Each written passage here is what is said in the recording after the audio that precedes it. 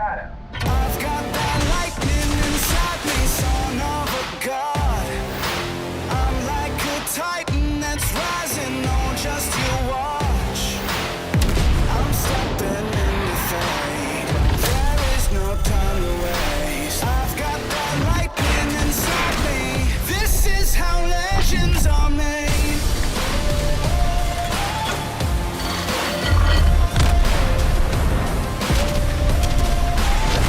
This is how legends are made.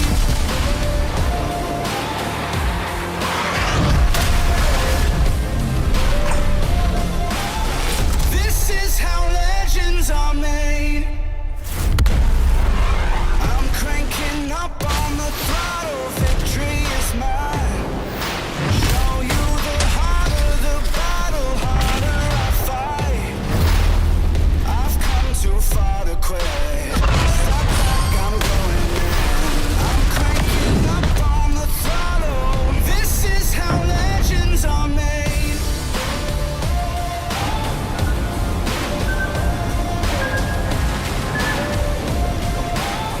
This is how legends are made.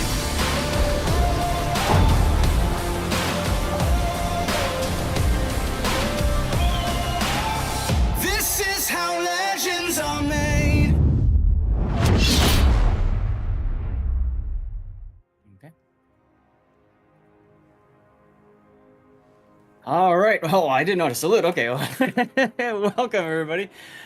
We are coming to you a little bit early before NA to kind of get excited about the finals for the regions. And Raptor and I were talking about this the other day. We said, hey, we've got a nice big gap in time between EU and NA, so let's fill it with something. And we've always been talking about let's revisit some old COTS King of the Sea games. So here we are.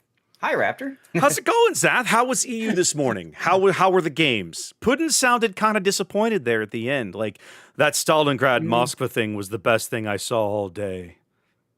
Well, that's Puddin. Puddin is always disappointed in something. The best parts, and Puddin, I love you. I know you're still here. Thank you very much, Puddin.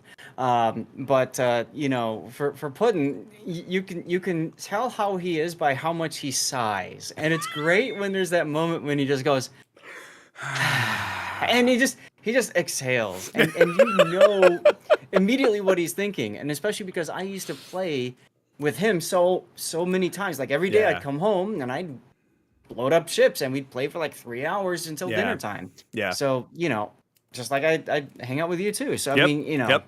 I know what he's thinking. I know, whatever. And some very interesting games. Oh my goodness. Some very interesting games this morning to get the group stage wrapped up. And now the bracket is formed for next weekend, the playoffs. Is this the old Chinese proverb version of interesting? May you live in interesting times? I mean, sure. I don't know. Awesome. Well, I'm glad you guys had fun. I certainly enjoy hanging out and listening to you guys, right? It's still weird to me to hear you whenever you work with other casters. I'm kind of like, oh, I wouldn't have made that choice, But it's fun because it's different in my mind. Made that choice being, what do you mean? Well, like in terms of, this is what you and I talk about all the time. Everybody views the game through a different lens. And when We you talked about that yesterday, and exactly, and when you step back and you're in a full spectator, this is the thing that I think is different, right? And people who have not spent time in a training room or done this for the years that you and I have done it, sometimes struggle a bit. Is that you're used to driving the ship and looking down the barrel of the guns and pew pew the things, but when you pull the camera back. And you're just a bird on the wind looking around going, oh, what are these guys doing down here? It's a different viewpoint. But even then, the different casters all bring something different, whether it's how they drive the camera position, things they focus on, things they notice, things they don't notice, right? And it's fun for me to watch other people do it. And it's particularly interesting when I watch him work with you, because you and I know your style pretty well. Like we play off, we do this a long time. But when you plug somebody else in there, it's kind of like, oh, that's different. I wouldn't have thought about doing that. So it's fun sometimes. I get ideas, right? Like I should challenge myself and do that. Like, so yeah, it's always fun. You know, that's one of the things I do as a streamer. I go and I look at other streams. Oh, I like this. Yes. And, you know, I saw something on another streamer's channel. I reached out to one of my viewers who I saw on his channel. I'm like, all right, tell it to me straight. Do you like this, or would you rather I continue the way I do it? And he said, continue the way you do it. I'm like, okay, cool.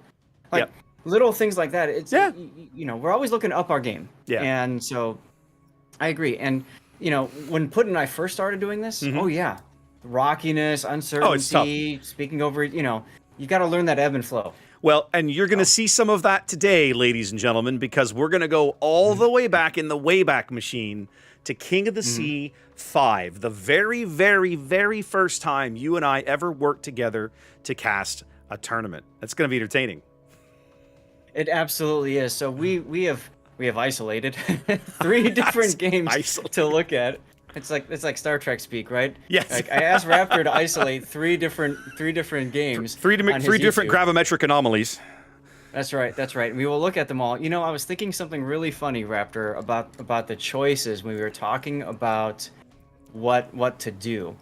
And what I found so interesting is this current season of King of the Sea is 17, which is X V I I.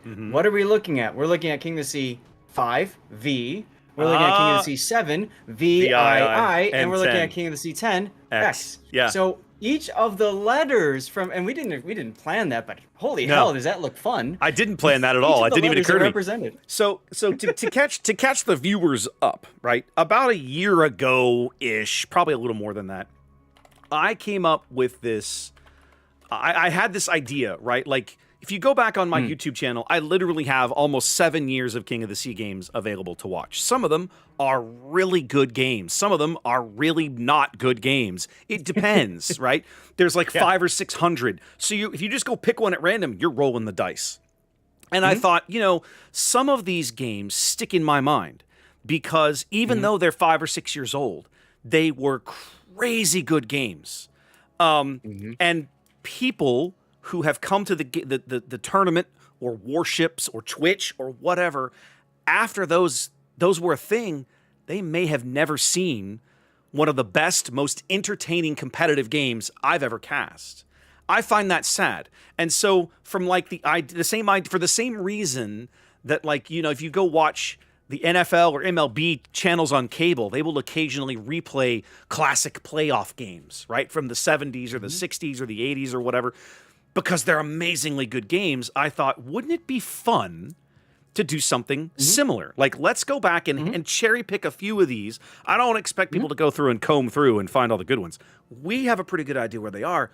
Let's go pull them off the list and show them to people and be like, you probably missed this, but look, isn't this cool?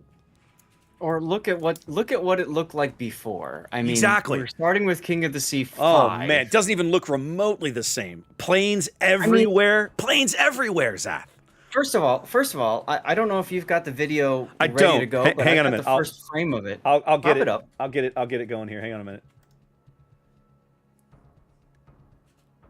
In the meantime, on my stream, and this is probably the case for you as well, Raptor, so I just want to mention it for both of our channel sakes.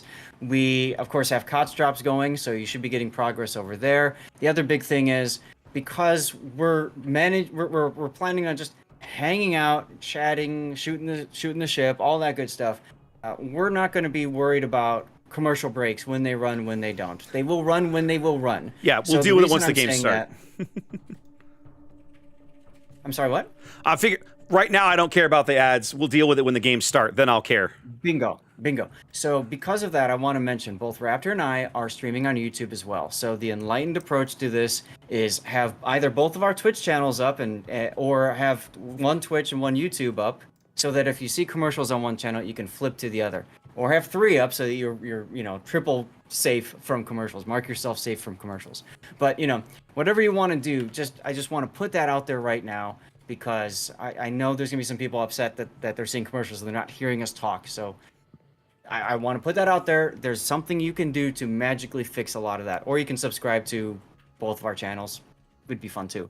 But just saying, okay. I like to get the administrative stuff out of the way. You're good. Okay, so it's on my screen now with the first-ish frame showing, just like you were talking about. So continue your thought. So I want you guys to look at this. We've got our 5 maps here. Look at how different Islands of Ice is. Oh God. Look at how different Islands of Ice is. This is the second or third iteration. This is the second iteration of. This is the second. The second iteration of Islands of Ice. Original Islands of Ice was on a diagonal.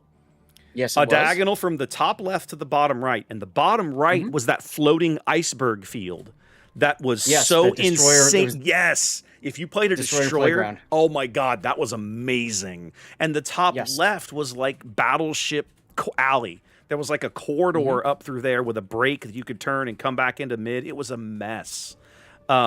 So yeah, this is the second iteration of Islands of Ice. Okay. Yeah. Wargaming has improved Islands of Ice so many times, to be quite honest. Sorry, I almost spit out my drink. My bad.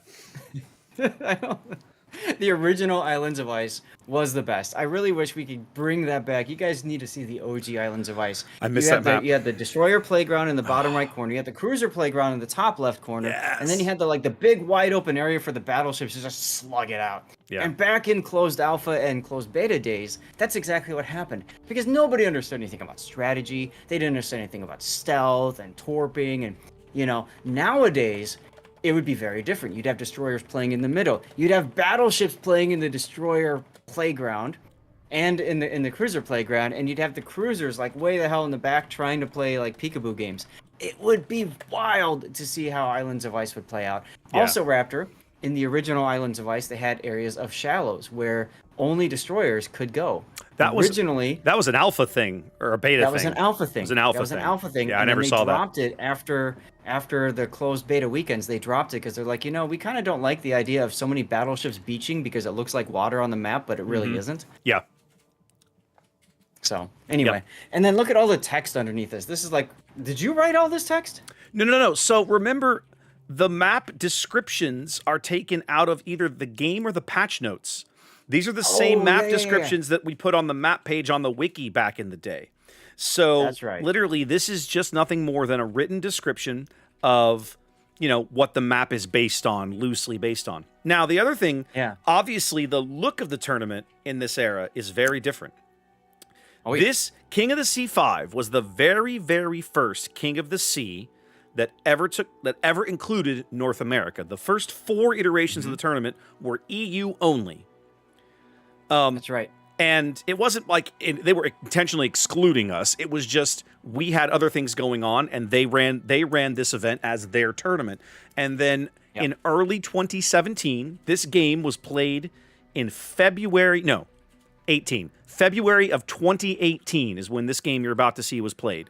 They in early 2018 they invited the NA server to join the tournament. The old organizers of Supremacy League got together, wrapped it up, and so on. And the graphics were all done by, in that era, I'm pretty sure Quadrillus did all these graphics.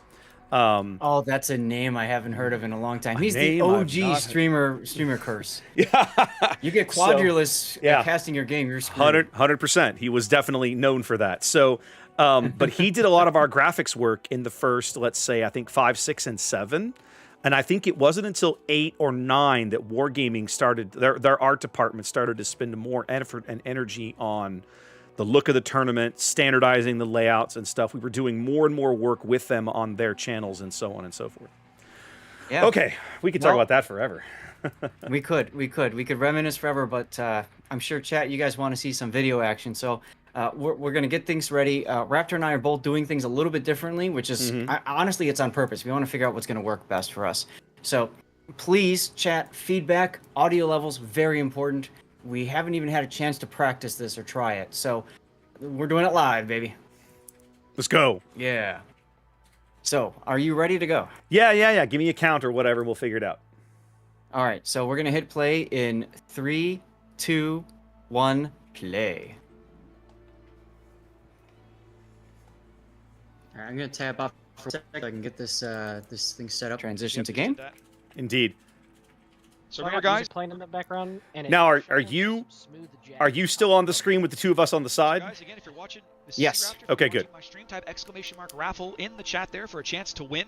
You only get one entry. So I mean, just let's look at the overlays. The overlays are so different. You know, like Listen to you talk.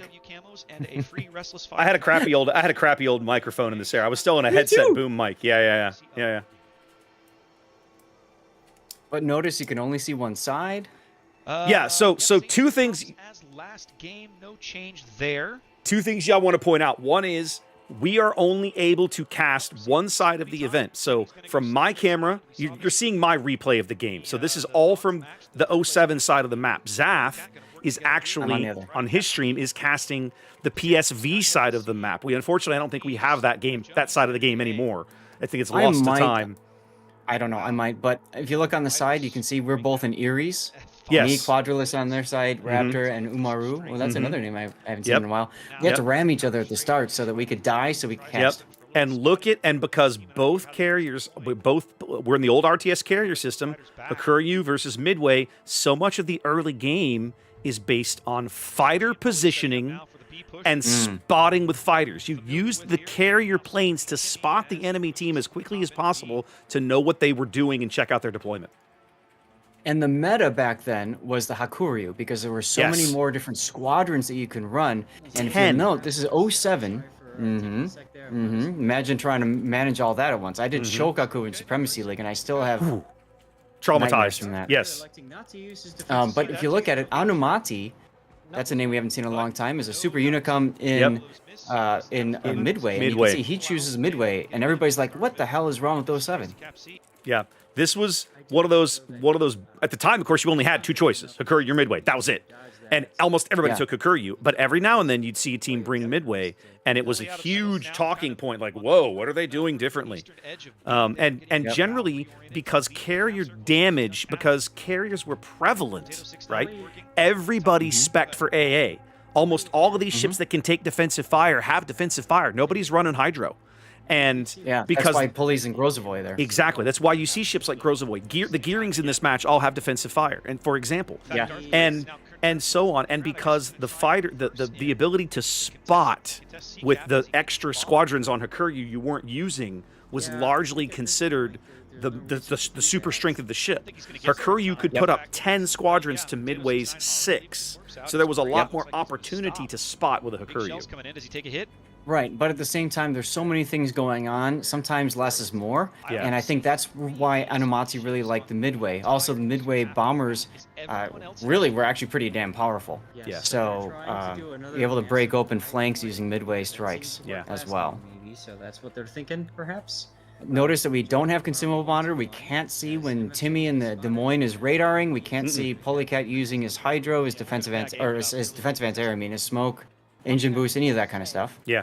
I'm not sure if MF Jones, that's a name I remember. That it might be happening. There's some smoke. that- Ruslan Bear, William the Dank. I don't know if And they're- one more voice Sorry. you're hearing that's not us, that's our good buddy Sneaky Snake, who joined us to commentate the game. So far out to the west, Sneaky that Snake even from the if Supremacy League days. be able to Yep. touch inside the B cap. There's no smoke in B at the moment that I can Potato see. 69. Poli's original smoke is gone. BFK. BFK's still around. Yeah, I doubt Timmy's gonna. He'd take love it. to see this. Speculating He would what love to he's see this. gonna do, but Dory over in the Hakuria was a super unicum for PSV. I remember facing him many times. as 07 is up a cap. Pentalope was a cruiser Think about cruiser prodigy back then. Yep. And look at that, 4 Hindenburgs.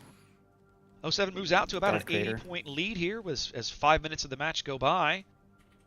PSV We needing saw- a win to stay in the tournament. We saw earlier. We saw that Des Moines go into B and Yeah. make Yeah. really regret it. So We saw how that turned out for who was that? Cuter? yeah. I only mention it because, like you said, there's only 3 ships for PSV that are on the eastern side, and I don't know if a Des Moines coming in at some unexpected angle would give them an advantage. or Look at not. all that firepower pushing up the 1-2 line. Yeah. BFK and William the Dank Look under at the old tremendous graphics of focus firing fire. their They're really guns. focusing Well, and the one- audio's completely changed. It looks like they've lost Oh, sight yeah. of it now. Mingy smoked. I don't understand this. You can't tell if the ships are spotted or not. No. Yep. Well, we can't tell. Obviously, they can tell. Yeah, but we have Right, I we have mean- no idea what's spotting what. Like trying to cast a game in that. this era was half guesswork. Mm-hmm. Sparrow taking another big chunk. There were a number of times where Raptor would say, Zath, where is so-and-so? You're And gonna- I would purposely say, I'm not telling you. You'll find out like everybody else will. You're gonna see that. You're gonna see some of that in the second game. Yeah, Darth is in a position to smoke him up, and he's doing it, so that's good. The real Whistling though. Yeah, the real action here is going to be north of A to see how 07 reacts to this tremendous push of firepower up the edge of the map. Timmy G already reorienting north of B to respond. Now, this is the finals. This is a best of 5, and 07 is up 2-1, so they want this to win and be done. Yep, this is the very first North American finals in King of the Sea.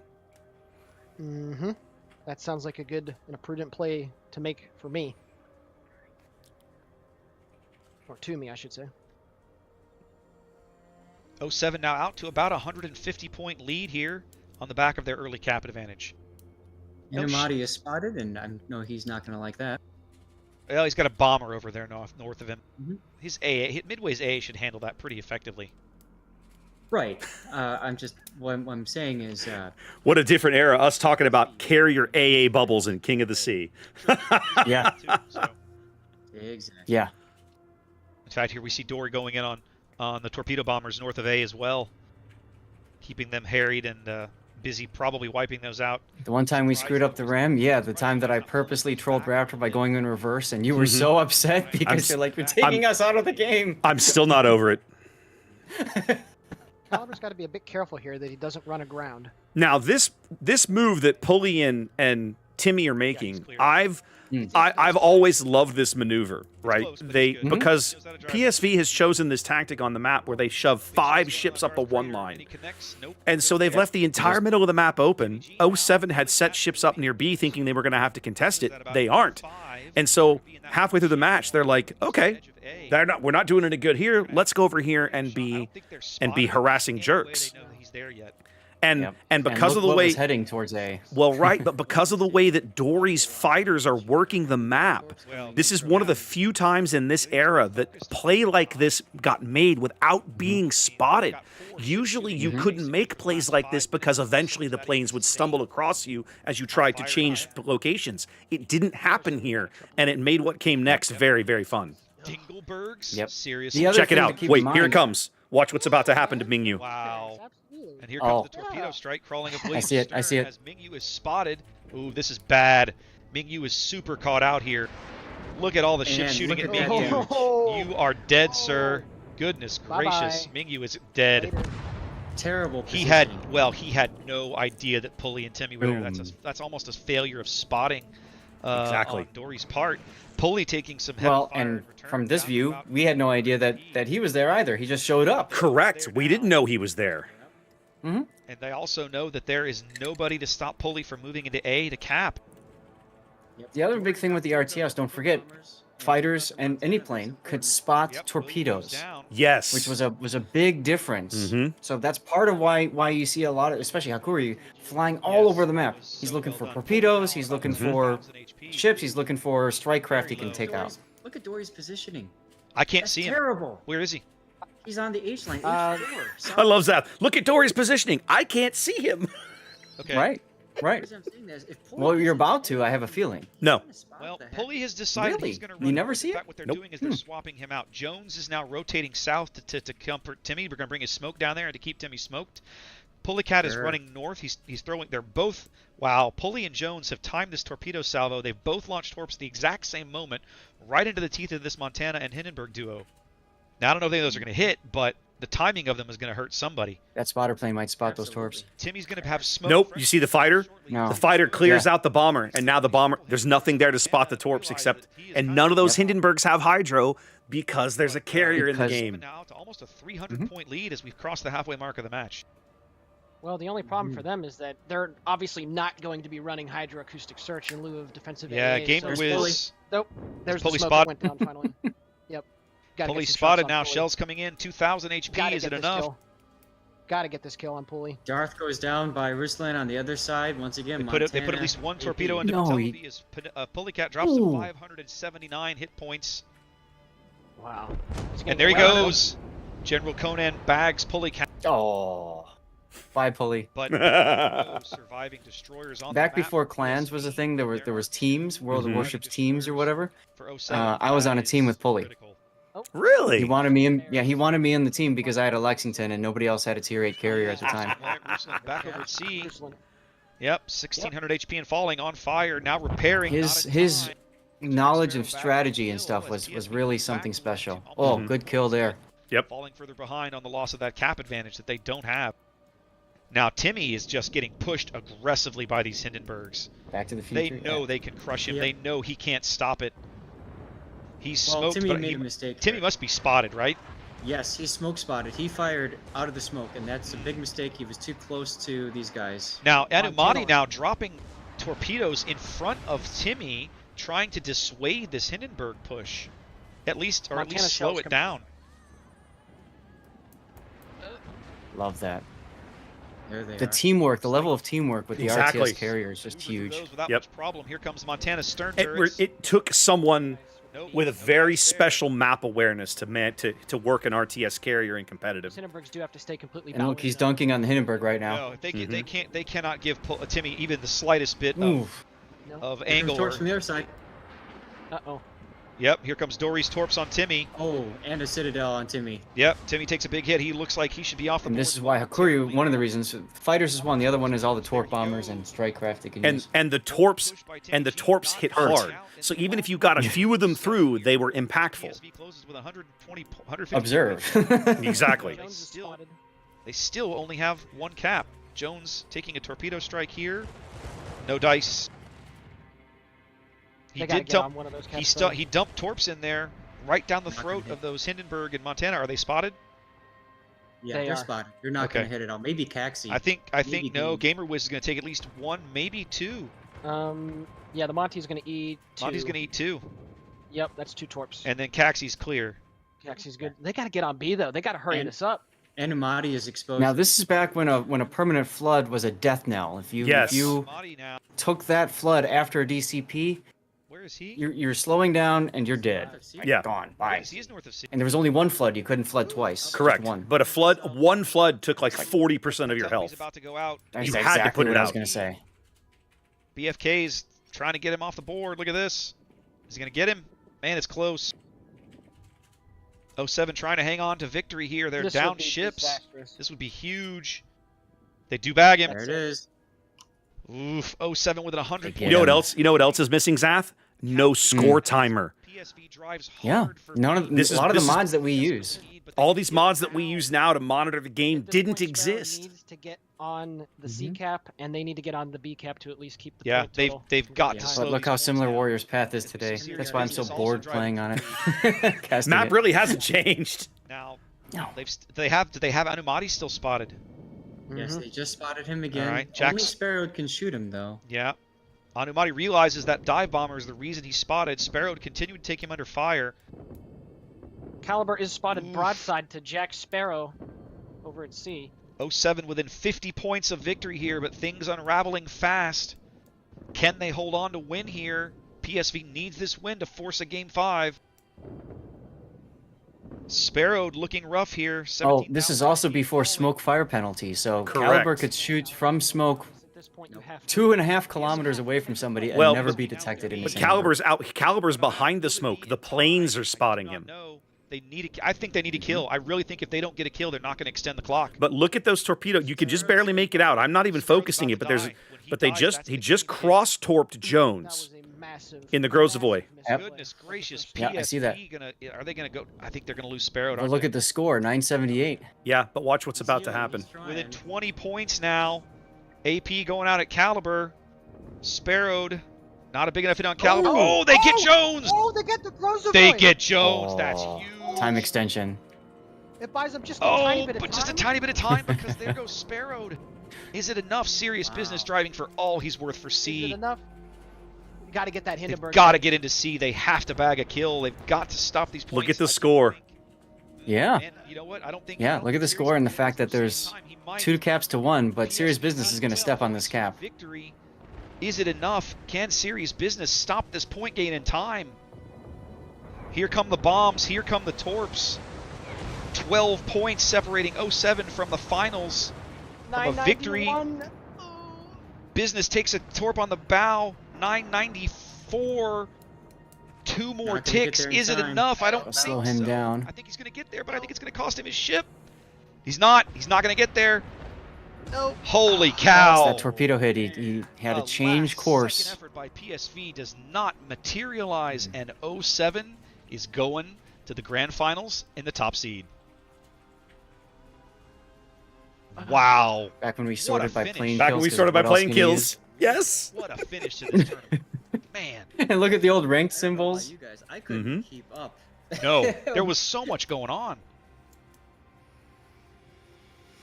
Oh, So- man, that so- was- 4BF in my chat asks, so the spectators could see what? That's the trick, right? Is that in this era, there were no spectators. The game, the training room, the reason that Zath and I and all the casters are sorted onto teams is because the game treats us as being on Team Green or Team Red. Yep. That's it. Yep. There is no middle ground. So we zone into the match, we murder each other, we basically take our Eries and ram them into each other. And then, if you the way Wargaming had it done was you in this era, if you spawned into a training room in a tier 1 ship, you spawned point like nose to nose at about a kilometer off to the side away from everybody else. Full On W, these- boom. Press W, boom. Now the trick is not every single map had that particular quirk. Most of them did, but not Sometimes all we of them use did. carriers. Sometimes there were a handful of maps we had to use carriers on to murder ourselves, which was really irritating. And there were problems with that. Okay, most people would use Ryujo because you could, if you time it right, you bomb yourself, set yourself on fire, and then torp yourself and flood yourself, and both of your plane squadrons land right before you blow up. That's important because your plane squadron is still up. Technically, you are providing spotting information for whatever team you're on, which obviously causes problems. There were cases where a ram was failed or a death was failed, and so somebody had to shoot and team kill the caster so that that person would die. But of course, now that takes focus away from the original planning, the original positioning, all that kind of stuff. So it's a whole heck of a thing. The other thing is, if you notice this entire video, you're spectating on Anumati's midway, and that's because when you spectate a ship, you can only see what that ship's vision cone is, that over not their spotting range, but beyond that, the render range. So we would always go and move the camera to the midway to cover that. Now, what Raptor usually does is he does stuff and then goes into the game after he's already gotten himself killed so that you guys don't see it and it's very clean. I always just said, here you go, watch us die. Whatever. In this era, Are you ready for the... Yeah, go ahead. We can load to the next one, right? In this era, Yeah. one of the things that I was most focused on was trying to get the tournament to look as Yep, good we're as it trying to go right possibly now. could. Hang on a minute. Let's get that out of the way. To get the tournament to look as good as it possibly could. And the way that happened was covering up all the warts of, we had to ram each other, that kind of thing. The original iteration of the map intro videos was created specifically to hide that from people. So that You're literally about to see that. Exactly. So literally, we would be zoning into a game, the map intro would play, we would ram each other, and by the time the map intro was over, you'd have a nice clean intro into the game. And you're right, we're exactly about to see that. Are you Look at ready to that. go? You got the same. Yeah, you got the same exact background. Yeah, I'm ready to go. I do. So, So this is now King of the Sea 7.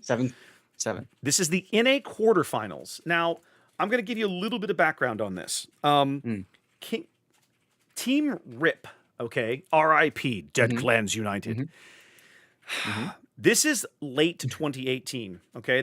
We're now in October of 2018 for this iteration of King of the Sea. And all through 2018, the most dominant clan on NA was not 07. It was ZR. You remember ZR, Yes. Zath? Okay. Oh, yes. So ZR was the victor in seasons 2 and 3 of Clan Battles. And they also were the victors of King of the Sea 6, which took place in May of 2018. And by the fall, we were now down to another iteration of King of the Sea. But ZR was struggling with attrition. They had not really had either had a bad showing or no showing in season 4 of Clan Battles, and they were unable to field a full team for this King of the Sea. So they basically rounded up a bunch of people and just threw together a team. Now, their opponents, this is the NA top 8. This is NA quarterfinals. Their opponents, Buenos Noches, a team we know very well today, but this was their very first King of the Sea. And they made it all the way to the top 8, which is unusual, to put it lightly. You and I were like, what is happening with these guys? So Yeah, they were a Latin American team for one, and at that point, at that time, everyone just crapped on Latin American teams. Come on, these 100%. guys are trash, blah blah blah. And they made it to 8, and they shocked everybody because they're Yes. like, how did these guys get here? Yeah, what and they- the heck? What they were did really you pay good. everybody else? Like, They were by really, the way, really good. trivia question: do you remember Go. the full name of ZR, like the actual name of ZR? So I know what it translated to. It was absolute territory. I don't remember what the actual it's ZR is, like the Japanese gaijin characters. I don't know what they are exactly. Yeah, it was supposed to be the area between the knee-high socks and the bottom of the skirt of anime or girl, whatever it is. When someone explained that to me, my eyes rolled out of my head. I went, really? Yeah. All right, It are was you ready bad. for the video? Yes, give me a count and we'll go. All right, 3, 2, 1, begin. Oh, look at you with your giant headphones. Oh, you still have those. This idyllic setting will soon be shattered by the thunder of guns and flash of explosions, as only one fleet can be victorious. This is Sea of Fortune. So, this Sea of music might Fortune be is a 48 copyrighted, by so I'm It going to turn the probably volume is. way down. That probably is. This music is almost guaranteed to be copyrighted because at this era, I was not yet making any money doing this. I didn't care. I was more interested in, like, I wanted things to Covering up look everything. and sound good, and I was just like, I don't really care if I get, copyright or they steal my money or whatever. It doesn't matter. Early in the game, very risky and frequently suicidal. And yes, chat, it was very frustrating to cast those games, but it was also very exciting. You heard the excitement in seeing things that happen at the last second because we didn't know it was going to happen. And I think that's something that's honestly been lost in casting King of the Sea, to the point where I told Raptor, I said, we do have the ability to control what side we see. Do you want to cover a game? We've talked about Chat, it. you guys can talk through if you like this idea. Do you want to cover a game just from one team's perspective and only see their vision in 2024, just to kind of get an idea of what it might be like different? Yeah. I'm all game for it, but So I'll say this: there was a time not long after we added the ability to see, have God mode and see everything. But there were things, people that did that, and they literally got yelled at by their own chat. So I don't know. We'll see. I'm happy to ask though. that's what I want to ask. Yep. All right, here we go And into the that game. might be- Alright, here we are in Sea of Fortune. Team lineup has not changed significantly. Yeah, that might be better suited for like day one of internationals or something. Or something, We'll yeah. figure it out. Double Stalingrad, gearing double Worcester. Maybe a game 3 of something. How about Halo the fact Kraken. that are, well, ripped. Yep. Sneaky Snake is in the game. Sneaky's in this game. He's playing as a part of Dead Clans The United. Burb has changed Right, out but you're going to of see the SAT score, who we literally saw yesterday. Right, he's on that team. He's on Team Red. So is Zombie. So is Zombie, and so is Storo Dastard. and Dastard. Yes, all recognizable names even today. That means you've got to take either This game is 6 years old. or just a 6 plain old years. Hindenburg. You don't have to invest Almost the 6 points. years. You still call it Henri Quatre. So You I still think call it what that. they're That's doing. fine. I think they're going to wait to deploy the Hindenburgs to see a little bit where these B and Stalingrads go, and then probably try and tag team one of them with a pair of Hindenburgs. Let's see what happens.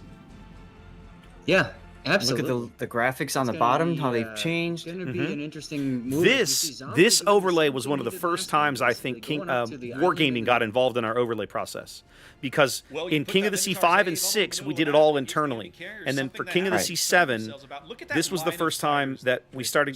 They got involved, and I think this was actually also the first time you and I went to Austin to cast the NA finals. Was October of 18. Very obvious. Now he's- That was, very like I obvious said, he's got so more magical. experience than Carrier in this format. Go ahead. Absolutely, and as you see, SAT score. So once now again, being Hakuri versus protected, Midway. Probably Yep. looks like he's using defensive fire. He needs to clear out these fighters as soon as possible. They'll be off the board momentarily between his AA and the fighter plane holding them there. Piers Gearing works into the bottom end of C, probably spotted. Yep, spotted there on with his AA going. Yep. Dumping some torps, immediately bailing out of the cap. Absolute not willing to risk his ship for that, and I do not blame him. That is the right call. Yeah, absolutely. Zombie starting to chew up some torpedo bombers. Once again, Mickey using the. This is an If you era guys when look careful, go. Kraken pulls the brakes and if you look dodges carefully, shallow you can there see on the for mini once map again. the shadows of our dead seeing hulls. them do So some, Echo 2 amazing right work there, you can staying see the two alive in cruisers. previous, Oh yeah, you can't see it. Mhm. Right? Now let's talk- That's from when I rammed you. Yeah. Go ahead. Now, this is an era when We Minotaur's saw him AA doing bubble things and we're just was like, oh, he's actually dead. And like 5 relevant in minutes King later, of the he's Sea, still- right? This I thing don't was know, an maybe he did. AA I wasn't terror. able to cast War Games 3 Still because of is. schedule. I had a commitment Yeah. that weekend, so Oh, right. Oh, Ishtar. Stalingrad just takes half his HP from Storo's Yamato here very early. Yamato's at. When was the last time we saw Yamato. Yamato in King of the Sea? They used to be everywhere. Well, I They was did going used to be comment everywhere. that BN has gone for a 5-3 split here. They've got a tremendous amount of firepower over on the 3. Clicking on the minimap saying, hey, you got planes over here you got to clear out because those planes are spotting. They go in the backfield and they literally just spot for their team. The power of a carrier in King of the Sea in this era had nothing to do with the damage it could put out and everything to do with the information and spotting it could provide for the team. Target number 1 now after that big hit. I wonder if this is when Wargaming changed the dive bombers to AP bombers instead of HE bombers for the Midway. Not yet. In this Not era, yet? Midway's Okay. bombers are still AP. That change No, they were comes. HE last time. This looks like HE, or this looks like AP on the minimap. They are AP bombs. That's what I'm saying. Okay, so this is after the change has come, but we're still before the rework. Correct, Obviously. that's what I'm saying. Yeah. Because the last one, King of the Sea 5, Anumati was HE dive bombers. Right. I recognize Right. that. But he is quickly ducking into cover. Yep. Now we didn't mention it, but Piers Gearing did manage to get back in and bag C, being picking up the first cap of the game, but again already down. Back when you had to click on the minimap and your team had to figure out where What- exactly on the minimap you were clicking on. What exactly? Not a little circle. Yeah. Mendoza just took some wax from Dastard here. He's Some people had these crazy things. You know, if a number pad like 7 is top left, right? So you like click on this 7, that square 7, and you had to know, okay, top left of that square, I need to go there. Of Rip doing really solid work here in the early stage of this match. 5 minutes gone, as BN has a very narrow lead, but both teams on the cap and moving up points. It's interesting just watching BN, their health just Evaporate. chipped. Yeah, well, I mean, like for example here, Jaime Mendoza moving up the 9 line here in his Stalingrad.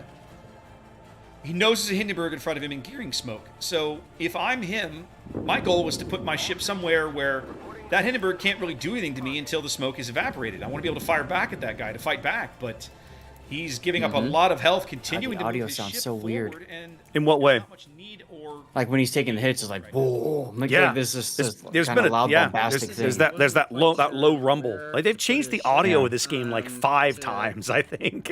I think what he's trying to do is he's trying to block this, but he's taking a lot of hit points just to do that. Piers Gearing has cut back across and is now just south of B. I'm wondering if he's going to be brave enough to try and get into the B cap, knowing there's a Minotaur up there. He is indeed. wouldn't. He is indeed turning into the bottom end of B cap. The Minotaur spotted. These BN cruisers over on the 3 line are just getting hammered. And once again, we're seeing so much action unfolding. It's almost like we can't cover all of it. It's crazy. Torpedoes coming through the smoke at Sneaky. They fizzle. Pier onto the bottom end of B. This is That's back gonna when we halt used push to his, talk. I'm hearing myself cut out several again. times. Yeah. But goodness gracious, the amount of health that these cruisers way over on the south of A have given up is just extreme. Most of them already well below half health or lower. Oh, Zombie takes a big hit there. More Stalingrad shells coming in. He does succeed in driving Pier off the cap.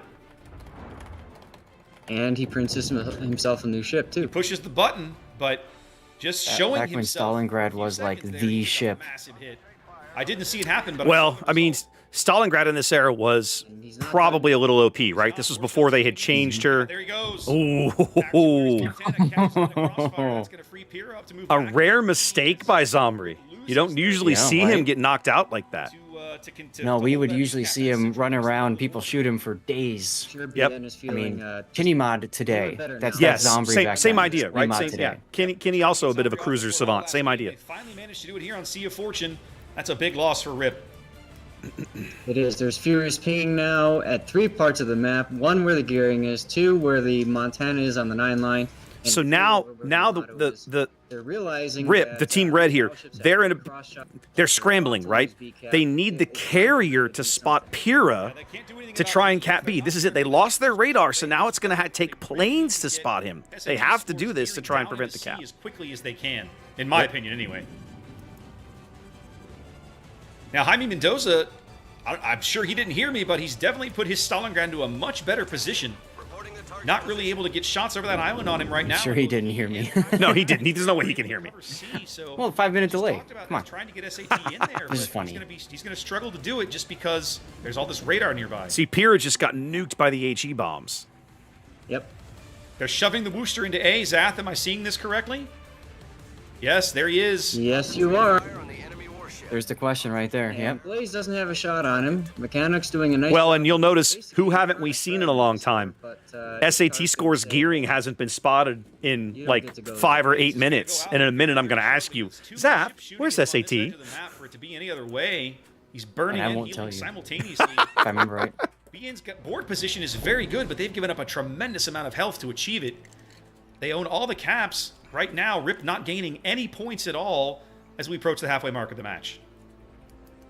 Absolutely. It's going to be, once again, we see, BN getting the initial start, and we see God, my Rip mic is just so basically garbage. saying, all right, guys, it's time We've to gotten go better ahead over the and years. take this now. Yeah. And I'll tell you what, playing competitive against these guys, I've done this before, both in clan battles and Supremacy League. That's their play style, and it lulls you into this false sense of, well, we got this. Absolutely. Zath, where is SAT score? We have There not it is. seen him in forever. Where is he? SAT score is working with Dastard right now. He just looks like he got the smoke off on Sneaky, and now he's getting himself in a position to. I think what he's trying to do is block Pyrrha from going up north through B and around. Well, Pyrrha's not even interested in that. He's gone back down to the G line, moving due west. I think they're trying to get eyes on this Wooster that they know is in A. They're fishing for him, trying to get a reset. They know he's in there, but they don't know where. They haven't spotted him in a while, so one of the Hindenburgs, I think it's the Hindenburg, or the Wooster, is just lobbing shells in there, trying to get a reset. He's spotted now. They're calling for fire on him, but I don't think it's going to be in time. Shells inbound. Nope. Rip is going to bag this cap. That's points they desperately need as they're over 300 points down now with 9 minutes to play. Yep, Blaze is spotted, so he's going to start taking some more damage, although he just popped his heel. Yep, Blaze just... You're also going to see the power of the carrier in a moment, right? Because Blaze is getting away. This Yamato on the bottom of the map actually has an escape path. He can just keep running. But what's going to end up happening is Yep, also Ishtar. the We ZR see carrier that is going to team send, going I think, around 2 Ishtar torpedo now. squadrons I think ZR is all the looking way at around him down the left side of the as map soon and as be like, possible. no, sir, Here comes shots you're not on- getting away. He's got his guns turned over. He's Yep. trying to get shots on Yamato this seems to Wooster. I have think they more realize hit now points they than can I push remember off it. the board. They're in a I great remember at position one to point it was get nerfed. in there. The heel was Do nerfed something on about it. Storo's I don't gonna remember take that. the warp, isn't he? It used to have a heel yes. kind of similar to Conqueror's, where it would reload pretty quick, and it was very difficult to kill a Yamato. Well, Yamato still has 97,000 hit points from what I Sort of recall. doing a nice job So Okay. putting that sounds pressure about on. right. Okay. I couldn't remember if they ever changed the hit point pool. I do Yamato's know I that they don't changed the think heel so. on it. Carrier. Here comes Carefree Tongue with the. Here it is. It does look like the bombers are finally All gonna carefree. get Blaze off the board. This is the power Here comes the of Fury's cross fighters. drop. Yep, nothing. No, that he's the gonna Big use do both. without Okay, like dedicating that. An entire squadron, just the defense of the Yamato, and they haven't done it. Yeah. So he goes down. BN's board position. That's right. He still renamed not himself to atrocious. Achievements They're to still You. Got Yes. a healthy lead with 8 minutes to play here. They are What a down on name. health. This is also one of the first tournaments where we had the health pool monitors up at the top of the screen. And I started integrating that into the commentary. Like, you can see these guys are now down 65,000, 80,000 HP, whatever, right? Oh, he's in Yep. a gun. Mhm. He's in a gunfight Or with the Wooster. Wooster. That's ballsy, kids. as he smokes up now at the bottom end of B cap, continuing to lob shells onto the Wooster. Our victory is in sight. That's how badly they want mechanics gone. They're You know, focusing Chad on is Star reminding Trek. me that Just watch 3 or 4 also different there were sensors actual in different there were directions. actual nerfs done to ships as a result Pierce of switches certain fire ships now to quote SAT unquote score. perceived to be overperforming in King of the Sea. And I'd forgotten about that, but he's 100. They're right. Like that was totally a thing. Being Yeah, desperately trying King to of the stay Sea in the exposed a tournament, lot looking really of strong. the Storo down underneath now. imbalance Shells between is some of the full. different ships. Yeah, Yep. no, it did. That You're could right. be very bad. It's easy to forget that now, Got right? himself stuck But in 100% Well, was real. That's part of the reason why Putin always says he wants to see subs and carriers allowed in King of the Sea. Let them come in, He's gonna be out. and you can see the Do about it now. peak, Shells if you are up in will, the air. of competitive play of those classes. Mm-hmm. BN moves with 150 points of victory here. 6.5 minutes to play on Warrior's path. You're Wow. detected by radar now. Yep, Piers radared into smoke. He's trading fire with SAT score, trying to at least damage him or drive him back off the cap on his way out the door. Hey, look, it's SAT. Mm-hmm. He does Told you he succeed. was in here. Hydro. I'm not sure. It could be Hydro. The Wooster's right there. Wooster's on top. This is one of we're my not favorite sure about moments I've ever seen. Watch about team play. Watch this out. The Wooster is right here to murder this gearing. Watch how quickly the team reacts, and is like, no. Why? Wow. Piers gonna survive. Nice. It looks like. Our team is taking the lead. I've always loved that little moment. Pier That's lives, crazy. but it's close. They were ready for it. They were that was- like, no, that's our destroyer. Get away. I was trying out the. And that's one of the hallmarks of Buenos Noches is that they were very, very good at team play. Over on the 2 line, Zaf. This Wooster is just mercilessly burning Island Sheep Stalingrad to the ground. That's sweet justice, I It is suppose. indeed. It is indeed. Burbs Hindenburg forced to retreat off of Sweet the A cap. justice. Pira not able to defend B at the moment, although it looks like he's maybe trying. What is he doing? Going for a torp run, I would All think. in now. So have a look. There's Shooting 5 minutes left to See, play. have to halt BN's points. BN has nearly 900 points, but now they're off all the caps. Path. Dastard now driving right into the C cap, trying to make a play. They're going to get the Stalingrad on the 2 line. Look at him. Yep, and Jamie's gonna go down too. Is he? Well, he's at 5K Ooh, he's right at 5K and running. There's the kill. Our victory is in sight. Jamie probably the next ship to go out here. It's going to be close. He's continuing to fire. I think he's just decided it's No fire. resetting the Montana to keep them from bagging C. 930. Ian now less than 70, only 70 points from victory, but not gaining points any other way right now. They're all in this corner of the map. Yeah, they've all been herded down into that southeast quadrant. Sneaky Hindenburg crawling up his stern, determined to get him But off they the actually, board. at the moment, they still have a ship lead. Yeah. Oh, he dodges And a those. massive though. points lead. Woo. Here come the Torps in on Dastard. Oh my goodness. He dodges the first salvo. I think he's gonna take one out of the Two. second, 2 out of the second. They do finally back Jamie. Oh. Jaime goes down. A lot of focus fire on Dastard here in C. Is he flooding? No, he put it all out. But he's under 12K. Yep. A hit was put on here for Augustin. We'll see if Rip is able to get the shots in on him. Let's see. 4 minutes to play here on Warriors Path. The game very much still in doubt for both sides, despite BN having a solid lead. They can still. So when I say a hit, I'm saying that they're clicking on him or they're F3ing on him because we can Yeah. see what they're doing on the mini-map. Right. Position right He now. is. He's pinned between a Hindenburg and a Montana. 2 Come Hindenburgs. the airplanes. Just got discovered. Guessing by planes? Yeah. They're trying to get Dastard. Kaiser Kraken's Wooster just Yeah, lobbing see, look at shells, the trying to look get at off the look at the board. midway trying to bring in a torpedo strike on Dastard, who's beached, right? And the fighters are just chewing him up. Shells on August if they want Yep. this kill. Meanwhile, you could see the Kuryu planes made of paper folded 900 1,000 HP. times. They just disappeared. Yep. Burb and A now getting tag teamed by Wooster and Hindenburg. Yes, There's that Wooster again. Oh my god. That Wooster they couldn't kill on the 2 line coming back to haunt them. See Yeah. Dastard's going down. Now they're tied up on ships. Now it's 5v5. No, he's at Yeah. 744. I really enjoy playing No, ranged no, I Wooster know. and randoms. It's kind I of fun. can't see him. Dastard is under 750 Herbie's gonna HP go in down that here. hair, and nobody can They're see him. Can't see him. What a fight. Goodness gracious. Now it's like, now it's the panicky. Where's the next play coming? Gotta look Yeah. all over the place for it. Yep. Back to A, spotted. SAT score drawing fire. SAT with the potential hero play. What is Dastard's health? Is he still on I 700? love how you keep looking. Like, No, he where- got a heal off. He's back at See that? Hear that? 16,000. Say what? Here's gonna. Wow, he's not dead You're yet. like, what's his health? From the What's bombers, Dastard's though. health? Yeah, I keep having to ask. I can't He's see him. decided he's just gonna go out Yeah. with a bomb and get SAT score as low as he can. There he goes. And look Mistake at on that. Pyro's side. A minute ago, they were 70 points from winning. Now look how close ZR has closed the gap.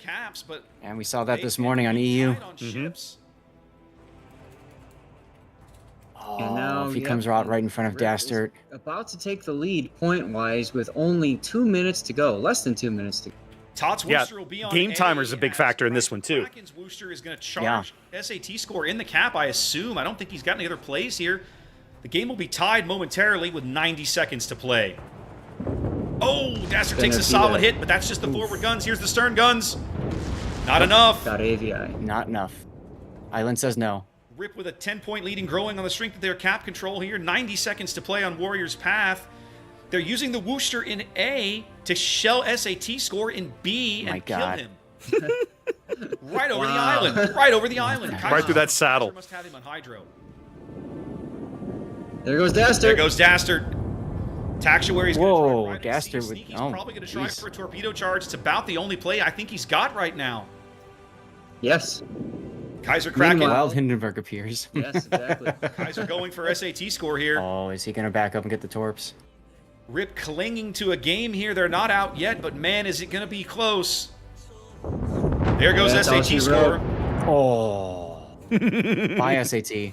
Wooster at point blank Love range kind you. of only ends one way. Sneaky coming in for the torpedo charge. Here comes the AP through the bow. Decent hit, but it's not going to be enough. Hindenburg's armor shrugs off enough of it. He's going to get close. And it's him and the Hakuryu left. What is this turn? What an amazing game, Zaf. Both teams just throwing everything they have at each other here. Yeah. Sneaky Sneaky's- showing a bitter side there, but I think he Sneaky's got going to get this kill. He is going to get this kill. Yes. Here come the torps. Ah, there's the torps. Oh, man, he's going to get robbed. Oh. Here come the He gets Woosters. savaged Gonna on the try way and burn out. him now. yes. And look at that. There's still only 20 points goes. between the two Yeah. teams There's the GG. until that moment, and the timer Right as ends. the timer ends. What a game. What a game. Holy cow. At the time, we had never seen a game quite like this one, in the sense of the back and forth, how close, how ZR was able to get back in. It made for an amazing, amazing game to watch and to cast. And our last game of the day is also on Sea of Fortune, which is one of the reasons that I absolutely adore this map, because we have seen so many crazy games on Sea of Fortune. You know, I noticed you picked a lot of those, yeah. So Well, are you ready to... we can move on to the last one if you want. I'm gonna let you preface this one if you want, because this is King of the C10, and this is the showdown that everybody waited forever for. Yeah, literally forever. So, Yep. I don't remember who FIM was. This is Gaishu's team in yes, King of the that's right. C10. So this is That's right. now. Okay, I got to get my dates right. 7, 8, 9, 10. This is spring of 2020. This is probably April of 2020. You and I are hosting the NA finals from our homes because World of Pandemia. Right? I can see my background right there. We were supposed to go to Austin to do this cast, and of course, obviously, we pulled the plug on the whole thing. This is back when we were the only ones who would dress up in shirt and tie, and nobody else would do it. Yep. And you kept shaming people to do it. I don't know if you know this or not, Raptor, but Revan is still doing it. Good for him. He was wearing a shirt and tie today. Good for him. On his Good for stream, him. So, But yeah, this was the showdown that everybody wanted, right? The two best known teams on the NA server squaring off in the finals, and here we are, Game 5, winner take all. Yep. And this is one of the best finals games we've ever had. And when Gaishu came in, the strategies that team employed took the world by storm, at least the region by storm. Nobody had ever seen or thought of the ship comps, the positioning, and how they ebbed and flowed. It was a dance to watch them play. 07 was similar in a different way. 07 always felt like they were the brawler that you see like winning bar fights all the time, and they found ways to just pull victories out of like, how did they do that? How did this kind of happen? things. Yes. So yes. that's what 07 became really well known for those of you guys who have never really seen them in COTS. And eventually they became well known for the reverse sweep as well. So going down, losing 2 games immediately in a best of 5, and then winning 3 in a row to bring it back. Some of the most entertaining entire series have been watching 07 play. So this is also there's also a little more drama in this game, right? Because 07 won King of the C5, King of the C7, and King of the C9. But they had never been able to go back to back, right? And so here we are, dead last, their last chance to pull this off. Are they going to finally go back to back, or are they going to keep losing even numbered Kings of the Sea? Right. Are you ready to go? Count us down. Let's go. All right. So in 3, 2, 1, go. Let's see. Yeah, I think so. I got to turn this one down a spell. The volume on this one's quite high. Yes. All right, guys. It looks as if we're going to go right. Look at into the prize this next pool. Isn't that game pretty? With very little delay. So, guys. Oh yeah, and then we got the best of 5 screens. Some of that figured out. Somewhere between the shores of France and England, this Now this is Double O Duke. Yes. for a clash of enemy fleets. This idyllic setting will soon be shattered by the thunder of guns and flash of explosions. This is after Wargaming took over doing the video work for these. Is Sea of Fortune. Right. And what they started doing was having personalities who were involved in King of the Sea voice them. So not just the casters, but also the adjudicators and whatnot. And Duke was well known for programming and stuff. So what I was doing in this era was I was writing the scripts. I was asking people to do the voiceovers.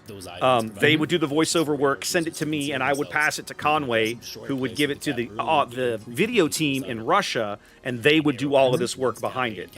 So this was an era that I got Jingles to do one, you did one, I did one, I think Stats Bloke did one. We had a lot of fun with it. Cap C is possibly the we easiest did. cap for destroyers to contest, but that doesn't make it any less dangerous. And it turned out to be really good, really popular. A lot of the viewers just really enjoyed having these little previews of stuff and said we want to see more of this. I like them because they give you a nice clean transition and they give you a little preview of what you're about to see. Sea of Fortune.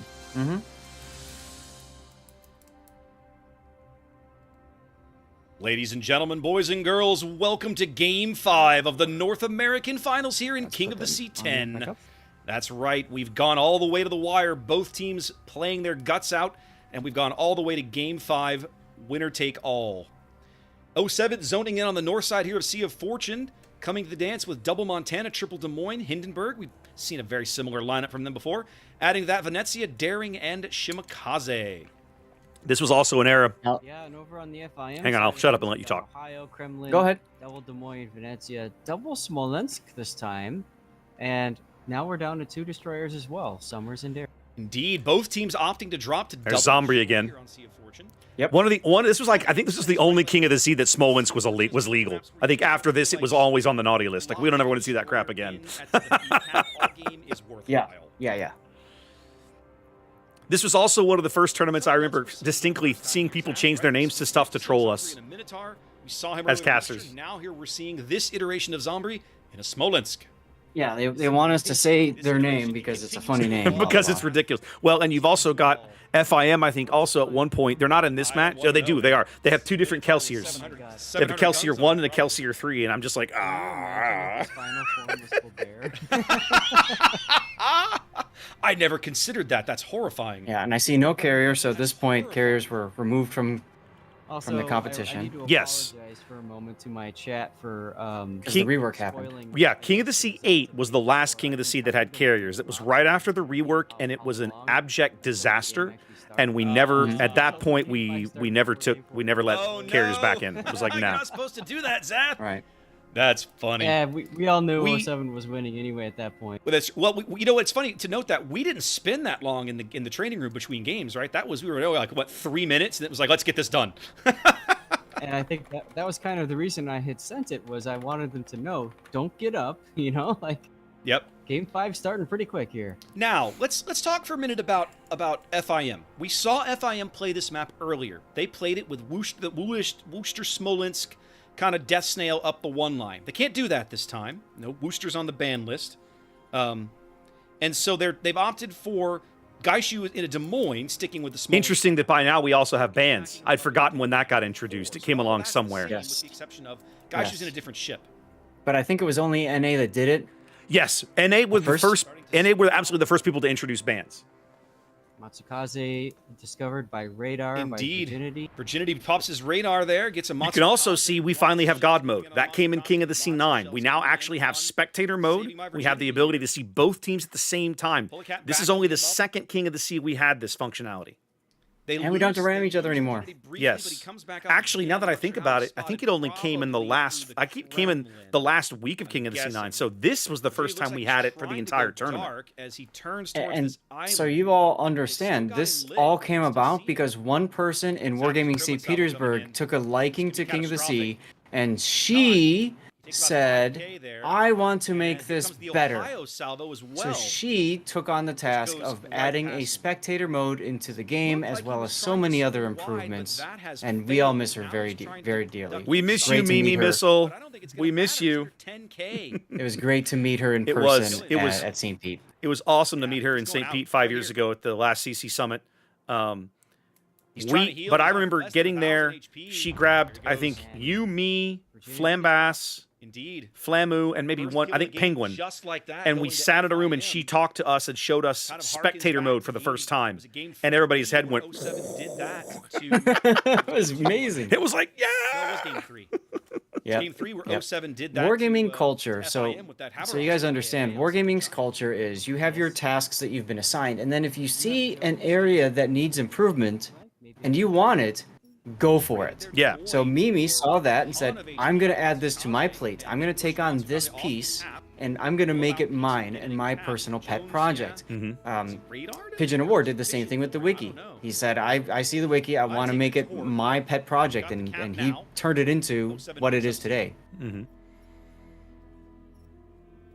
Now I think So this is one of those, we saw that the 07 Des Moines get smacked early. This is one of those like, that error didn't have to happen, and yet here we are. Yeah. Matsukaze doesn't have a lot of. I remember chat at this point. A whole lot of people were already down on 07, like, oh, they've already lost. They threw the ship away. It's over. There's no way FIM's going to let him get away with that. repair And then that. Pizza and then takes a torpedo backing in with his daring of With a all daring. ships. As Matsukaze had healed. Look at what's happening in mid. A Des Moines is capping mid. Doyle is capping mid in a Des Moines. Are dropping shells. That's how Doyle for you. That's how passive FIM is playing this game in the early going. Very quickly, 07 will be able to recoup that early deficit by owning all of the caps, Zaf. And by the way, this is at a time when it was very common that teams didn't seem to care about caps. They would just wait a bit and then let one team take up and then wait for the team to push and make a mistake. I don't think they'll get him, but he's going to drop probably down to about 1,000 HP or so before that fire finally goes out.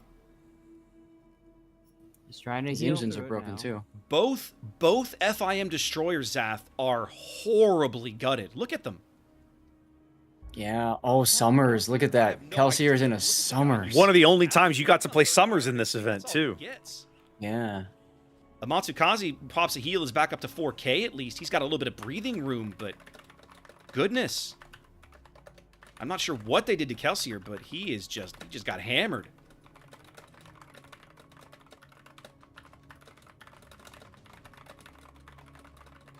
Six and a half minutes gone here on Sea of Fortune. 07 with complete board control despite losing one of their Des Moines very early here, way over on the 3 line.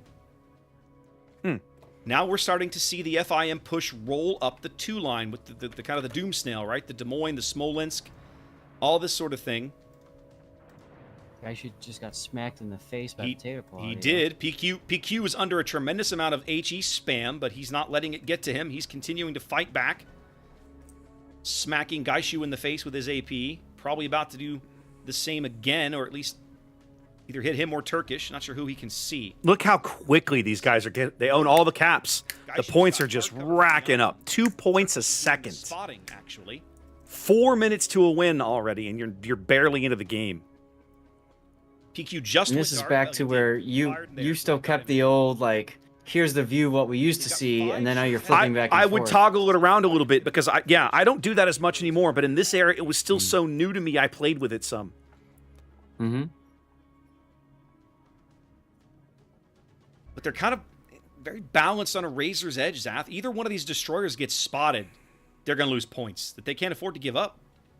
No, absolutely not. 07's on a 200-point lead and growing here. FIM still not into A. They're close, but they're not quite there. Okay, here comes the friendship. Yes.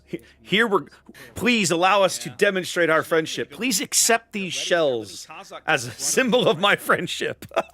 He gets a salvo off on Pulleycat's Hindi. Some chip damage.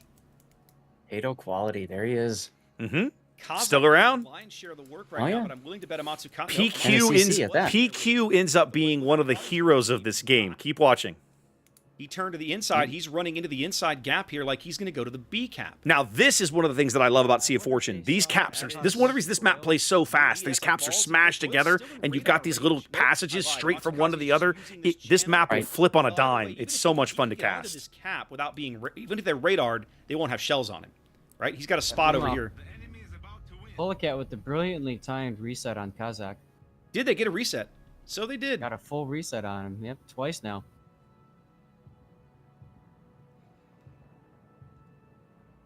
It's interesting. Earlier we saw Pulley and a destroyer. Now you're seeing Pulley and a Hindenburg. Getting resets on Kazakh as Turkish is now in the cap finally. Matsukaze trying to reverse into B. MF Jones now is in the top end of B. These guys are both about to discover that somebody's in this cap. Yeah, neither side has any vision on the other. This is an era, of course, before we had the goofy vision mods that told us when a ship was spotted, so you had to manually toggle to know who could spot who. Matsukaze is now, but it may not do them any good. Yep. Jones looks like he's now we can hit the alt key. We can see ranges of radars and hydros. This is the only thing you can see about. Continuing to focus potato. Yeah, the only thing you can see about spotting is just the light on the right side or left side of the team panel. But yeah, but that just tells you who's currently spotted. Yeah, it tells you who's currently spotted. Yeah. And that's it. But you have to be like really looking back and forth to see that. Position in the summers. Look how far up he's pushed. That is very, very gutsy. All by himself, way up here on the D line. This game is also infamous for having a couple of fairly important 07 mistakes near the end, so keep your eyes open. I remember when they happened. They got people who were like, "What the hell?" It was really entertaining. Where Matsukaze is, they don't not able to do anything about it right now. Either he or Kazakh does finally step back onto B. Looks like, yep, that is a Matsukaze. Kazakh's just chilling out in that gap. Kazakh's going to take some torpedoes. Daring. No, he's fine. No, he pulled his engine up. The conga line. Matsukaze probably had hydro up. But we don't know. Trying to move to the center of the map, where they now... So you see those torpedoes that all just went by BFK. He took one. Let's see what happens here. Watch what happens to Jones. BFK seeing torpedoes go by knows there's... Yeah, you might be a second ahead of me. Is now north of him, hilariously, or at least due west of him. Sorry, due east. Got Jones caught out here. Jones. Is he gonna take a torpedo? That's huge. Spotted. That's huge. It's a huge kill. That is. They didn't know he was there. Ouch. Those torpedoes were aimed at BFK. They were. They missed. I gotta think that salvo was spotted by BFK. At least some of those torpedoes. Yeah. That's a huge misplay, I think. That narrows the gap a bit. Well, a bit. It is still about 350 points. Ticking the other way. 07 upside down 2 ships. Still trading well. They are up on health, believe it or not. As FIM swarms into the B cap and now basically just has to hold what they have to kind of have a really good shot at winning the game as the Yamamoto Smolensk now onto the bottom end of C. I'm really And shocked, not just Zath. winning the game, winning the tournament for Well, NA. yeah, winning the whole thing. On NA side, I should say. Yeah, I'm wow. really surprised that they haven't been able to do anything with these low health destroyers. BFK is going to dodge all these torps again. Zach is getting smoked now by Matsukaze. He is indeed. That's going to let him get across the cap, but he can't fire while he's in there or he'll still get spotted by pieces of pizza. Yamamoto is Wild that holding at this C. point, take a look at the caps now. 07 has no more point gain. Mhm. They're about to lose C. I'm really And on surprised top to of see that, they're see down 2 07 ships. Kind of relinquish Yep. things like this. I realize it's guys, you're getting hammered there by BFK's AP. I'm a little surprised to see them relinquish this, but at the same time, when you're down ships, it makes it harder to hold on to things. Yeah, I think Gaishu poked. Gaishu getting focused, BFK getting focused. I think they're going to trade Des Moines here. Gaishu's on 1800. BFK trying to cling to life. It's not This is looking going to be a good. pivotal BFK kill. pops a Oh, desperation there goes raid. Gaishu. He goes out. The Venezia shells don't really connect. BFK does finally get good cover. Nah, he's going to burn out. Yeah. Mm-hmm. A few more ticks, he'll be out. So now look at the score, look at the caps, right? That Yeah. cuts the Yeah, yeah. 07 lead to It's all less than Gaishu. 100 points, and FIM owns all the caps. And so at this moment, 6.5 minutes to play, in my brain, I'm like, I'm surprised they've we're allowed done. this to happen. It's over. Zaf. And at this moment in my mind, I'm thinking, all right, 07 is going to say, flip the switch, it's time to play the game. Because that's what they did. That's what they did. They'd back up to a corner, and you'd be like you said, okay, these guys are out. What the hell is wrong with them? And then out of nowhere, this person dies, that person dies, blah, blah, blah. And They have to get on Domino a cap or bag of kill.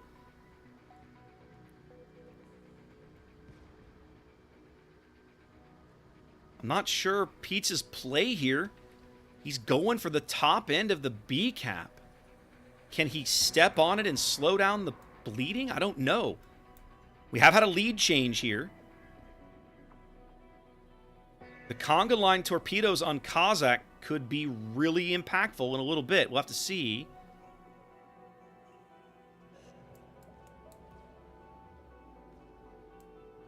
No, they're not going to hit him. I don't think so. Less than 2 minutes on the timer. 07 looking really strong earlier, but they've got it. Oh, there we go. They got good hits into Kazakh. They need that badly. I think they're going to get him, Zath. They do. that's all it takes. Back momentarily. One At the same one instant, thing. a pizza one steps kill, on the cap, they get but pieces into Doyle. B, Goes down. but they lose Battleships Doyle. Tag team Doyle with a beautiful salvos there, and that flips the lead back. Wow. B cap Do you think won't do Kelsier it. 1 is? Do you think Kelsier 1 is Coco Mango? I have no idea. I think so. Could be. The B cap won't do it. The B cap only lengthens the game. To this day, I don't know who Kelsier 1 and 3 are. They're going to have to get onto the C cap. Williams pushing that direction. They seem to know it. Now check out the position of the DM in the Smolensk, Zath. Look at where Zombri is. On the other side here. Yep. I mean, PQ has been doing what he can. Now he's got a Des Moines in his face and a Smolensk on his flank. The Smolensk isn't spotted. They don't know where he is. And that makes perfect sense. The You, only ship they you can see wrap right now is around, the Ohio. you prevent them from the movement. You can smoke up and farm if you need to. Spamming him with shots. What? Still 90 seconds on the timer. One of the guys in chat's like, that was my Des Moines. I was like, well, there you go. That's what it is. Pizza's going for the A cap. That'll lengthen things a bit further. At the same time, it looks like they're going to drive William into C. So all of this is kind of coming to a head here for 07. FIM within 100 points of victory. 07 in their bid to become the first back-to-back champion on NA up against the the Crocosaur wall here, camo. Mm-hmm. trying to make it come together in the final moments of Game 5. Now look at Kelsier 1. Look how low he is, Zath. 600 HP, 320. He's burning. He's out. Burning. Oh, big kill right there. Points that 07 desperately needs. That gives them breathing room. That pushes the timer back to 90 But seconds. the only There reason goes this William works is because, onto the again, C the cap. caps In a are so moment, close together. Pizza will Pizza be just on goes the out of A B cap. and ducks right into And A. just as before, Turkish And the two Well, ships that pizza could does. defend it have all left and effed off somewhere else. PQ now trying Well, to they're preserve too his busy ship. on PQ. Exactly. Right? he has to That do is not Zombie, die. This is points or not that these Zombie, guys whoever the Des desperately Moines is, want. Turkish. Mm-hmm. So now he's in a duel with Zombie. They've been told, kill the Montana. Mm-hmm. They haven't been told to defend ACAP. Mhm. Sustained fire. at Both this 07 point. battleships are very low. The Venezia salvo Comes goes a in on. dink salvo. We haven't seen any dank salvos this game. We Which haven't. is unusual because he was well known for Mhm. whacking things Nothing with his doing. Montana. Get a little bit out of it. William now 12,000 HP, but there's 3 ships now in the sea cap.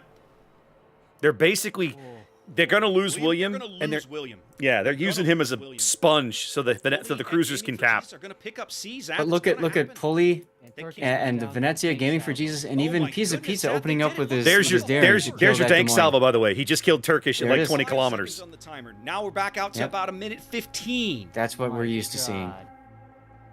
God. You heard my voice. Board, even though they're down a ship. But it might not matter because now Pulley and these guys, Pulley's got to get cover. They're going to kill him. He's got to get out of there.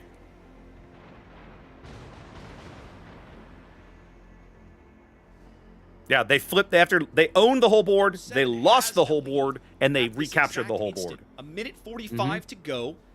If they can keep Pulley on the board, they will win in 40 seconds. If Pulley dies, it lengthens the timer. But at the moment, just like what happened to FIM, just what happened to 07 earlier, FIM has been pushed back off all the caps. Zombrie's not in a position to do anything about a cap circle. 28 seconds. Kelsier We got Freeze that score Summers timer is mod now. running for the B cap, but Pieces of Pizza's headed back But there wait. to meet him. Pulley's going out. They're going to get him. There Time it is. extension. That flips the lead back Lead change. once again, but it won't But it- matter. Yeah, 07 but look flips at right back. Pizza and Kelsier. Yes. And Yes. there it is right there. You know this is coming. 65 seconds in the Wow. match. And gee, I 07 wonder who's on a gonna win that. 10-point lead. Oh my God. This is amazing. Pieces of Pizza is literally sitting in the B cap waiting for Kelsier to show up. Waiting for it, Zaf. He knows. He knows what has to happen here. Look how low potato quality is. PQ on 2,300 HP. Called it. PQ, one of the heroes of this game. Staying alive. Yeah. Pizza Yeah. decided Not to dying. Sometimes- Screw it. I'm not risking it. I'm not risking it. Sometimes that's 10 all it seconds takes is left. just survival. Time is ticking away. If he Zaf. dies, it's time that the other team has to step onto some of these caps. They're gonna do And it, they're Zaf. just about to They're gonna be. do it. Or see, I mean. We're gonna do it. 07's going to become the first back-to-back COTS champion on North America. Oh, amazing game. What a game. Whoa! That was I almost thought they weren't going to do it. that was game 5 of a hell of a series, right? Yeah. You and me both, man. So, Holy speaking of crap. games, We should have probably 8 minutes we- until yeah, we should our probably scheduled game. we should probably get prepped and get in there. I want to know what. So, chat, hope you guys enjoyed that on either of our channels. Please give us feedback, if possible, on our respective Discords. It would really help. Any suggestions, whatever we can do to improve things, please let us know. But in the meantime, we're going to have to get prepped and ready for our best of 5 that we're bringing you coming up. I'm going to run a commercial break. You might want to do that as well, Raptor, just to good get call. that out of the way. We've Good got call. 7 minutes to go.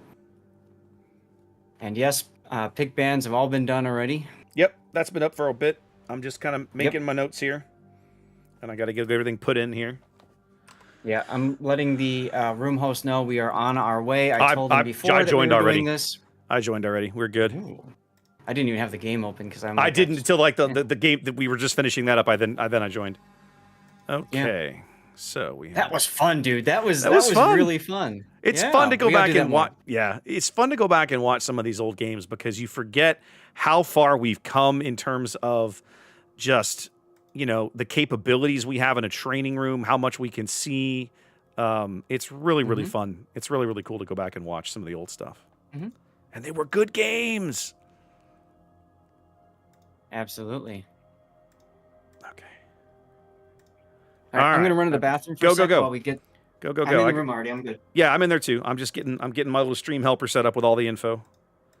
Yeah. There's map rotation. There's that, and then that. Apply. Okay, so if I push the right button, and I need to make a quick change. Actually, no, I'll leave that where it is. We'll just do this manually today. There we go. All right, so that's where we are headed, ladies and gentlemen. The last two undefeated teams on the NA bracket, Resin and KSM. We're going to be looking at a best of 5 here at the top of the winner's bracket. There's your map rotation. First team to 3 will go home with a ticket to the grand finals and a advantage. I believe, if memory serves from the rule set, they come into that with a 1-game lead, only needing to win 2 to win the grand finals. That's their reward, right, for winning the winner's bracket, for carrying through and carrying the winner's bracket on the day. I'm with Zath. I'm going to tab over here, wait for this to kind of catch all up, and when it's done, I will we'll do a. Oh, it's actually running an ad right now, so kind of bad timing on my part, but we'll figure it out. Yeah, you might need to extend it or snooze. No, I literally looked whatever. over and it just started. Like it's 20 seconds into the ad roll, and I'm like, oh well, okay, I can't do anything about it. Yeah, I'm sorry. I would have I would have fixed it if I could, but I can't. If you need to step away real quick, self-care, do it. I'm actually good for the moment. I'm going to finish writing down spawns. I need to go back over to this. Actually, I need to go back over to this one to do that. Okay, so north spawn is going to be... While Raptor's doing that, a couple quick reminders. He does his giveaways over on his Discord, so you're welcome to join his Discord, and he'll be doing those in between matches. I do giveaways on my channel just automatically. You got to be a follower on my Twitch channel and just say something in chat, and you're good. So if you want double chances at giveaways, join Raptor's Discord and hang out on my chat, and you're fine. Okay? Faux show. Faux show. All right. Let's see. What else do I need to do today? Anything fancy? If you haven't gotten your COTS drop yet, make sure that you're getting progress towards your King of the Sea drop. You'll get a red permanent King of the Sea camo. That's why I'm wearing red today. That can be applied to any ship, so you can always share out what you would like to throw that in chat. And what else? If you're not getting progress for your King of the Sea drop, now's a great opportunity to make sure that you are. So if you aren't, what you need to do is probably pull up one or both of our YouTube channels. We are streaming to YouTube as well. Cut all of your Twitch tabs, just close them all for about 5 minutes. Open Twitch tab back up with either one of us to start. And on the top right, you should see something about progress towards a mission that expires today. If you see a progress towards a mission that expires today, you're good. Wait about 5-10 minutes. Go back and double check, and it should say earning progress towards drops on Twitch or on / either Lord Zath or SeaRaptor. And it's a mission for a camo, by the way. This is a mission for a camo. You have to actually work to get it, but I don't think it's that hard of a mission. I'll pull it up here, or I think it might be coming up in a moment. It's pretty straightforward. Ooh, the Howden Loose ship image is like this big. I think I need to change that one. I saw you guys uploaded a fix to that. I remember you showing me that, and then I did not actually go and do it because I fail. So let me go and do that momentarily. It's okay. Let's see. You put that into streamer chat, I think? I think it was streamer chat. I replied to Painzer about it. I'm scrolling up to find it. It was last week. Yep, there it is. Got it. Open in browser. Save image as. And then I need to go overwrite the other one, which is going to be over here. Video casting. Yep. Where are we at on timing? You got 2 minutes. 2 minutes. We'll be good. Today's Procrastinators Club meeting is postponed until tomorrow. That's right. Love it. Love it. Okay, I'm going to real briefly pull the bands back up. That should have fixed it. That did not fix it.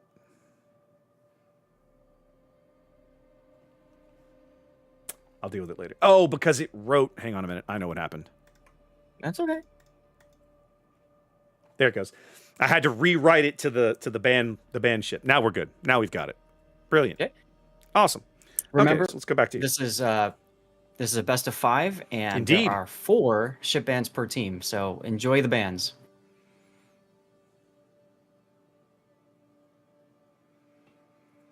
Someone needs to make a meme of bands. Yes.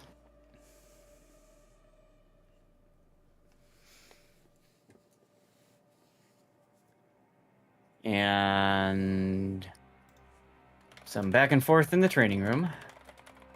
Always fun.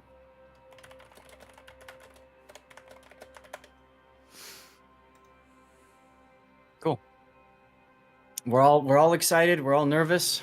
here we go. We are nervous. Why would I be nervous? I've done this before. No, I'm talking about if you look at the training room and the chat and stuff, you can tell there's nerves. You can Really? feel it. Really? Mm-hmm. What makes you say that? Not that I disagree. What makes you say that? Oh, just the little double checking on things, and is this right? Is that right? And you know, all of that, and the speed at which that's happening Okay. tells you everybody is hardcore focused on this moment. Okay. So it's really cool to see. Okay. It's really cool to see. Awesome. I'm looking forward to it. It's just like, you know, when you know that a storm is coming and you smell it.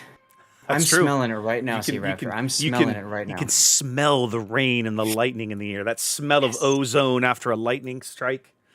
The smell of the fresh rain in the air. All right. Here we go, baby. Smell of Stream Raiders making me look away and do something. Anyway. Always at the worst times. Always at the worst times. That's true. Game 1, ready. There we go. All right, man. You want to take us into this one? You want to do it? Sure. All right, let me get the camera into the right place.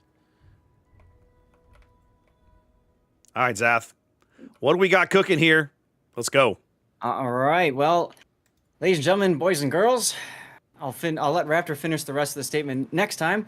Welcome to the winners bracket finals of our North American region King of the Sea 17 best of 5 Resin versus KSM. Let's take a look at the green lineup. Resin bringing Frice and a Marceau, choosing not to take either unique captain, so no buffed survivability or adrenaline rush for him. Mad Dog in Daring with Dunkirk for the buffed consumable specialist in the typical Daring build. Eagle Lance with Jersey Mike with the buffed adrenaline rush. Behind them in the Marseille is Hungry of 15 with Honoré because the buffed adrenaline rush. Another Marseille also with Honoré, buffed adrenaline rush, both running one running reload, one running range. We've got Algar, this smoke hider in your typical Venezia build with range. Side note, Raptor, I have yet to see a Venezia play. I think we've seen it once total this entire tournament with unique upgrade, which is weird because it was very popular in previous seasons. Behind them is K-Bomb with a Montana, just your typical battleship build with one of the special American captains, and Peyton the Rock Hider in a Kremlin with, looks like that's Zemensky, but choosing not to use that buffed skill anyways. Don't forget the Moskva. We got to the south. Don't forget the Did Moskva. I forget the Moskva? You did forget the Moskva. They were moving around. Forced to watch. Yes, there he goes. And unique upgrade with reload. Okay.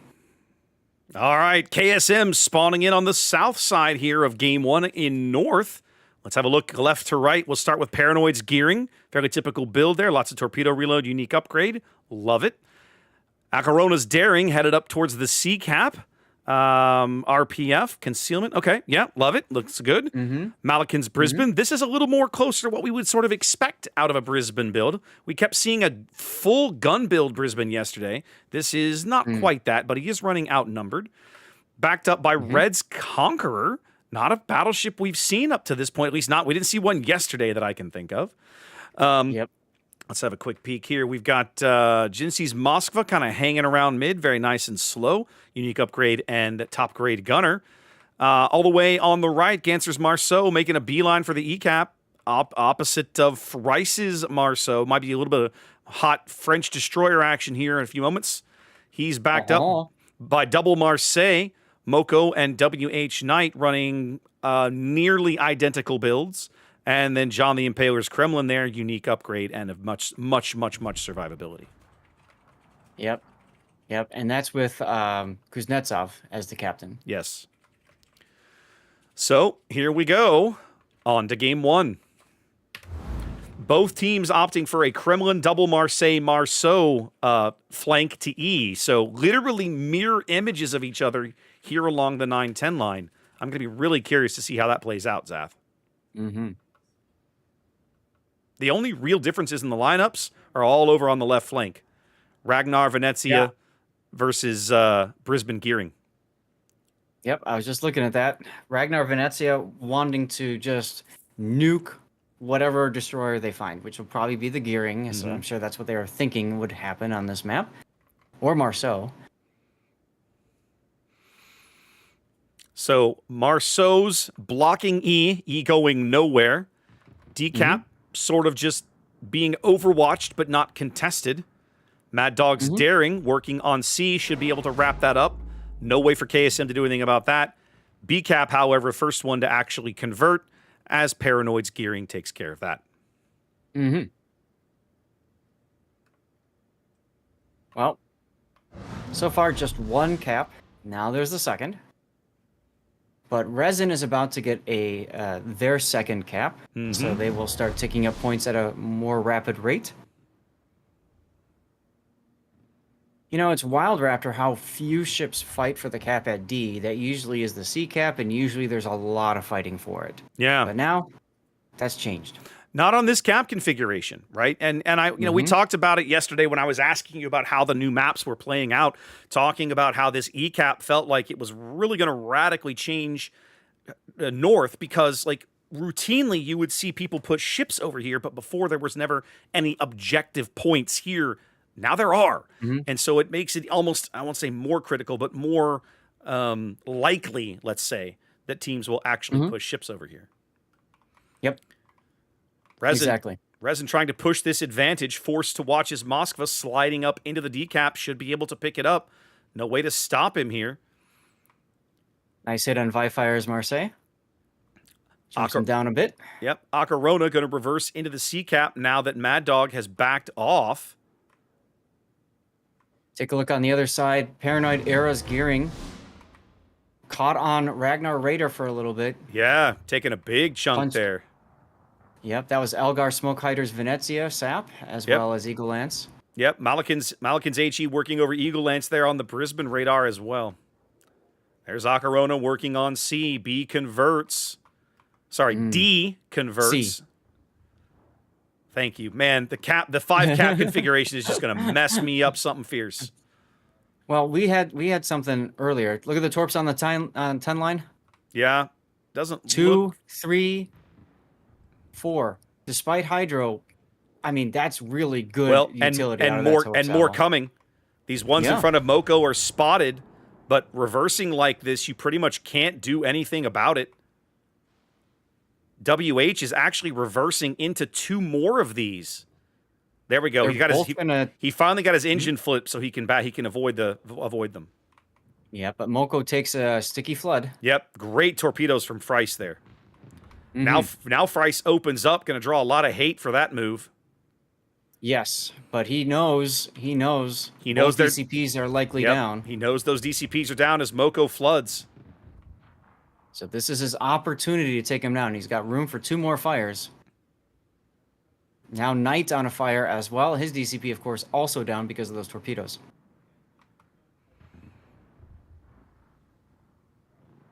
Both Marseilles on the 10 line here for KSM under a tremendous amount of threat.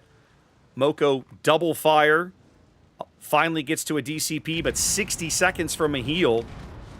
Kremlin probably going to make him a priority target here. Should be able to just punch him through the nose with the AP, I would think. Yeah, there's really no chance for Moko to go dark either, so he knows he's out. He's just shooting to try to make something happen. The best they can do, maybe to put WH in front of him and do a little get down Mr. President action, but I don't think it's going to matter, and it's not. Nope. Just enough. Fire also looking like he's going to become a casualty very shortly. Well, KSM knows they have to answer a kill with a kill. Well, they're about to get it, I think, although Vifire does get to a heal, so maybe not. Yep, Ganser is going to be forced to sit there and take some more punishment to try to get this kill. 200-point lead and growing for Resin. Go ahead. You can see the Moskvas are trying to get in on this to help their respective teammates as well. Yep. They're going to lose Vifire. He's just going to draw as much pain as he can before he goes out, and there he goes. Yep. And now Freiss and Knight are quite low as well, but Knight is spotted and Freiss is, well, a destroyer. So Freiss going to go hug the island as Knight going to try to do something, but Knight has a Kremlin in his face. Torpedoes coming in. There's no way he's going to... This Kremlin salvo should seal the deal. I like the thought behind that, but unfortunate.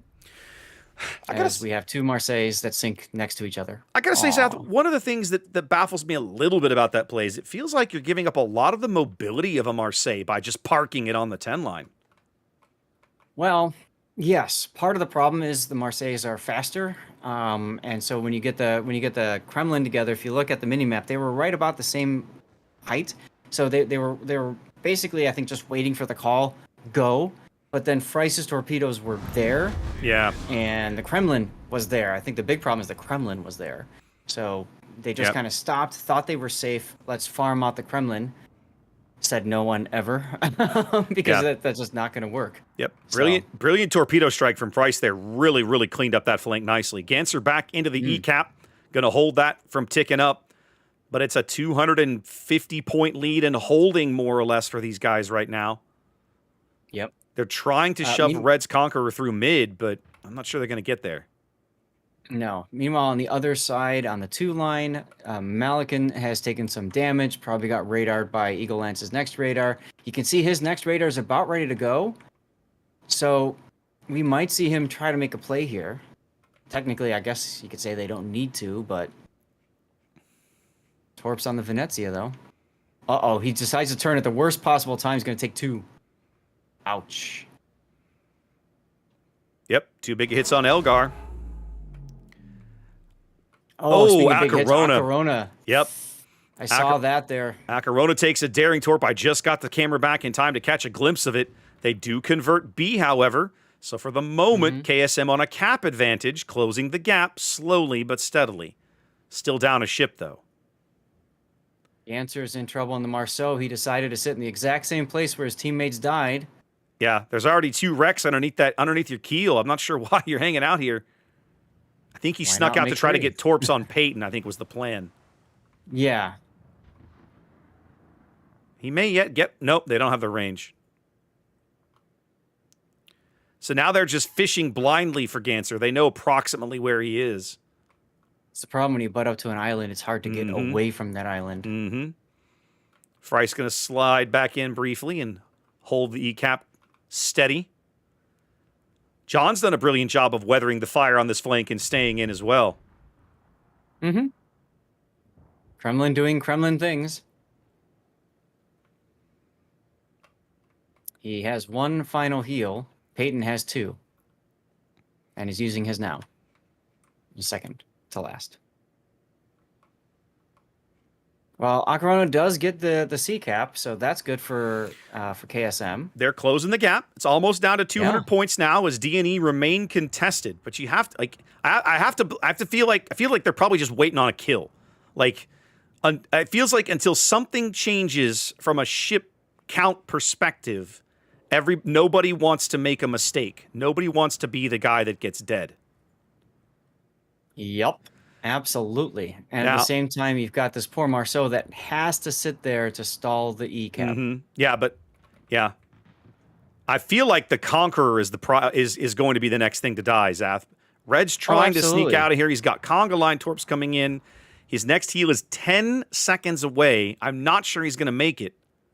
He's got 5, actually. 2, 1. And he's smashing that button. He does get to it. Here come the and torpedoes. His DCP's on cooldown. And I think he's okay. He'll be fine from torps. Oh, he's not. They kill him in the middle of the heal. Yeah. Wow. Big kill for Resin. They're going to push Ganser out of the way, casually knock him off the board. That ought to do it. If that you're will clean up. Yeah. No, go ahead. That'll absolutely clean up the match for Resin, or the game. I mean, there's really no way back in for KSM. If you're KSM, you really don't have a way back in at this point. You don't have the board pieces. You don't have the position. Jinsey looks like... I thought Jinsey was going to move up and be like, let's just go ram or something, but no. He's just chilling there. Oh, his problem is he can't really move forward. He's shooting the water, so... Okay, there we go. Okay. Wow. He moved up, I think, just trying to clean things up, to give Peyton that shot. Yeah. And that's going to do when you're it. shooting the water, that means that the wipe has been called. Yeah, pretty much. And just shoot the water, get yourself spotted, whatever, who cares? There's- and let's move on to the next game and not waste everyone's time. There's a part of me that makes me wonder if that was actually called, because the guys on the one line are all still trying to kill Eagle Lance. Well, Well, there's also another thing to be said about practice. Well, So, that's fair as well. Good game from both teams. Resin going away with the win. Looking good here in game 1. yep, moving on. Next up is going to be Hotspot. Okay, good. I really do hope we get all the way to game 5, Zath. I really want to see Trap again. Absolutely. I really want to see Trap. Is just such a highlight of this. It's such a crazy match season. to watch. It's such a crazy match to watch people play.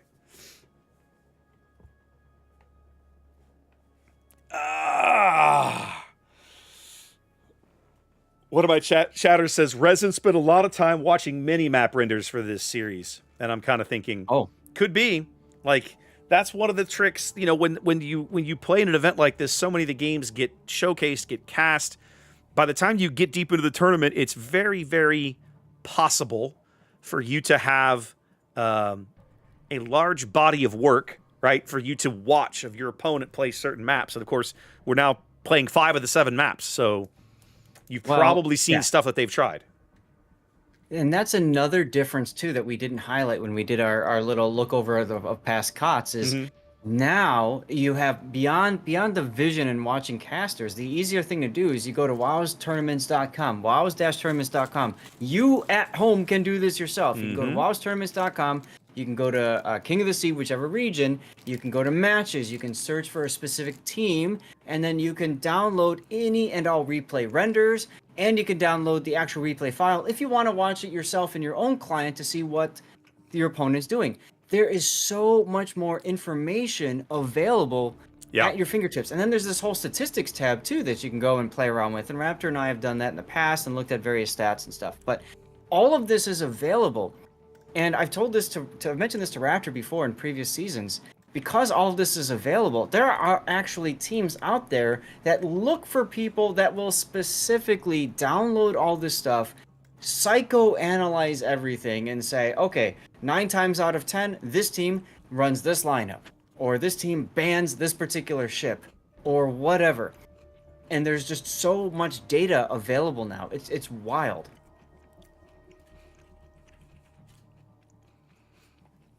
Yeah, I'd forgotten the statistics tab was in here, but there's actually a lot of really cool stuff on this.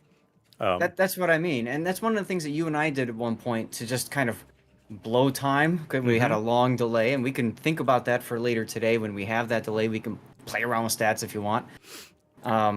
But looking at the tournament bracket so far, ELSR up 1 game over JFK, and 3XWD up 1 game over Epoxy. That is a good point. Raptor. I need to, let's go, let me have it. Yeah.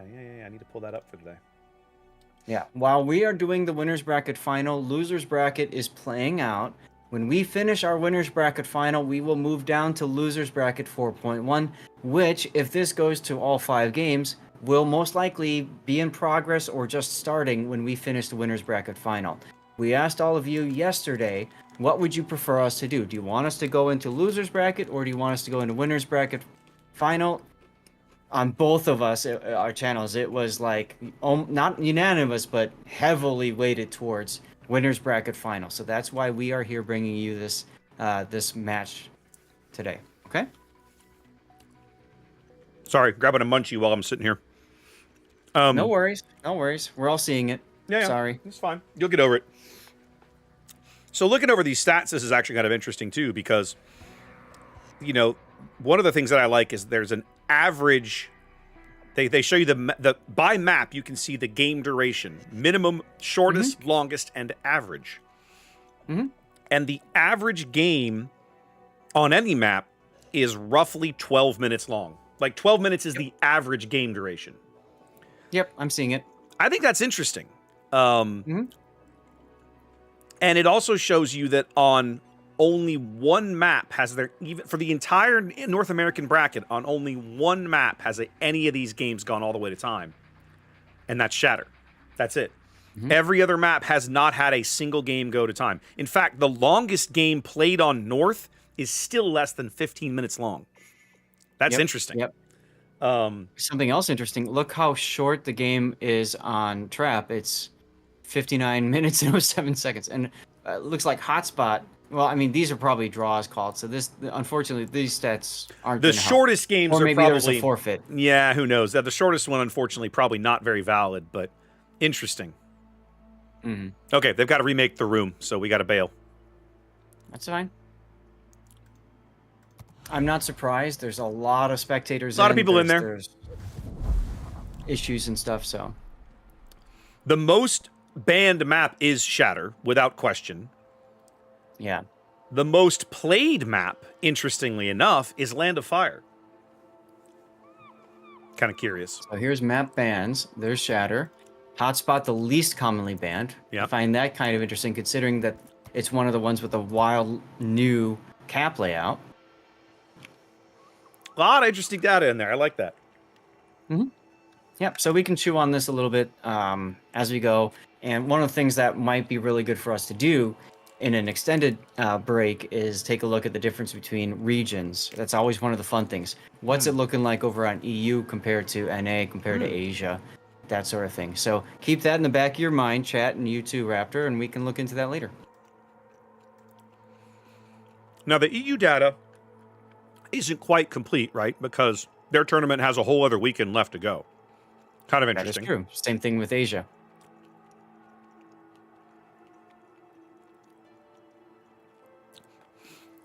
Interesting. Yeah, there's a lot of cool data in here.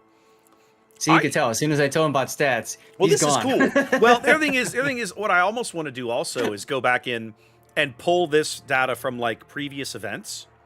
Yeah. You know, like because it's in there for King of the Sea 16 and probably King of the Sea 15. Grab it. Yep, you can do and that. then run some analysis, right? I mean the some of the trick is that, you know, the map pool changes between tournaments and can't help that. But there's probably still some really cool data that could be gathered out of that. That'd be neat. How about the Forrest Sherman with the highest win rate? Oh, I haven't on even looked NA? at shit. I haven't even looked at ships. 72% win rate, and poor Janan sitting there with a 5% win rate. Don't take Janan, people. Room is up, by the way. Oh, okay. You're looking at ships. I wasn't even looking at ships. That's so funny. Yep. I'm back in the Everybody room. hates Napoli and Kleber, Petro, Marseille. Shocker to nobody. Moskva, by far the most popular ship. Yo, chat, if you don't have a Moskva yet in your port, it's a coal You should get ship. one. You should get one. Worth They're pretty the good. coal.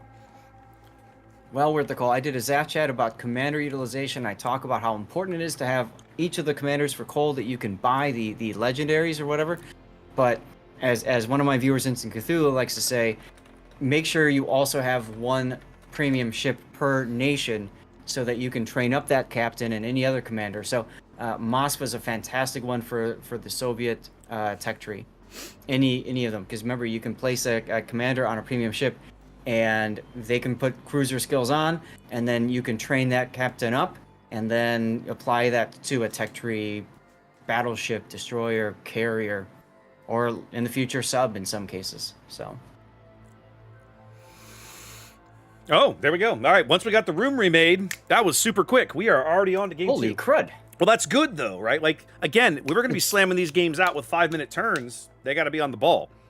So It's good, but thank God we were both in the room and not gabbing in between. We have to keep very close eye on this, Raptor. that's fine. That's fine. When they said they had to remake the room, I was like, okay, I know what to do now. All right. All right, here we go. Yep. All right, here we go. Ladies and gentlemen, boys and girls, worshippers of all ages, welcome back to the winner's bracket final here. North American bracket of King of the Sea 17. Let's have a look at the KSM lineup as we spawn here into Hotspot. We are running a triple destroyer lineup. I've got Acarona here in a traditional gearing, actually running RPF, not totally shocking. So no torpedo reload, RPF instead. Paranoid Era's Ragnar, a little bit of gun range to go there. And Ganser's Marceau, also running gun range. We saw Ganser have a pretty good game in Marceau last time, but almost, I'd say, countered a little bit by some of the positioning we saw out of the opposing team. Starting on the left, we'll have a look at Moko's Marseille. Looks like the same build we saw earlier. WH Knights Marseille, same build as last game. Malikin's Brisbane, again, looking very similar. And Jinsey now trading Moskva for a Salem, using outnumbered instead of top-grade gunner. Battleship changes. John the Impaler eschewing the Kremlin, now swapping to a Ruggiero de Loria. And then Red PR sticking around in his Conqueror there on as we spawn in. Zath, what do we got cooking on the bottom end of the map? On the bottom of the map, we have a Shimakaze that's Mad Dog running with full torpedo spec, including a unique upgrade, and that is one of the Suzukis with the buffed survivability expert, and he is rocking 12-kilometer torps. Behind him is Freiss in the Harugumo. That is a mostly smoke build Harugumo, also a Suzuki for the buffed survivability expert. He is fronting Hungary F-15's Brisbane with your... No, that's more of a gun build Brisbane. Yeah, it kind of is, isn't it? Mm-hmm. Behind them all is K-Bomb, who's also working his way in a Montana with some American special captain with buffed gunfeeder and turret reverse. Grease the Gears, it's called. And then we've got Peyton the Rockhider in Kremlin. So we saw him do the same thing last game. Eldar the Smoke Hider in unique upgrade Moskva. We got Vifire and Big Six, apologies, in pretty completely identical Marseille builds. Yep. And then finally we have Eagle Lance, who's already capping the decap out on the 910 line. With Abanu, special upgrade for survivability expert. Now, right away, we're seeing a very different philosophy and approach to this map from each team, right? The Conqueror, the poor Conqueror, that's red, is going to end up being like the only ship on this half of the map for KSM. So we saw, who was it we watched yesterday do this on Trap, right? They ran a tremendous amount of speedy boats all the way to the BA cap because that's where all the points were, and giving that a go. Yeah, Mad Dog under Brizzy radar. Yep, they used Brisbane radar to push him out of that cap, make sure that they don't give it up too quickly. They now also know that Paranoid is lurking in the area. That'll give them some ability to defend it as well after the Brisbane radar has expired.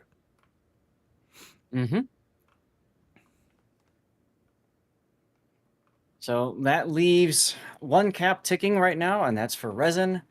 They're the only ones getting points.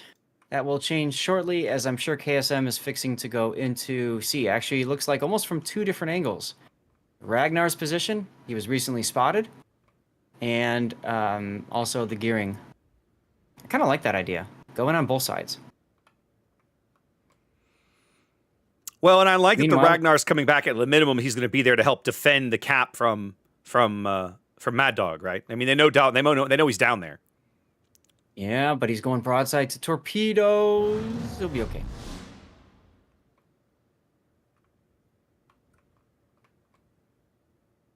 So there's the cap. We know Paranoid can't radar everything just yet, so he's probably just going to keep backing up until his radar covers all of C, and then the magic I win button will be pressed. Nope, he's turned his engines on. Now, the one that I can't quite figure out, Zath, is that red over here on the edge of the map is bow in. Okay, now he's turning out. I was like, why are you not... Like, he's turning out now, but it feels a little late. He's going to get really punished from the Marseille AP, both of them ticking their reload booster. Probably going to land some Citadels. Oh, yeah. Yep. Good big hits there on Bread. Another more Citadels. That Conqueror heal, not going to be as effective. It feels like he should have... I mean, he's the only ship over here. He should have already been set up to kite, and he wasn't.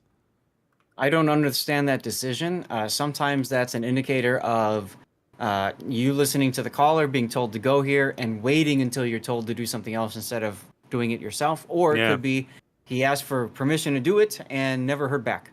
Yeah. So that cost him a lot of hit points. Cost him a ton of hit points. He's 60 seconds from his next heal, and I doubt very seriously he's going to make it. Well, the problem is at this point, both Marseilles are just going to W, right? The Moskva is going to W. They know the kill is right in front of them. Yeah, like the fire, the shells, like they don't have to do very much to secure this kill at this stage. Yeah, he's dead. It's only a matter of seconds now. So KSM going to lose one of their battleships. Ooh, and Acarona got absolutely hammered in mid. I don't know what happened over here. Yikes. Probably spotted by Mad Dog's Shimakaze. Could be. And K-Bomb's Montana probably supporting. Yeah, he's turning his turrets now to look over at the A side. So we're seeing now The Marseille, oh, WH, I don't like this play. I don't like it. Like, if you're going to come over here, you spent 5 minutes getting to this side of the map to push. You got to keep pushing. You cannot take your can't take your feet off the pedal. Especially with Ganser being focused right now. Yeah. Like, you got to get yourself spotted. You got to get yourself shot at the very least. And more importantly, you have to take advantage of the fact that he and everybody else is distracted looking elsewhere. Ganser's going to go out. Ganser's going to be dead here. He's on fire. There's Brisbane shells. There's no reason. There's no way Frice is going to quit shooting at him until he's dead. Not with that health at least advantage. Make Frice pay for it. Yeah. Ganser on 500 HP. Only a couple of shells will do it. 12 hit points still lit. Here come the battleship shells. They all miss somehow. Nope. Splish Splash. Is Ganser going to get away on 12 HP, Zath? He is. Well, maybe. Some shells still in the air. Still shells in the air. They're guessing. They have to get a little lucky to land one of these.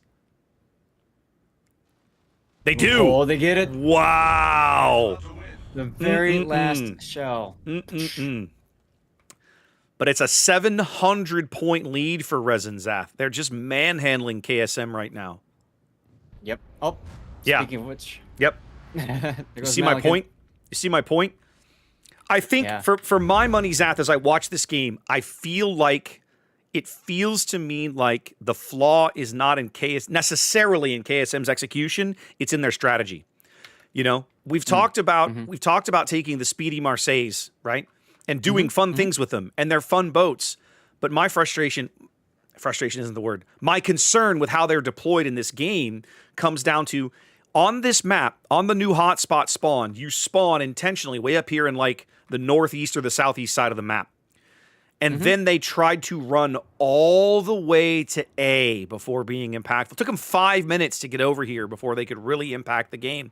Well, by then, your Conqueror is dead. You have no one holding the back door closed. The other Marseilles started on the southeast corner and went straight to D, right? They were already relevant in the game within a couple of minutes.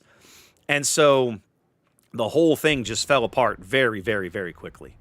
Well, yeah, and to be fair, I don't think KSM was expecting their Conqueror to just die so early. I agree. I mean, you know, so that happened too, which is unfortunate for them. Yep.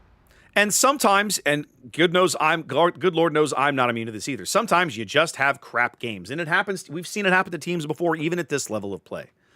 And absolutely, pretty much what happened here to KSM. They're not even going to pick up a ship kill in this game, I don't think. They might, but I doubt it. Game's going to be over in seconds, and they're going to go back to the locker room and have to try to scrub this out of their brains and get ready for Game 3.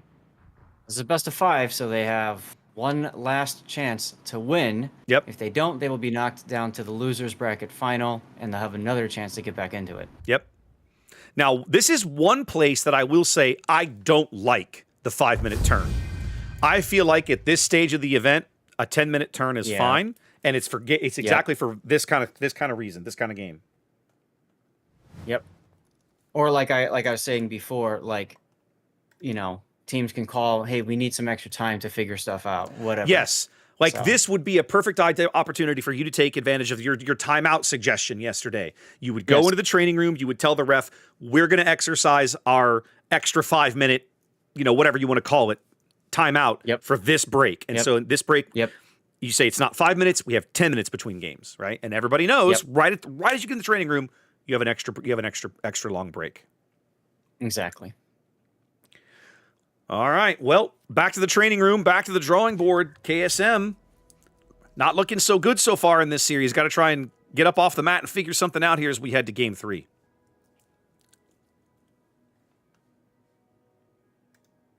That's right. Get up off the damn floor. I mean, you stand up.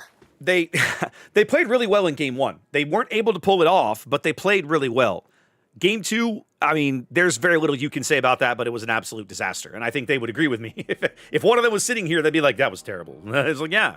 But it happens, right? It happens to even the best organized teams. Go ahead.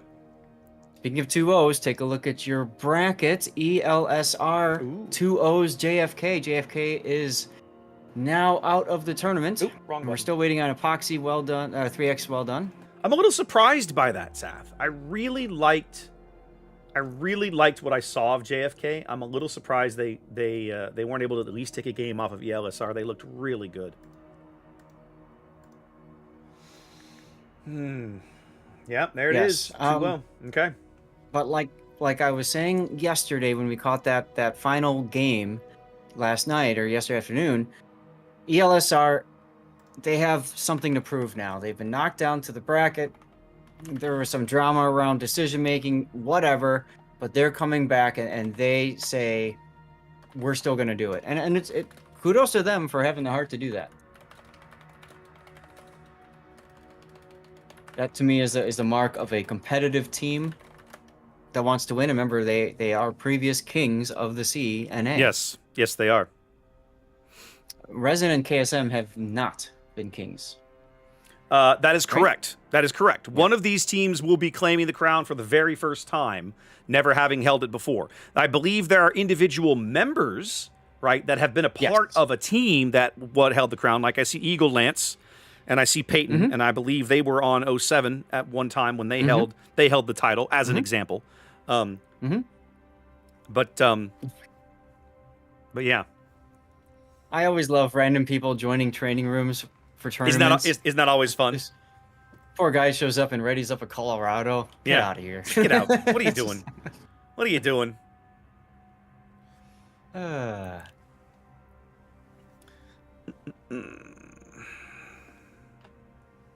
had a question in chat. Just want to mention it out to people. I don't know if you've got the ability to pull up the EU tournament bracket. If you need me to send it to you, I can real quick. I believe I can. It'll take me a minute. Here, I just DM'd you the link. Okay. Which means I have to change windows over here. Get out of that. Scroll up to here and do that.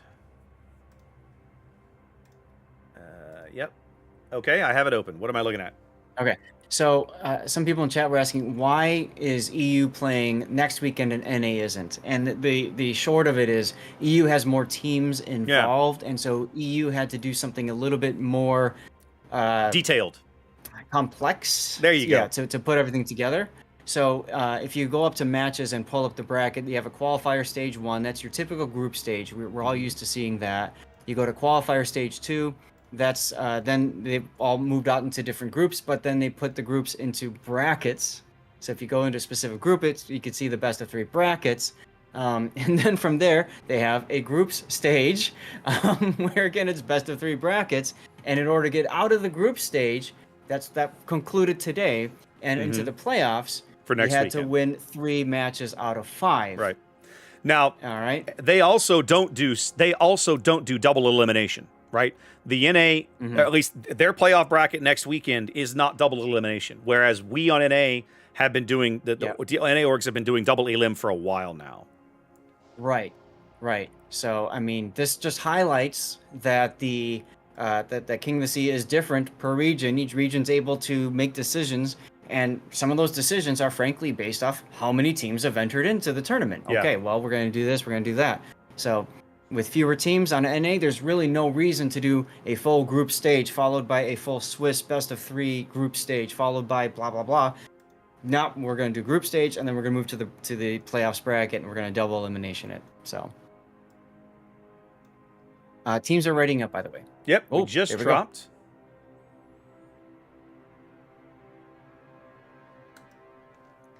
And I just pushed an ad roll because the other game just ended.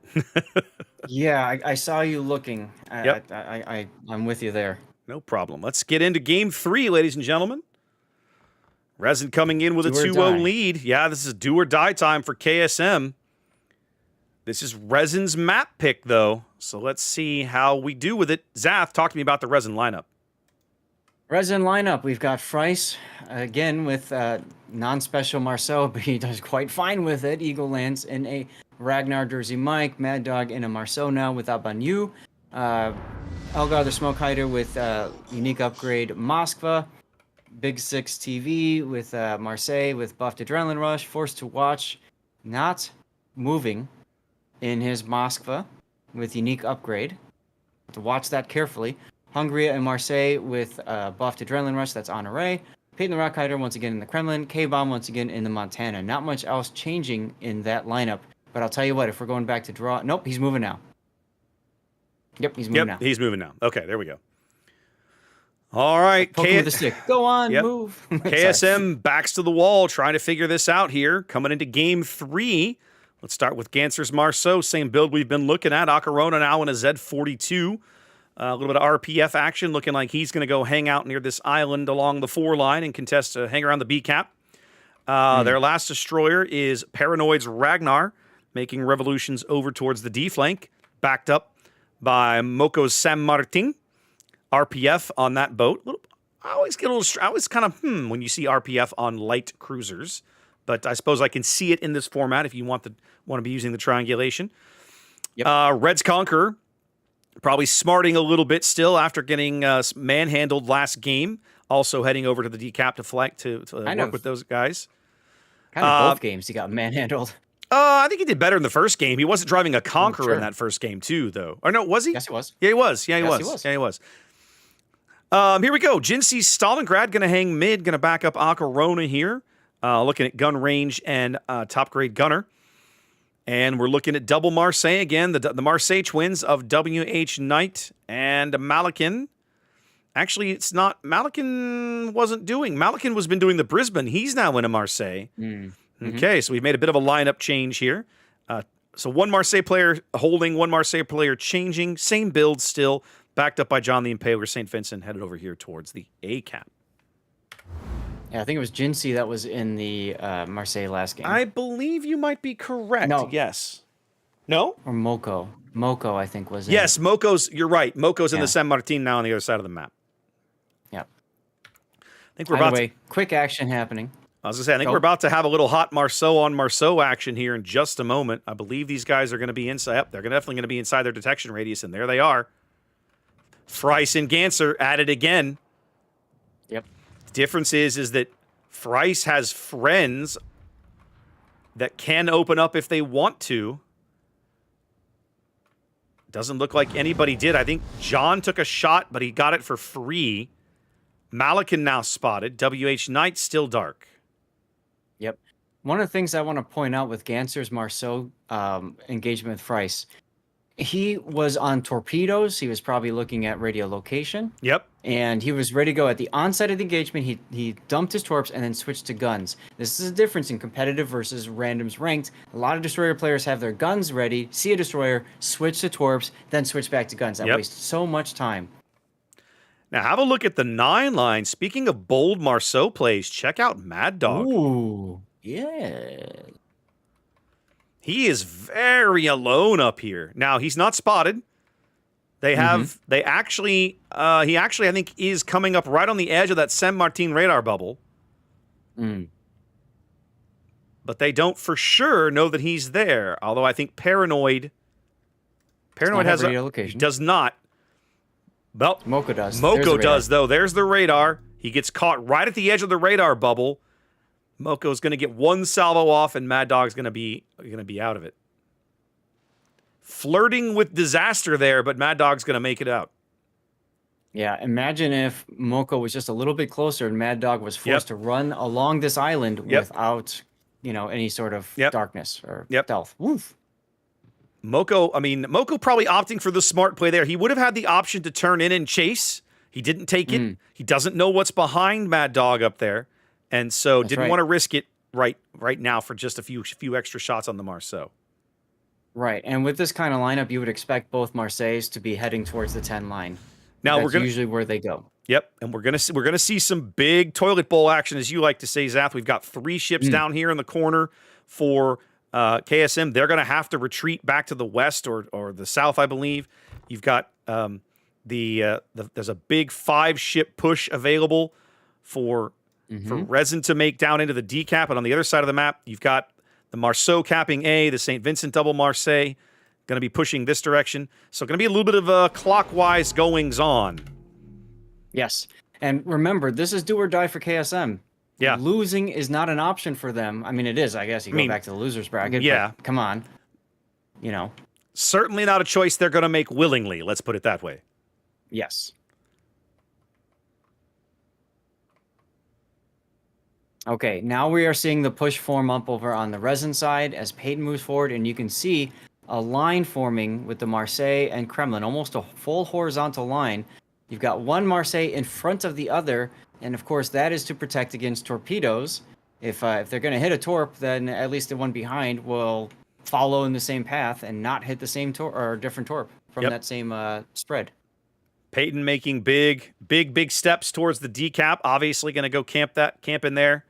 Try to convert that cap over. One of the things that we've seen Resin do consistently on these maps is that they seem to consistently play towards the areas where there are double capture zones. They're playing for the board control points. Yep. Now take a look at Resin. If you draw a line on the map there, you can see that they're using the Marseilles to just kind of wheel around and sweep away the bottom end of KSM. Yep. And it's going to work too. Paranoid was taking some chip shots at Peyton. He's going to cough up some health for it as Big Six is getting some HE shells up his stern. Oh, yeah, that hurt. Yep. Ouch. He felt that. Yep. Now, with Resin's Marseilles ducking into this island here, they do leave room for Moko to just loiter around in the San Martin. The question is, does Resin really care? I'm going to go with no. I don't think so. The San Martin is a decent threat to opposing destroyers and possibly an opposing light cruiser. It's not really a threat to those Marseilles. It's really not. Exactly. Certainly isn't a threat to Peyton, right? Mm-hmm. Well, as predicted, push up the A flank has, the 1-2 line kind of now wheeling around. The Resin, the Resin push down the 8-9 line, kind of wheeling around, and everybody now going to go fight over mid as we're at a tie game. There's another, we had a lead change one way, there's the lead change back the other way. Mm-hmm. Still a close game here. 12 minutes to play in game 3.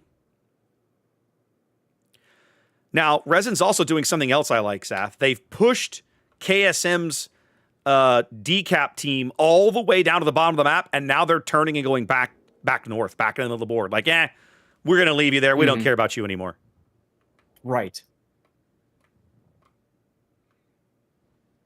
And if I'm that San Martin, I'm looking at, okay, once they commit to leaving me alone, I'm going to make them pay for it. He's got to have to turn around and get ready to do that. Yep. And frankly, Red might also want to be thinking about doing that in the Conqueror. Look at this. Resin has recognized that potential threat. They back Hungria up, and they now have him facing the San Martin. Yeah. Basically saying, I dare you to come. Yeah. They're basically going to use these Marseilles to hold the back door closed to prevent KSM from pushing anybody up into their backfield and threatening these caps. And basically now, with the Moskva and the Kremlin set up right here between the twins along the 7 line, it's like, okay, the C and D cap are ours. What are you going to do about it? Yep. So it's we'll hold that cap for the Dominion. Pretty much. It's a 50-point lead and growing, but KSM is going to grab first blood, taking out K-Bombs Montana up here on the 1 line. Man, he disappeared fast. Well, last I looked, he was pretty healthy. They've been working him over for a while. That's going to change the lead back briefly. That's got to be a big confidence booster for these guys. They've had the lead a couple of times in this match, in this game, I should say. Forgive me. Which is something they haven't been able to say in the first 2 games. Once again, Marseille AP chewing into Conqueror's side. They're playing little games here, they're gonna have a hard time capping the B cap while Elgar's radar is available. That's the trick. You've got Eagle and you've got Elgar. Look at Force to Watch in Night. Ooh, he's kind of caught out, isn't he? I think they're going to lose He's forced Knight. to run now. Yeah, Knight's going to burn out, but Forced to Watch is definitely in a bad spot here. Yep, and he will be forced to watch the rest of the game. He will definitely be watching. He will not be participating. They're going to lose Knight for sure. It's just a matter of time. The hard thing about that, though, is that John the Impaler is all by his lonesome up in the front now, afterwards. Yeah. So we trade kills there. Resin will shortly move back out to the lead again, but they are down ships at the moment. Look at Resin almost like being chameleons. They're just attached to this island chain right here. Well, and That's wild. they're using the cover to good effect too, right? Mm-hmm. They've Exactly. moved up to focus John out, who has yet to hit one of his heals. It's got to be coming in seconds. I mean, he might as well. There's a mod raptor, and I'm sure you run it too. That kind of flashes at you when you're Yep. When you can change the color, maximize. when you can max. Yep. And it's so easy to make the mistake of waiting too long because of that. Because you're like, Yep. oh, I want to wait till I can max heal. Yep. Eagle's also playing a very dangerous game. While his teammates are busy focused to the St. Vincent, he's in a gunfight here in mid, but it's a bit of a 3-on-1. Akarona's putting shells on him. Jincy's putting shells on him. Ganser trying to get back in Cap B while the Moskva is distracted. Yep, needs to happen. But John the Impaler needs to also like get out. John's heel is done ticking. The torpedoes from Frice are coming in. That looks like those are going to be impactful, although John may make it. As long as he doesn't, he's fine. Yeah, he can't change his engine. If he changes his engine, he's in trouble. But as long as he keeps reversing, he'll make it. I was also looking at underwater features. There's nothing that will grab him at this point. So No, there's nothing there. John's coughed up a huge chunk of his HP, but it is going to allow his teammates to grab the middle of the board. Now, have a look at the 10 line, Zath. Hungary is looking a little worse for wear. We're seeing a little bit of a push going on back here against these Marseilles. Conqueror AP. Oh! Conqueror AP coming in. That's going to let Moko win this duel. Another big kill for KSM. Up 2 ships now. Yes. This is what needed to happen. Moko needed to go onto the border, and he did that. But he is on triple fire right now. Yep. John able to salvage his ship back to cover. 16 seconds to a heal as Frice opens up on him. But I think it's going to come a little too late. I don't know. Yeah. Oh, they got a fire. They're going to try and tag team him with Mad Dog before the heal lands. Mad Dog. Yep. There goes the heal. I don't know. Can he power through it? He's powering through it right now. Check it out. Yeah, I see it. He also can't go much farther back, or else he'll give his side. Yeah, he's got to be very cautious of the Moskva Kremlin pair back there. For the moment, 7 minutes to play, and it's a 50-point lead for KSM. In a game they have to win, they get the other Marseille. That's huge. Yeah, so now huge. The 2 Marseilles set up to hold the back door closed, but KSM polishes them off, and now the decap is open if they want to try for it. If I'm red, I'm going straight for it. I mean, Ragnar. What are you gonna do? Torp me? Oh wait, you don't have but one torpedo. Moko trying to get hits here. He's got to watch out for giving the Kremlin Moskva side, though, if he does go into the decap. So you can see he's not doing that. He's trying to stay bow onto the potential AP broadsides. They're going to lose red here, I think. Well, no, he's got a Crancy heal taken too. They got Eagle.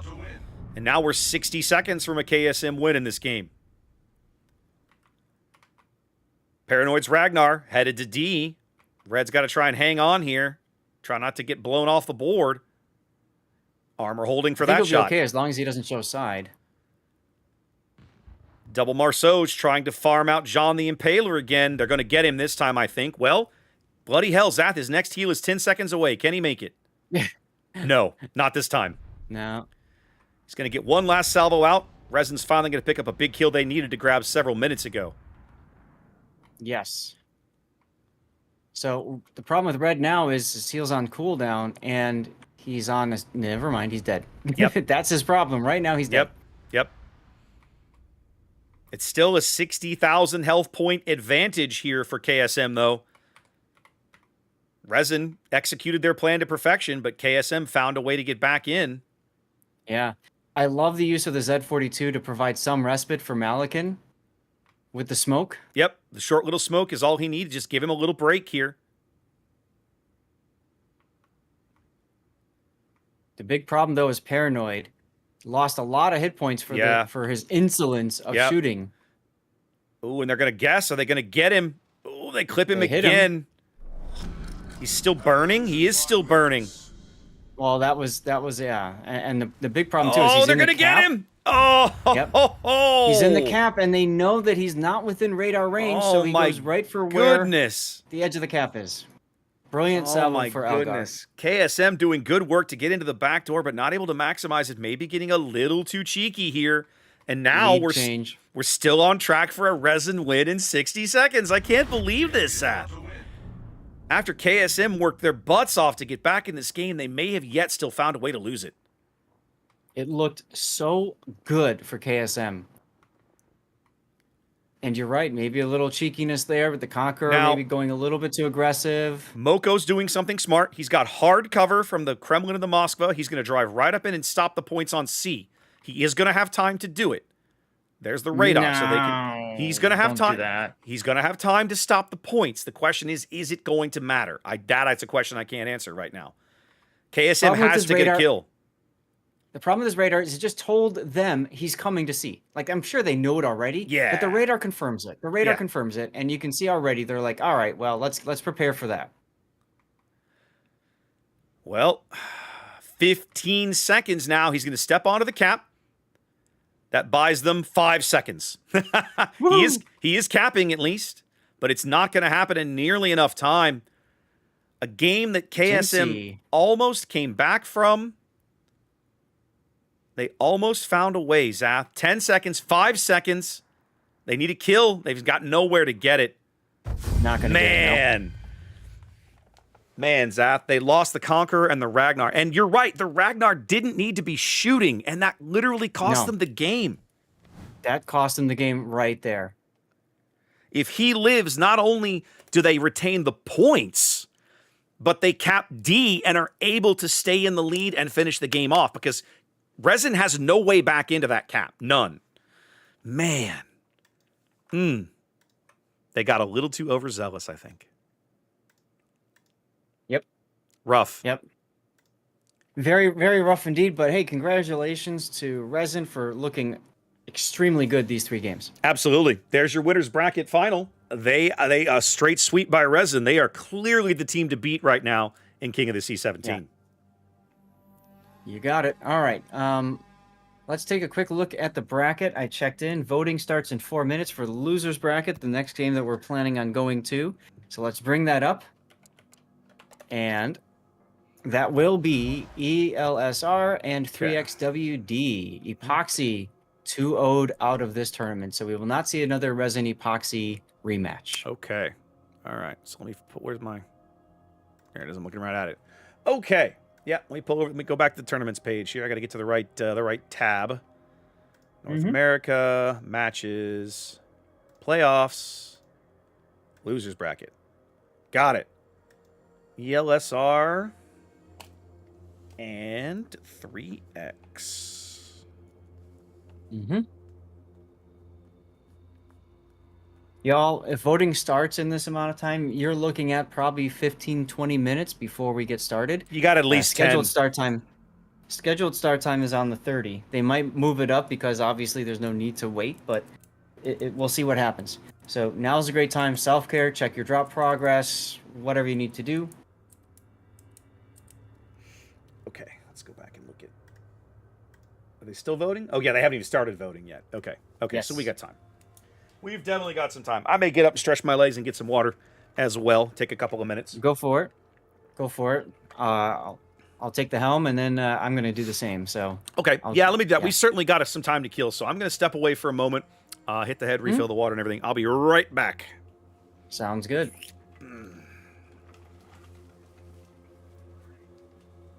All right, folks. Hope you're enjoying everything. After the tournament is over, my plan is to do an after party, keep things going. I know some people. Yesterday, I was able to get about at least 5 people their drops, so I'm hoping to be able to do that today. We shall see. It really depends on timing. We have to do losers bracket 4.1, and then we have to do losers bracket final, and then we have to go back to the grand final. So it really depends on how things play out. Because I'm planning on streaming until 6 p.m. and this is planned start time is 5:15. So we'll see. But stay tuned. We'll do what we can for y'all, okay? And very much thank you for choosing to hang out with either myself or Raptor or both.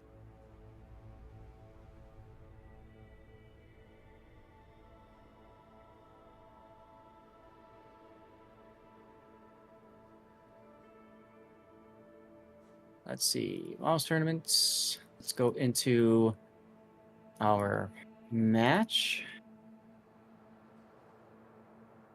Ending 42 seconds from the vote beginning.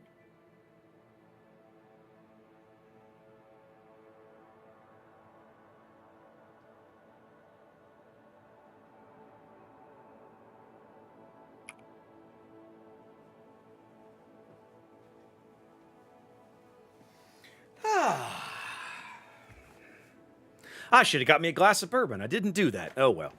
Maybe next break. That's kind of our tradition on finals. It is. It is. It's kind of become that way, hasn't it?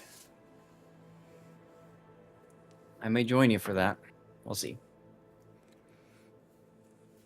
Chat's just now catching up, and we're kind of going, we're like, I can't believe they found a way to lose this game. And yeah, they found a way to lose this game. Life finds a way. Life finds a way. Yeah, very sad. It's just one of those things. At the time, it felt like a good idea, or seemed like a good idea.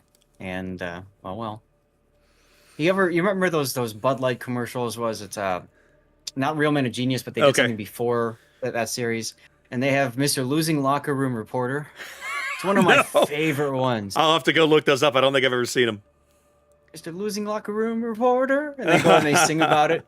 And he goes, you draw the short straw. You go to the losing locker room. As people cry because some millionaire dropped a ball. Well, we definitely didn't have that problem in this game. There are no millionaires. Well, okay, I'm making an assumption, but they certainly didn't make millions of dollars playing boats. Let's put it that way. Yeah, I'll see if I can find. Oh man, the whole Bud Light series, like Real Men of Genius, and before that, it's just pure comic gold. I love they really are, and I remember there was a stretch. You remember Zoop, of course, old North American community contributor. No Zoop for You. He used to do like real warships of genius or warship players of genius. Or something. He did some parodies of those that were really really good back in the day. Yep. By the way, did you listen to the Ocean Man song? I did not. That was intentional. You were like, you'll never get out of your head. I was like, I'll watch this after the tournament's over. I'm like, I'm not doing this right now, kids. I'm just not. All right, we have a map rotation for the next series, Zath. We are still waiting on ship bans to come through, but I don't think that'll take. Hopefully, we get to take very long. No, hopefully we get to a game 3 so we can see Trap. I'm hoping for game 3, baby. I'm going to step away for a moment, if you don't mind. Yes, absolutely. Please. All right. Let me finish doing my little maintenance here. I'm an old-fashioned kind of guy, ladies and gentlemen. I like to write. I make notes. I write things down. I have this weird thing, the way my brain is wired. If you tell me something that you want me to remember, I will probably forget it. But if I write it down and I see it visually in writing, my brain will catalog it and remember. It's like a mental snapshot. Ching. And I'll remember that I wrote it down, and I can visualize the page that I wrote it on later on. And so that helps my memory quite a bit. I do not have a photographic memory, not in the slightest, but I have an easier time remembering things that I write down far, far in advance of things that I just hear. I'm weird like that. It's my brain has always been wired this way.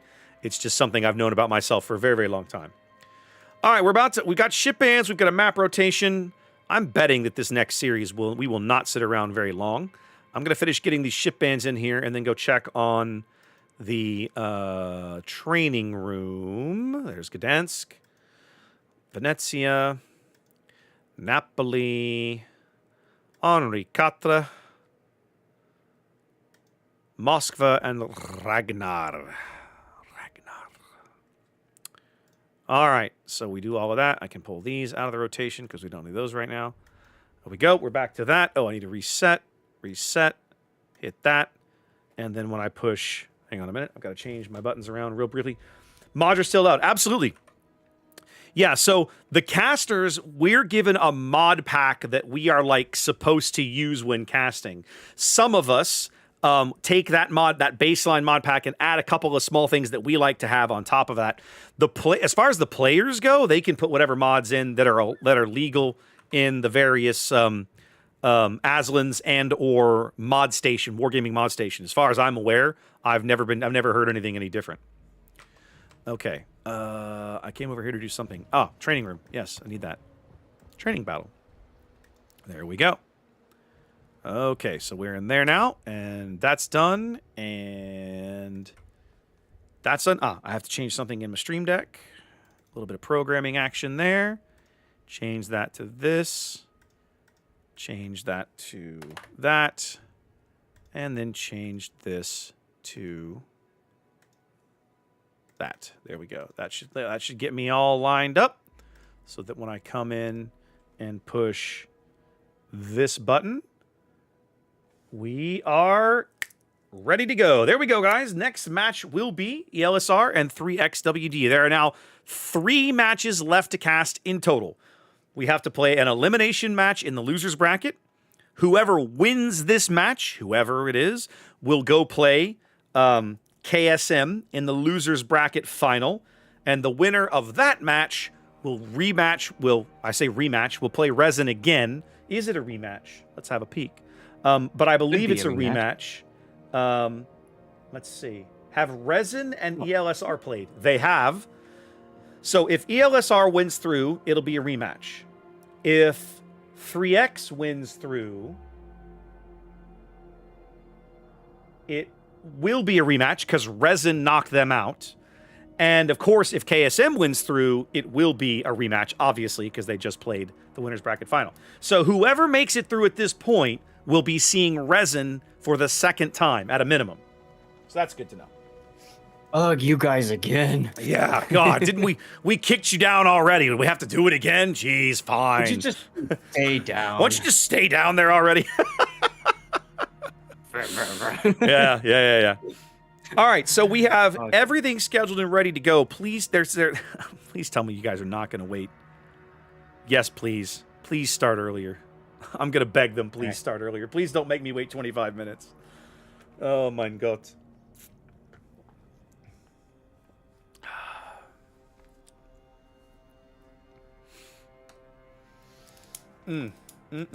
I really do hope we get to Game 3 for this. I would love to see Trap again. It would make me so happy. Yep. And you're absolutely right about writing things down, by the way. Yes. A study that I quoted when I used to teach and tell students write things down is it's like 25% better recall when you write things down. And better chance of it like staying in your brain instead of like, you know. And for me it's very visceral. It has to be writing utensil in my hand, scribbling on a piece of paper. It can't be like I'll give you an example, a professional example, right? In my world, we go out and we buy equipment. You buy packaged equipment from a vendor. He designs it and sends you the drawing for you to comment on and hopefully approve what he's building. Very commonly, the first several iterations require a lot of work. I need you to move this here and that there and so on. So you're constantly marking up the drawings. A number of years ago, when I first started in this business, right, we did it all by hand. The document controllers would print the drawing out, put it in a folder with a distribution list on the front, and that folder would walk its way around the office as everybody slowly marked up the drawing by hand.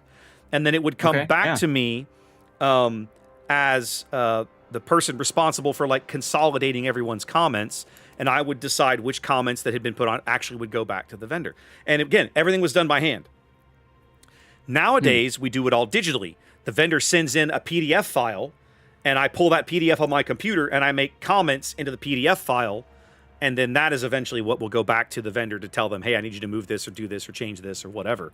And it is, it's more difficult for me. I did better with the old system. You know, I still carry, I'll show you. You guys have seen my King of the Sea notebook, but this is my actual work notebook, right? That I take notes in. That I, you know, when I go in a meeting, I'll, you know, or talk to people, I make notes, because if I don't, I will forget crap so easily.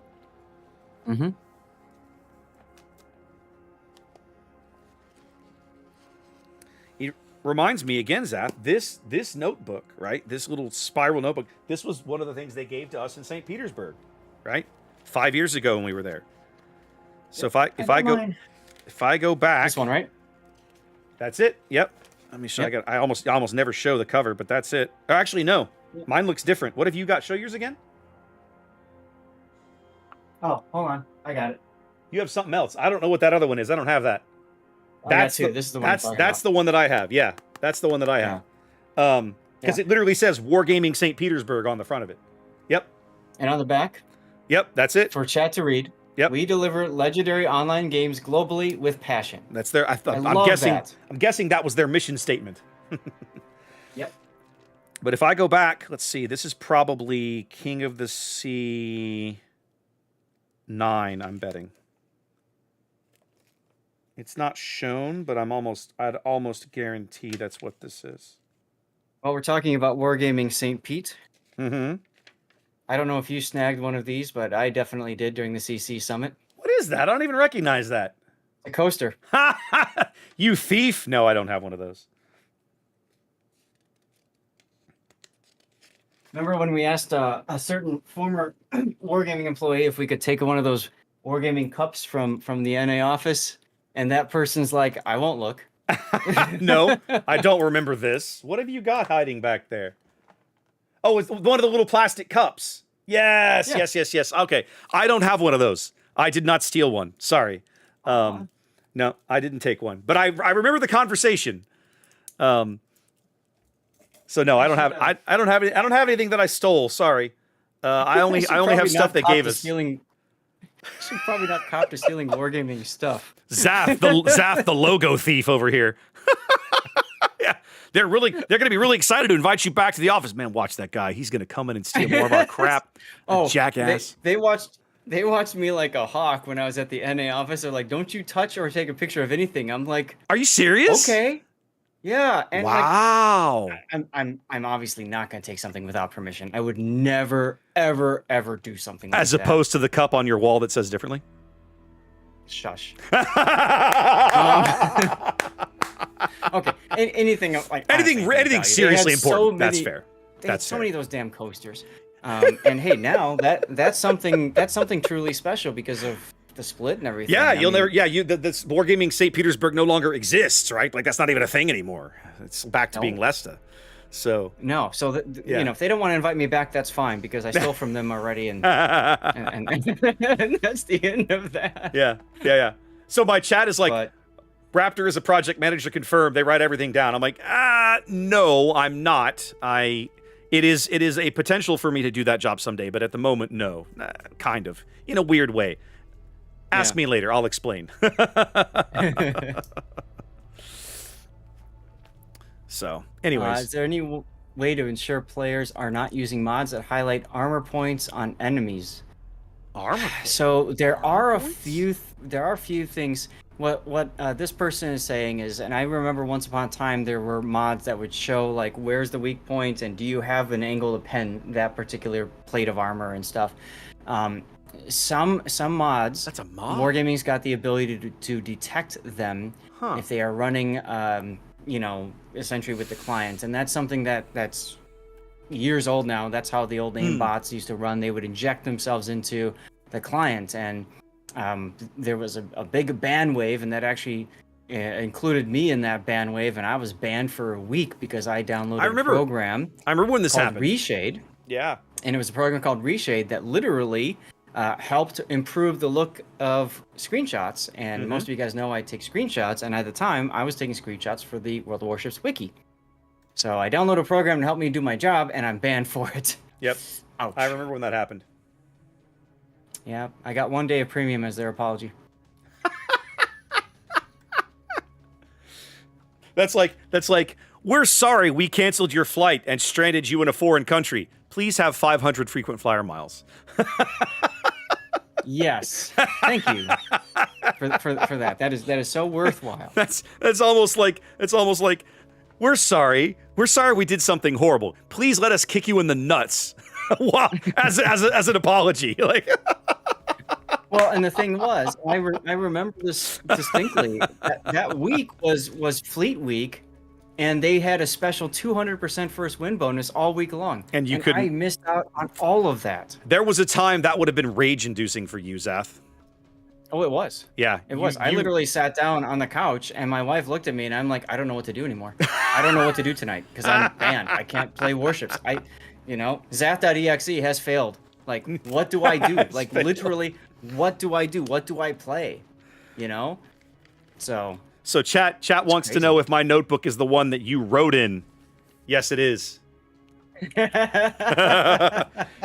he stole it. Zath is not only a thief, he writes in things you leave unattended, ladies and gentlemen, like a skank. So make sure if you ever meet him in person, don't leave your stuff unattended. See, this is what I actually wrote. And then later on, he trolled me. So yeah, got to be careful with this one. when we were at the Kid, we hung out with I can't remember his name. We hung out at his house though, me, Kitten, and Mara Draco and stuff, and much alcohol and other things. You've seen some pictures from that night. But I don't remember his name off the top of my head, but he left his computer on and walked away. So I opened up YouTube and I subscribed him to like My Little Pony, a couple other just like random things, You're such an ass. And don't worry, I've never touched your PC. And I'm straight. I'm completely open and honest on that. It's serious. fine. It's fine. I did not touch your PC. It's fine. So someone in chat asks, a good question actually, has North America ever won a King of the Sea, he says world championship. I would call it an international event, right? The answer is both yes and no in after a fashion, kind of when you get down to it, right? Because there was a time that what would happen was Wargaming would invite the top three NA teams and the top 3 EU teams, and they would fight. And in order to kind of give everybody a chance to fight everybody else, it would be a round robin kind of event. Everybody would play everybody once, and they would just total up the wins. Right. In that fashion of tournament, we've never done it. However, there was a time, and I'm going to go back, I think it was King of the Sea 9. Might have been 8. It was 8 or 9. Just like before, the top 3 teams on EU, top 3 teams on NA were invited. But what they did that time was they each played like a 3v, like a best of 3 against whoever had finished, second on NA, second on EU. They just squared off. And in that instance, 07 did knock off the EU champion, and I've forgotten who it was. I'm gonna have to go back and look now. Give me a minute, and I can tell you what it was. I might even be able to link the games in here because they're gonna be on my channel. I definitely cast that stuff. Because then I had him on my stream afterwards to talk about the international. Let's go back. I gotta go.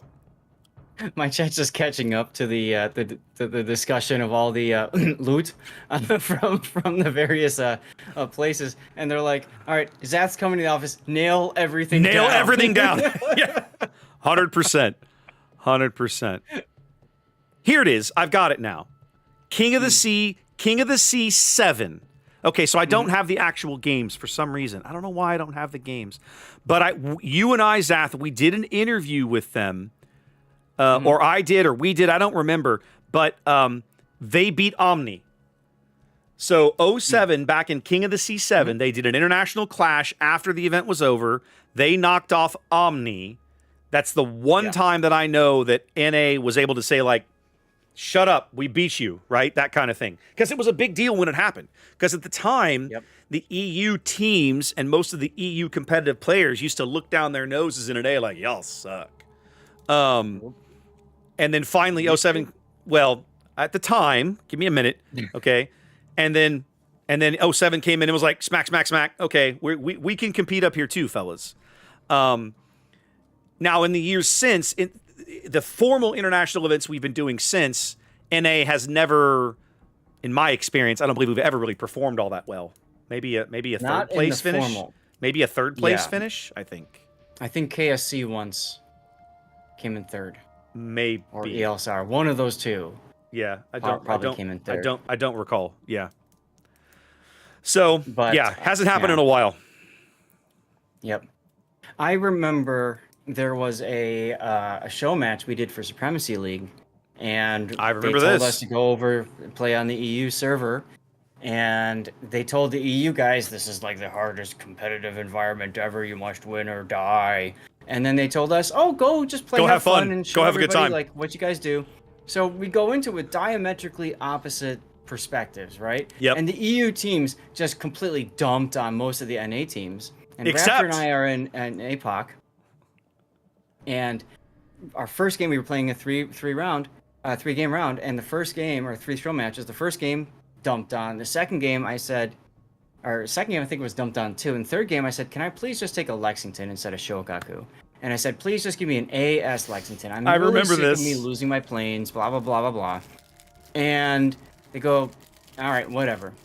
So you can imagine the response on Wargaming's official channel when the game starts, and I'm in a Lexington, and everyone's like, LOL. like looking, LOL, like, seriously looking down noob. their noses, right? We won that game, and part of it is because at one point I literally bow tanked in the Lexington. I got myself detected. People are like, Zath, you're being shot at. I'm like, I don't care. I'm taking away guns from you all. Do something with this, please. I remember that. And we won that one. And, We did. And it was the only game out of 9 played, only game that That North NA won. America won. Yep. We beat Triple T, Tora, as I recall in that match. Tora. Yep. Yep. And of course, they never refer to that. They just say, oh, yeah, we beat the crap out of NA every time. Nope. Not that one time. I've gone looking for like videos of that series. I can't find them anywhere. It's like that never happened. It's one of these things. It's like I know they streamed it, but you can't find it anywhere. It's wild. No, unfortunately, a lot of those things are gone. Yeah. You never know. Maybe they're going to find it, but And that's one of the reasons, Zaf, that when I started streaming tournaments, I was adamant that I would take the games off of Twitch, clip them, keep a record, and put them on YouTube. I wanted there to be a record of these teams and what they did, what they, how the games went, good or bad. Because sometimes you want to go back and look at a bad game to go, well, that's how that, that went badly, and here's why. But sometimes you want a good game for exactly the same reasons we were showing good games earlier, because they're amazing games to watch. You want to be able to go back and go, damn, that was fun. Yep. Yep. I wanted that I wanted that history. I didn't want us to lose the history of competitive play on NA. Or in general. I mean, I don't know how many other archivists there are besides you who have that kind of stuff anywhere else in the world. It'd be great to know if there was. It'd be fun to do some sort of a collaboration with you and whoever, right? And here, I'll show you this game. Okay, I'll see your game and raise you this game. And, like that sort of thing could be kind of fun to do. I'd have to go back and look. I feel like, Painsor's probably got enough of a body of work on NA. He might have it if he takes the time to do it. I feel like at one point either Flambass or Flamu were cataloging a lot of their stuff onto YouTube as well, but I don't know. I'd have to go look. I just don't recall. It's been too long. Yeah. Well, right, absolutely. So, and chat's catching up to the talk before, and now they're saying My Little Pony collab win. No, that's not. You're not a brony. That's not a thing. Not ever. That's not a thing that will be occurring. We have 8 minutes to go, and only one player from 3XWD present. You say 3 minutes. You mean 7 minutes? Sorry, did I say 3? I meant 7. Okay, yeah, 7 No, minutes. I was subtracting the 5 in my mind because 5-minute delay. But you're right.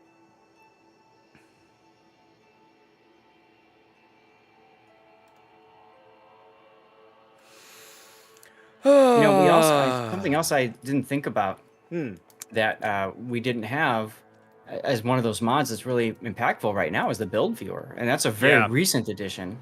To this whole tournament casting. And before we're like, I wonder if he's got this. I wonder if they got that.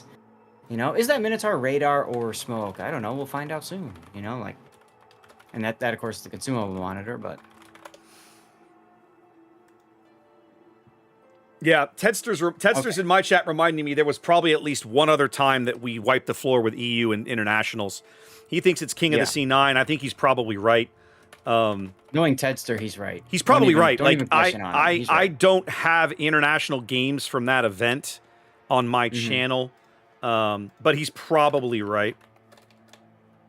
That's always the hard part, right? After an event like that, saying, "Hey guys, can I get access to the VOD or something, or just so I can keep it and whatever?" Yeah, so, yeah. But he's probably right. I know the bottom line is that he's right. After a while, after NA showed up a couple of times and kicked them around a little bit, they were like, you know, and you know, that's at that point. Since then, right, you started to see some of the EU competitive teams kind of consolidate into what we were talking about yesterday with the mega teams, right? That was even before the money thing became a big deal. You were starting to see kind of a move in that direction. Yep. My chat's suggesting that the next time you visit Wargaming, you bring a pry bar and a claw hammer, just in case they've nailed everything down. Only if it's got Wargaming on it. Does that hammer have the Wargaming logo on it? You think anybody would notice if I just kind of, you know, wandered off with that? Would they? I have a Wargaming pen somewhere. I think I got one of those. I'm pretty sure didn't they give us one of those in St. Pete? I feel like I got one floating around somewhere. Yeah. Yeah.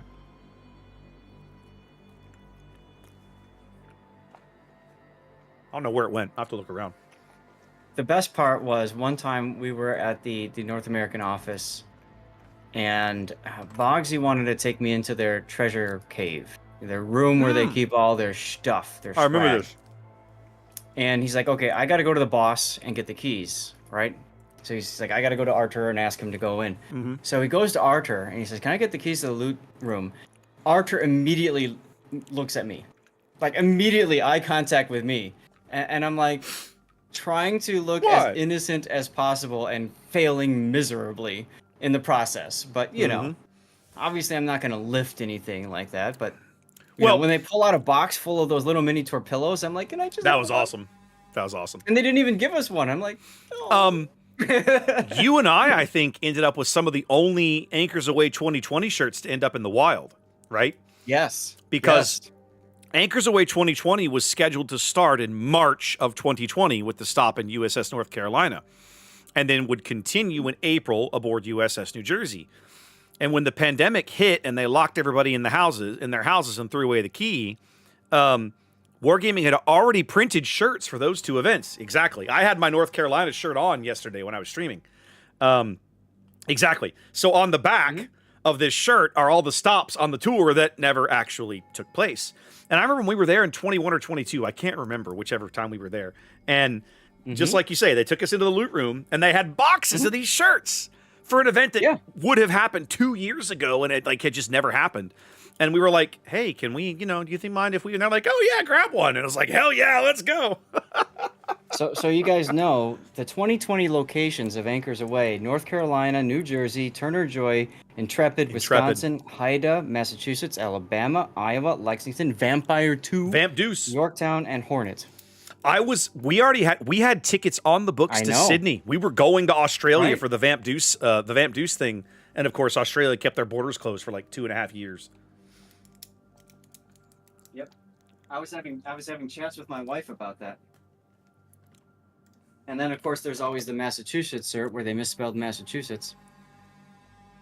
Remember that? I see that there's too many S's on the back end, isn't it? I think so. It's Massachusetts. I think it's just one S. I think it's just one S right there. Yeah. But I remember they pointed out it's misspelled, and I'm like, son of a B, it is. Yeah. Anyway. Hey, we dropped a game. Yeah, nobody better find out where I live, otherwise I'm losing all my wargaming stuff. Hell's that? I don't even know where you live. You've been to my house. I don't even know where you live. Everything is proceeding as I have foreseen. All right, let's go cast a game, my friend. Let's do it. Let's do it. All right, ladies and gentlemen, boys and girls, warshippers of all ages, it's game 1 here in the losers bracket between ELSR and 3X. One of these two teams is going to be moving on to play in the losers bracket final. They're going to be squaring off against KSM, who we just saw drop out of the winners bracket, having lost the winners bracket final to Resin. Take a quick peek over the ELSR lineup, running 4 destroyers. Both teams running 4 destroyers on North. We're looking at Luger's Kleber, unique upgrade Kleber, Zath. How interesting. Quincy running Dazzle, Gun Reload, and Fearless Brawler. Ayase with a similar build, skipping out on Dazzle, opting for RPF. Triarch's Daring, also running RPF, but nothing else particularly of note. Backing them up, we have Nanase's San Martin, getting T-boned right now, running RPF and outnumbered. Hanawi's Stalingrad, I'm not sure why. Why would you take the 4-point AA mod, Zath? That's an odd choice on a Stalingrad to go without top grade gunner. And Rin's Salem, again, top grade gunner, concealment, and a bunch of other typical things. 2 battleships, Apex's St. Vincent, fairly standard survivability. A little bit of extra torpedo protection there. I like that. And then Perseus's HMS Perseus's Cristoforo Colombo, unique upgrade, and as much survivability as they can pack into the hull. We haven't seen a team on NA run one of these Kleber wolf packs, Seth. I'm going to be curious to see how that shakes out. Nope, we have seen Marceau wolf packs, but I can't remember if Marceau was banned or not. Well, both teams doing it. Check it out.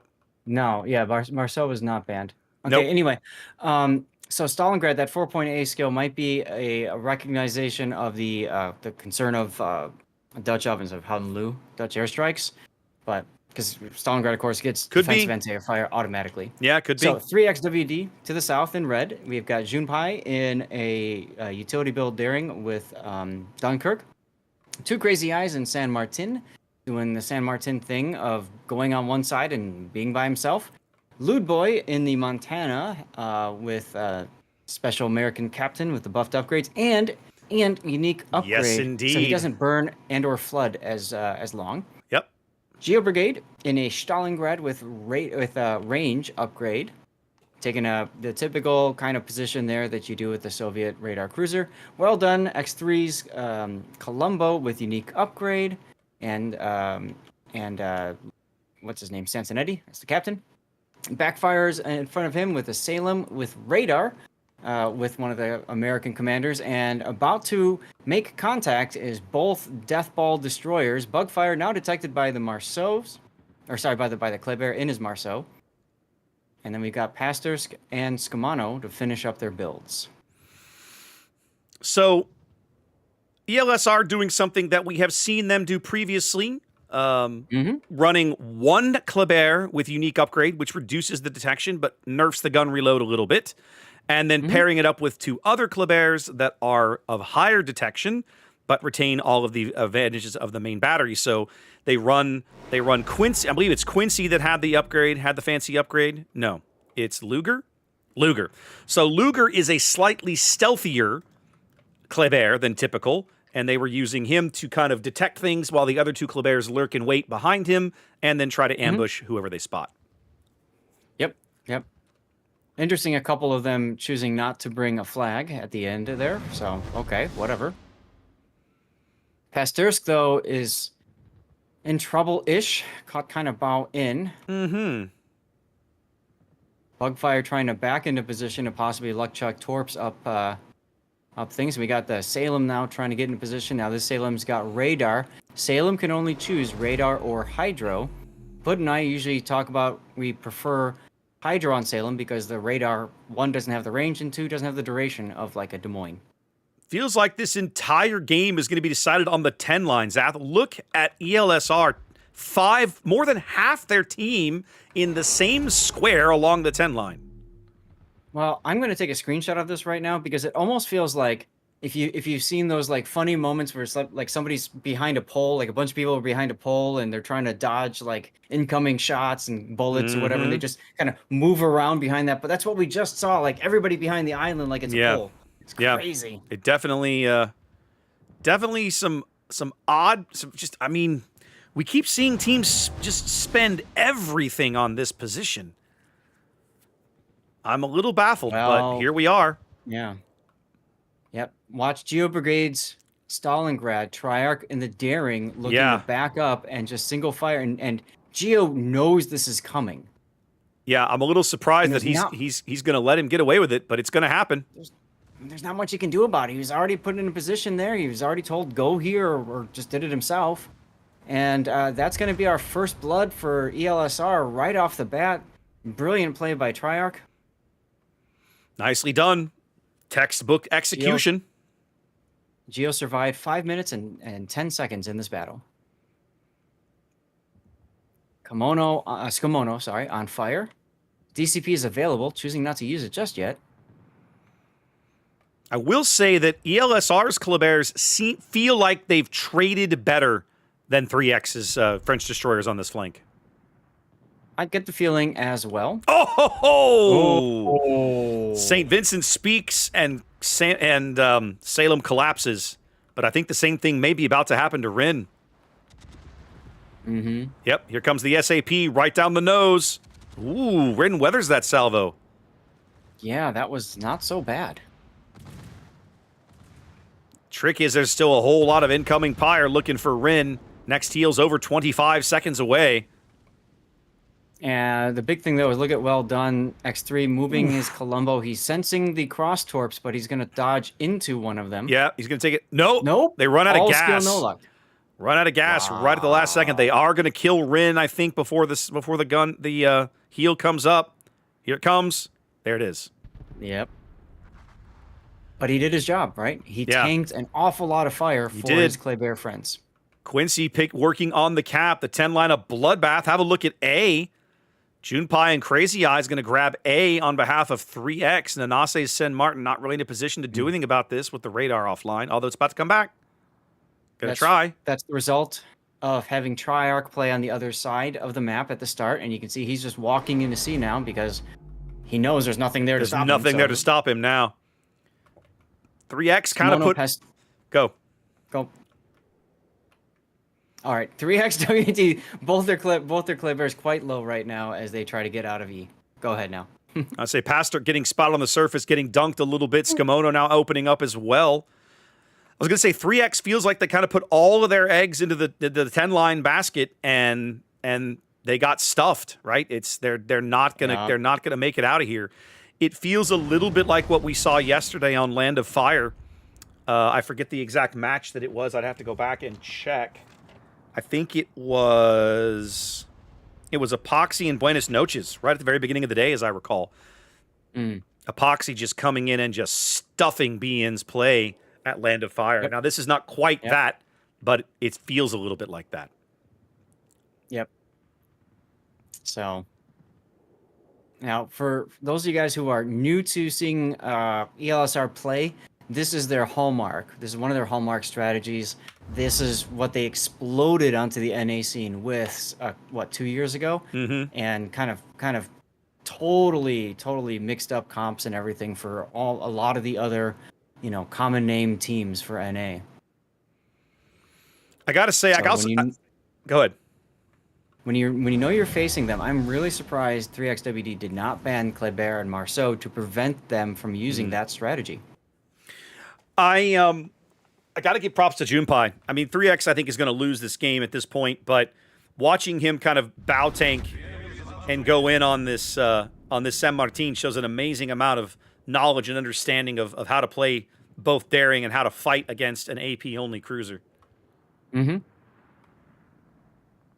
Yep, they're working it up there, and they have to. They know they have to. They got no choice. But look at the mini map. Look at, I mean, it's funny, right? Triarch gets the kill, grabs D, just walks over to C, and now he's just walking on over to B. He's just going to casually walk right into B, and they pretty much can do nothing about it. I mean, as soon as Skamono and Pastor get spotted again, they're dead. Mm-hmm. Anywhere from 1 to 3 salvos will knock either one of them off the board. And you can see, and this is something that we also rarely see on randoms, we've got the Klebers fanning out to basically deny area of map that 3XWD's Klebers can hide in.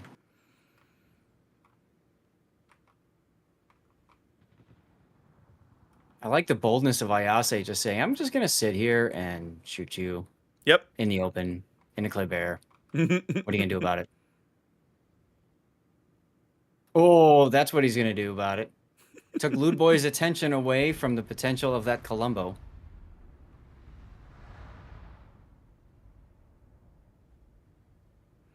Shell's going in on Pastor. They bag that kill. And there you go. Yep. 25 seconds away, and ELSR will pick up game 1 here very decisively. They're Kleber Wolfpack doing what it does. I mean, if you've seen them execute that strategy before, you kind of have an idea of what you're looking at. Worthy of note, their San Martin is still alive all the way up on the border. That is impressive. Like, crazy. I mean, are you talking about Nanase? Nanase. Yep. Yeah, like well done to both San Martins, but it's kind of a little bit of a slap fight, right? You're just throwing AP at each other. You got it. Too funny. Well, we're 1-0 ELSR here in the losers bracket. Let's make a couple of updates and hit that button. And there we go. Tedster's been in my chat dropping links. Classic pulled a link to the old King of the Sea 9 results. Let me go pull this up. And then he found a YouTube link, footage of 07 hitting Tora with the Stalingrad wall and just running them over. And I'm like, oh, I got to go watch that. I remember when the Wall of Stalin was a thing. Mm-hmm. I remember that.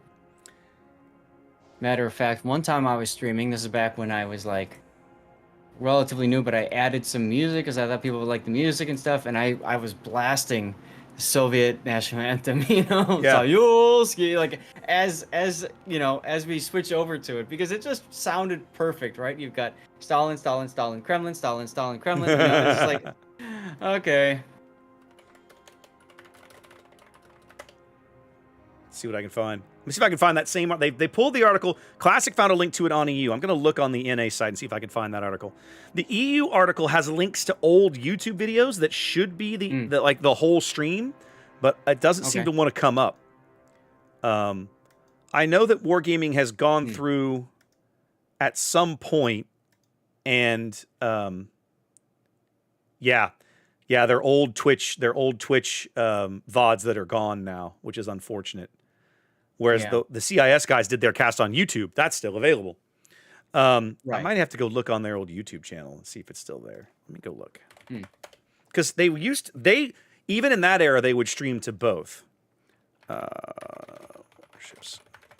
Let's see if I can. Let's go do a quick search for King of the Sea 9 over here. King of... I can spell. King of the Sea. Yes, I have it. I have the entire King of the Sea NAEU clash right here. I'm gonna put this. Nice. I'm gonna put this link in chat.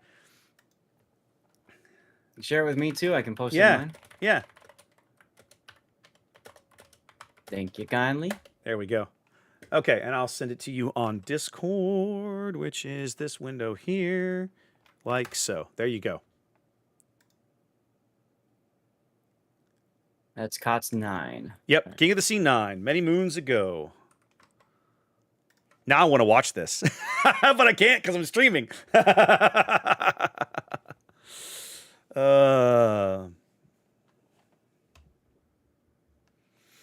What I remember lightly about this, if I go back and let me see, this King of the Sea 9 would have been 7, 5, 6, 7, 8, 9. This would have been fall of 19, October of 19. This was another one they did out of the Prague office, I think.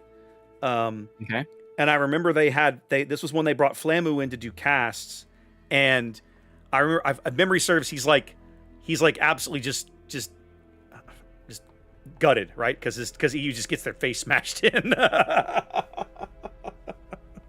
Yep. All right. Hey Zath, that turn was quick. It's time for game 2. Yep. So I just canceled my ad timer. I'm not going to worry about that this one. I'm gonna try and catch that over here as we get into this game. Yep. All right, we got to swap the spawns. Let's go. Talk to me about Team Green, Zath. All right, here we go. ELSR 3xWD. ELSR up 1 in our best of 3. 3xWD. Bringing with them Alvaro de Bazan, all your typical gun build. Junpei is now in a Harugumo 420 Blaze It, without the special Japanese commander. Bugfire in a Kleber, choosing to leave 2 flags at home, seeing what ELSR did to them with 1 flag off the ship. He's like, I'll do it with 2. Unique upgrade, Kleber. Backfire. Yes, you're right. Sorry. Backfire with the unique upgrade in his Des Moines. That's also with a special captain. Geo Brigade in range build Stalingrad. Pastursk in a reload build Stalingrad. Skimono in a San Martin. Usual stuff and fixins. And for battleships, we've got Loot Boys Montana with American stuff and also that unique upgrade. And Well Done X3 this time. No, he was in Colombo last time too, if I remember right, with unique upgrade. Yes. And Cincinnati. Yes. What do we have to the south?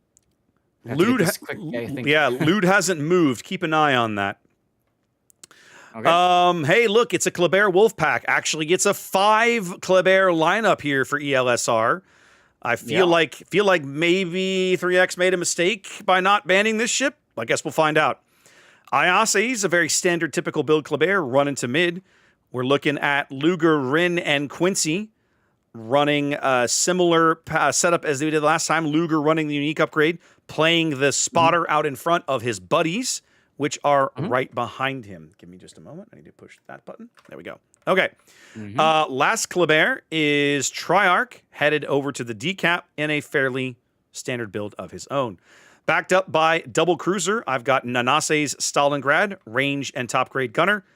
And Hanawe's Stalingrad, reload and top grade gunner. Reload. Yep. 2 battleships, Perseus and a Kremlin, typical survivability kind of build there. And as we head to the right, we're looking at Apex's Schlieffen in a very heavy secondary build. My suspicion, Zath, is they're going to set the Stalin and the Schlieffen up at D to kind of receive a push. I'm not sure, though. We're going to have to see. We've seen Elser do that before. They've used their Schlieffen as a kiting away ship. Here's first contact over at A. Luger already in trouble. Bugfire in more trouble. Yeah, Bugfire's in about a 4-on-1 here with the Stalingrad pitching in. But Bugfire gets away. He's dark again already. The Alvaro de Pasan is Crazy Eyes. He's not going to be quite so lucky. He will take some additional damage. Yep. Bazan is great for finishing off destroyers that are at half health or lower with that use of that funny button. And also you've got the fuel smoke that can relocate from one place to the next. Speaking of smoke, Junpei's Harugumo doing the thing. Driving Backfire's Des Moines right up to this cap. So the Kleber Wolfpack not able to convert the cap. No, but part of that could be due to Ayase taking the Kleber to B cap, figuring it's probably wide open and being correct with that assumption. Yep, being 100% correct. So not able to convert A, but grabbing B and D and certainly building that early points lead here in this 4 cap configuration of Land of Fire. And at this point, everybody has been spotted except for Backfire's Des Moines. Come on, they know he's in there. And Skimono San Martin. So at this point, I get the feeling that Triarch and Ayase, along with Nanase and Captain Caesar, are going to push at sea. Because what's going to stop them over here? Probably nothing. Probably nothing. And I guess that's one of the nice advantages of taking the Schlieffen in this instance, right? Is you can push. It's a flex. You can push with it against certain team compositions, or you turn it around and you position it. You know, you hold it at that in that 10 to 11 kilometer range from the guys that are pushing you, and off you go. Yep. Bugfire caught out on radar from the Stalingrad. Finally goes dark. Luger, though, taking quite a bit of hits as well. 3XWD says, okay, you got that last one from us, but we're not going to get it to you so easy this time around. Well, Junpei might take a torpedo. Luger's still lit in there. More shells continuing to fall. He's finally dark. It looks like he's going to ease away with his last 1,300 hit points barely intact. Now, he wasn't using his DCP, and then all of a sudden he was. I think he got set on fire, but the speed at which he DCP'd probably only had him flash one little millisecond, and that was it. Probably smashing that R button just in case. Look Very at smart play look there. at Triarch, Sath, able to grab yeah. D and then speed immediately into C, keep Skimono from capping, and now he's going to grab it himself. They've literally pulled 2 of the Klebears completely over to this flank. Yep. Wow. Yep. And that's the thing with competitive play, especially, you play clan battles, you see it too. You need an overwhelming firepower advantage to really win a flank. 1-on-1, 2, like 1 extra ship isn't usually enough. So you hold with 2 or 3, and then you dump everything else someplace else. And that's exactly what ELSR is doing. And you can see that 3XWD is also trying to rotate from their push over at A, sensing the same thing. 5.5 minutes gone. It's a 200-point lead and growing for ELSR. Their early cap advantage doing them well here. It's taken a hot minute, but 3X has finally managed to grab A after fighting over it for several minutes. Right. Geo Brigade now probably the focus target for ELSR, as we can see 3 Klebears all chiming in on the fun. And I'm sure Captain C, yeah, he's looking. Just when Geo thought it was safe to duck behind the island, here comes broadside Schlieffen shells, which do nothing. Not as impactful as we want, but it may be the secondaries that make the difference here, because Geo's already burning in at least 1 spot, if not 2, and the secondaries are going to make that worse.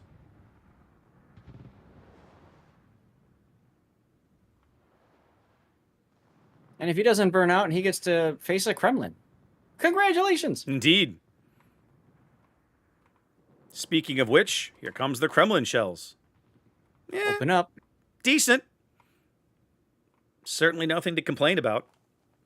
Now, Kremlin, or Stalingrad, if you look at the armor viewer, there is an icebreaker bow of 50 millimeter, about the bottom half. So battleship players typically will try to aim for the upper part of the bow, and that's exactly where that shell penned from the Kremlin. Yep, they're going to get Geo here. No, he's going to hold it on 600 HP until this salvo from the Kremlin lands. Oh, yeah, and that'll be a superstructure shot because you just need one little Just need a overpin. little bit of overpin damage to the superstructure, and first blood goes to ELSR here on about a 340-point lead. Mm-hmm.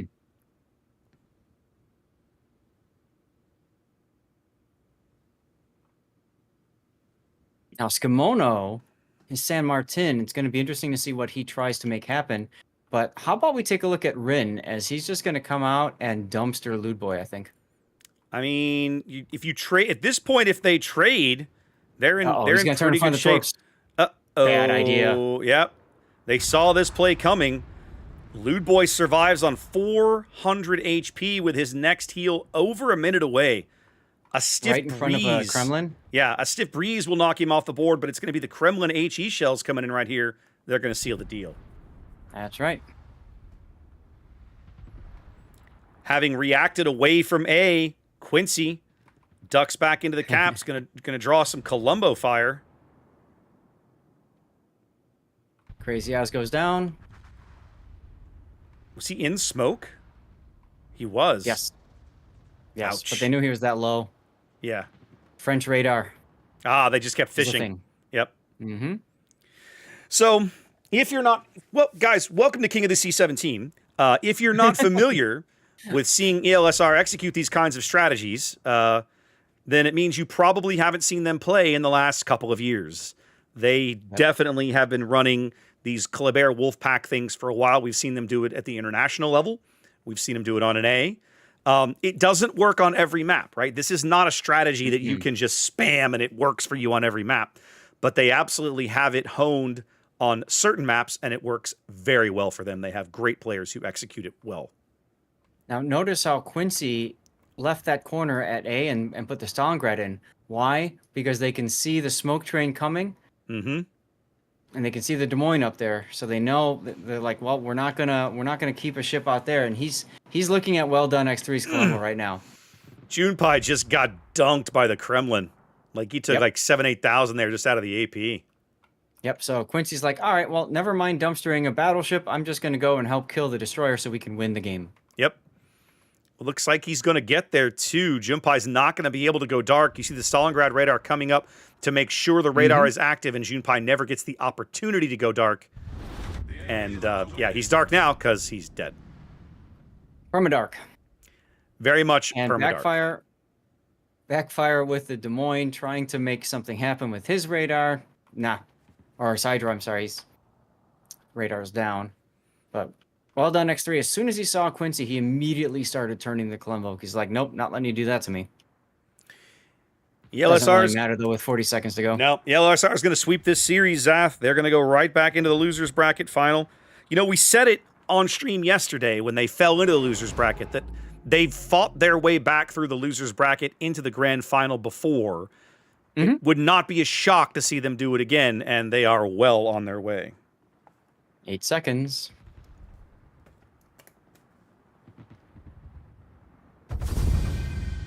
And that's game. So it is.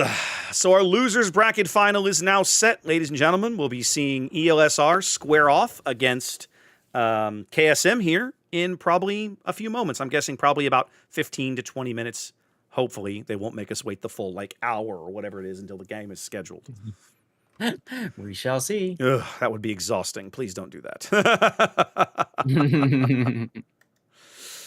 All right. Well, congrats to the LSR. They look really good today. Like, that's going to be a tough team to beat. I dare to say it, but man, if KSM can't afford another game like they had in game 2 against Resin if they're going to beat these guys. That's right. That's right. So, all right. Well, now back to the website to see what the hell is happening. Well, we know what the hell is happening because there's no other games going on. So we have 2 final matches to play out here. We have the losers bracket final, ELSR versus KSM. We'll be bringing that to you soon.tm. Soon.tm, indeed. We move to the grand final, which will be Resin versus whoever wins the losers bracket final. So those are the 2 things coming up. Stay tuned, enjoy, and I'm going to pop my fancy commercial break, get that out of the way. Ooh, yeah. I somehow I managed to get my timed button off my stream deck for this iteration of the event, so I'm having to do it all manually. But I know I snuck one in before the game started, so I'll sneak another one in before we start the next one. So let's see. We know it's going to be KSM is going to be the alpha team versus ELSR. 2, 3. This is LB 4.1. This is LB finals. There we go. Now we just gotta wait for all the pick bands and shenanigans to come on through. Yep. At least they were very quick about putting it together in the on the page. Now it does say voting starts in 33 minutes. Yikes. So let's hope that doesn't happen. They did keep round 4 of the losers brackets to the exact same scheduled time. They very well might do that here. While Raptor, you and I are hoping that they will start. It's an hour away. The scheduled time is an hour from now. Yeah. That's why I said 30 minutes away. Give them. Here's the thing. I have a sneaking suspicion that the organizers want to make sure that teams have the exact amount of time that they were told. There's going to be no complaining, argumentation about something, whenever they've tried to adjust times, that's usually where the points of failure have been. So they very well might say, we're just going to keep it to the set schedule. And that's on them. The other thing about that is teams need time to get set up and ready. Yes, I'm sure they've done some practice and prep, but you're not going to sit there and practice and prep against 7 possible enemies. You're going to wait until you get down to, 2 or 3 possible and then start thinking through things. So they might very well want some time to set some stuff up. Well, in the training room, blame them. In the training room, staff, our ref just said that they're going to try and move this one up a half an hour. So we will see. Yeah. They have to talk to the team. They have to talk to the team captains and everything before they do any of that, right? Exactly. They need the permission. ELSR has to be able to say, yes, we're ready to move it up. KSM has to say the same thing. Yeah, both teams Us have to casters- agree. We're just along for Yeah. the ride. Yep. So we have start programming in my fancy dancy tool because I can at least put the teams in. Oh yeah, we know that rest part. of it- We know that much at least. We can Yeah. we can clean the rest of this up. Mhm. And we're still on best of 3 for the moment. It's going to be KSM on the left and ELSR here. Okay, there we go. That part's done.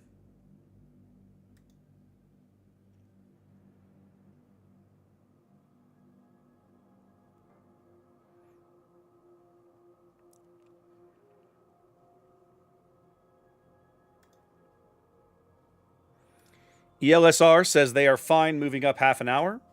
KSM is typing. Okay. Meanwhile, I'm trying to hold a conversation in Spanish in the training room because why the hell not? Good luck. KSM says they can't. Okay. I'm about to take a half-hour Well- break, I think. Yeah, I wouldn't be surprised if they told some of their players, "You got to go," or take a break now, come back at this time. It doesn't. He's. I don't know. He's. The way his response is worded is not clear, so the refs are asking for clarification. It's okay. That's the hard part about something like this. KSM won so long ago-ish. What do you mean That- won? They won the winners bracket final. They lost the winners bracket final. Sorry, they lost so long ago-ish that It was like an hour. yeah. That's Okay, forever they're in gamer saying time. they're saying that they can't. So yeah, we should take a break here. Apparently, I'm not. Okay. I don't think I have the energy to monkey dance for an hour. I don't even know what I would do. Okay. I mean, that's me. What I'm going to do, This is and you wild. are welcome. Yeah. You are welcome to do this or not. I am going to pull up. I want to pull up from the last game that we just cast or the first game. I'm going to download one of the replays. Hell, Okay. I might as well download both of them, and we'll rewatch it from the perspective of the various teams. The actual. To me, that's something. The actual replay file. They The have actual to replay submit file the they replays uploaded. for the Okay. tournament. Yeah. Why not? Something to look at, something to do. We don't have to necessarily talk through it, but we can certainly play it out. Like, you tell me, Raptor, would you rather see 3XWD's perspective or ELSR's perspective on the first game? If you're up for doing this. I don't. Whatever. Truth be told, I'm kind of not. Okay. I don't really know. I've had to kill time before. We have never voluntarily in 7 years known we had an hour to waste. Right? So now we know. So we have some time to think about what we want to do. Yeah. That's all. I'd just rather people have something to look at instead of a time. I agree with you. Clock. I've never once planned for a gap this large. On the last day, there are so few games.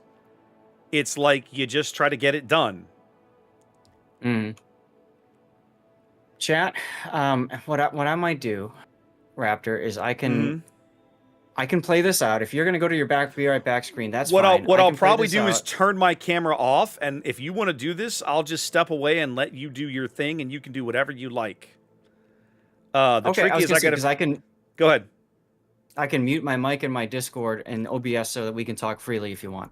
No. What I was going to say was, if you want to Okay. do something like this, I'll leave my stream on. Anybody watching me Yeah. can continue to watch you do this. Okay.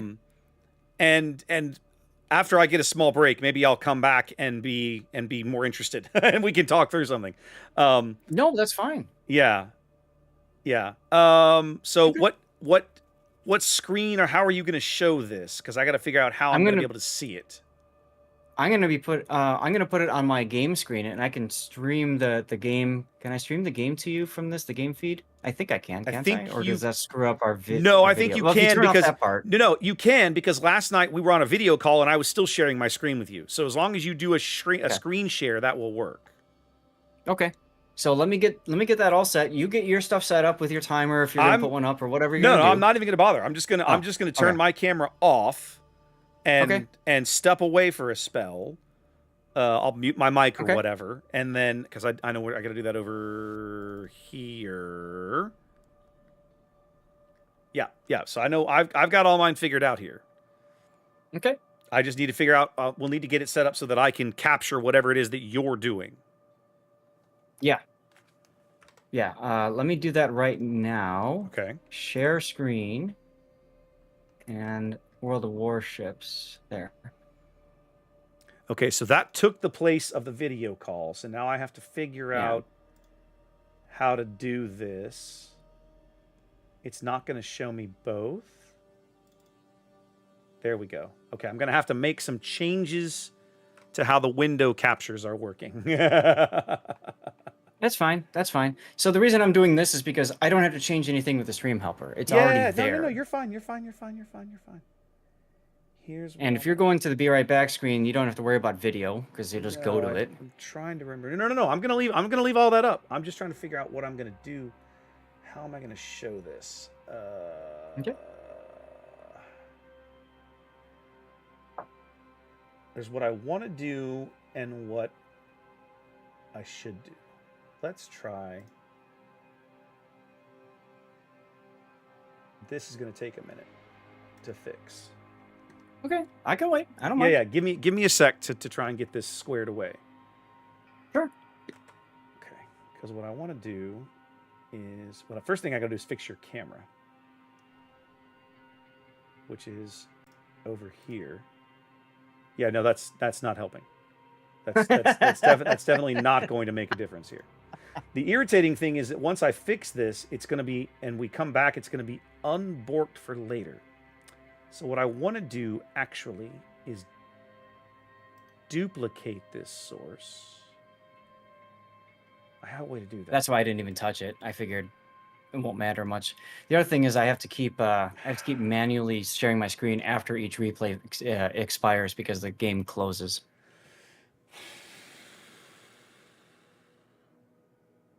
I'm trying to figure out how to do this. No worries. I'm getting your phone call through Discord. Okay. I'm getting your. Are you trying to pull up the? I'm getting your gameplay through Discord. I want to be able to break them apart, but I can't. I don't think you'll be able to. If I focus you, I think the only way for me to do this, irritatingly enough, is to not have your camera up on my screen while it happens. Okay. Which I don't like because I'm not going to be here. Right, but I don't know of any other way to do this. It's going to be super awkward. Yeah, sorry. No, it's this is my fault for kind of not wanting to deal with this. Here's what I'm going to do. Let me do one more. Let me do one more thing here. If I turn that off, okay. All right, this is going to be suboptimal, guys, on my stream, and I apologize. Actually, no. I know a better way to do this. Haha. I think this will work. Maybe. Will this work? That should work, but the question is, I've got to make it so that. Hang on, Zeth. I'm going to try something real fast. No, go ahead. It's fine. We got time. I got to make sure. I got to make sure the audio works in this scene.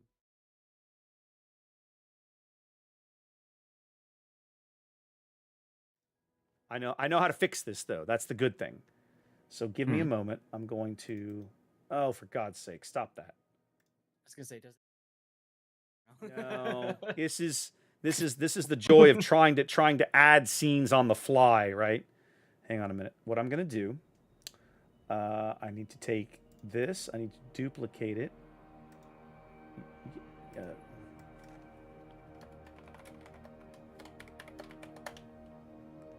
And then once I have this, I need to add in the audio. Somewhere in here is audio. Microphone and guest audio. There we go. Okay, so now, if I do this,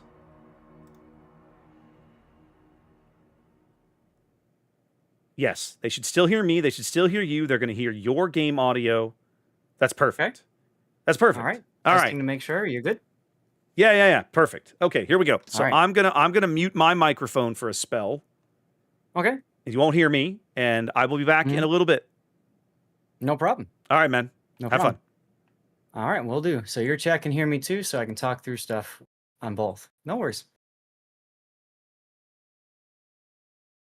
Yes, they can hear you. And You're here's- good. Okay. So this is the first game, and we're gonna look at it from. We got the time. Oh my God! Look at that. All the well done spammed. Oh my goodness. Okay, so I guess that's something that we don't get to see as we cast the tournament.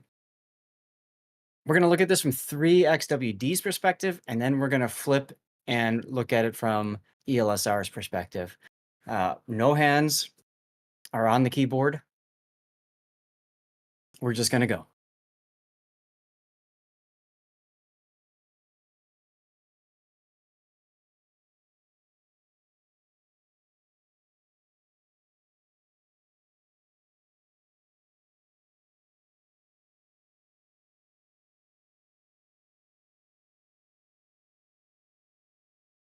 Okay.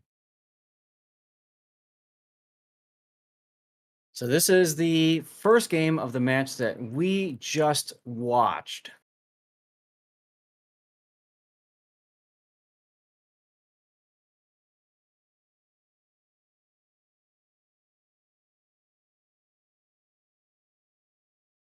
Now you can see where they're pinging on the mini map. We talked about that before with the old King of the Sea. We could only used to be able to see the squares. They finally added the little dots so we can see what part of the square. Who are we looking through? This is, oh, it's Kimonos Kleber. Okay.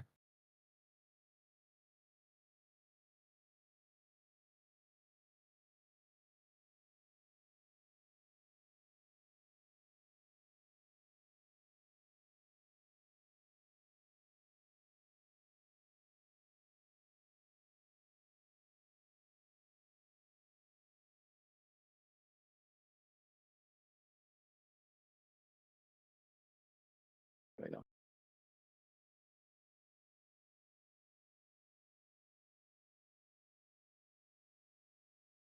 Okay, so we can see them parking, ready to back into the E-cap, assuming they don't run into the Klebers. Now, they know they're going to see either the Kleber Wolfpack or their kite side. They just don't know which. So they're preparing, obviously, for the worst, which would be the Wolfpack. Bugfire going in tells them there's something else here. So this is King of the Sea from the player's perspective. You can see the moment they said, all fire on Quincy. A lot of shots missing.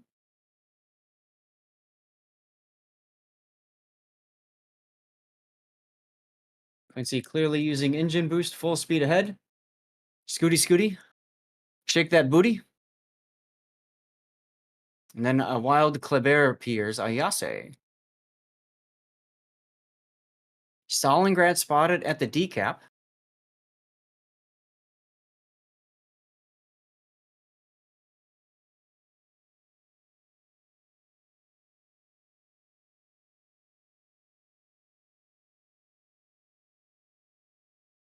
Now they know, of course, torpedoes will come down the channel, so they're not going to do that. They're not going to let that happen. Stalingrad at D grabs the cap. At some point, they're going to move Geo up. It looks like it's happening now. They're going to move him up so that he can support against the Klebers. And right as they move him up, the daring gets detected on Stalingrad, on somebody's radar.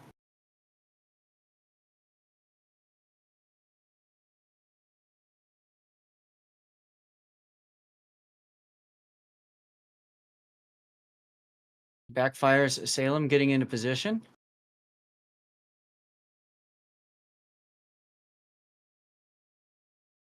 So far, the trading's looking okay.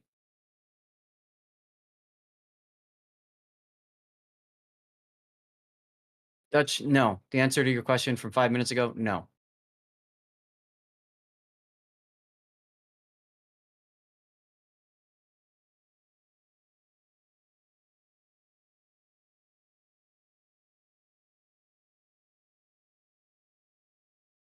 Here we're coming up to a part where Geo is going to get killed there with single fire torpedoes.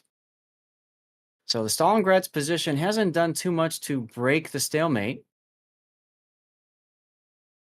And there's pinging on the minimap. They're saying, "Hey, dude," but Geo, I'm sure, is saying in the chat, "Come on, guys, it's too late. I'm already here. You told me to go here, or whatever. I'm dead." Like, he knows he's dead. That's just it. And there he goes.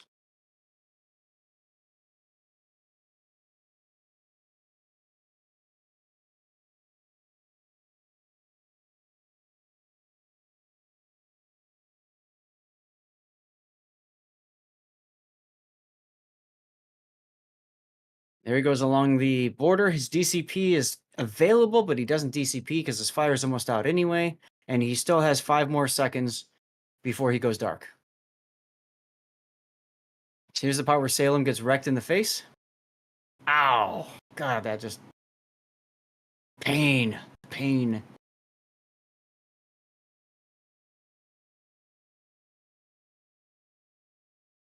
Oh, the pain.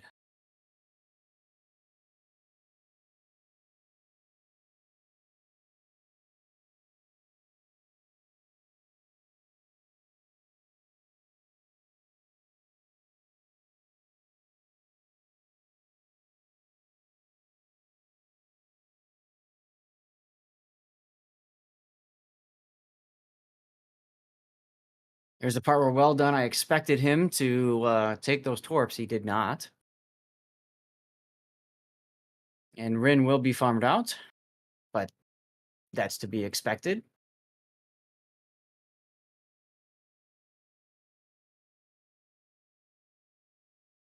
Now, GGWP knows there's only one San Martin. They're sending both Daring and San Martin against him, saying you guys have to win over there.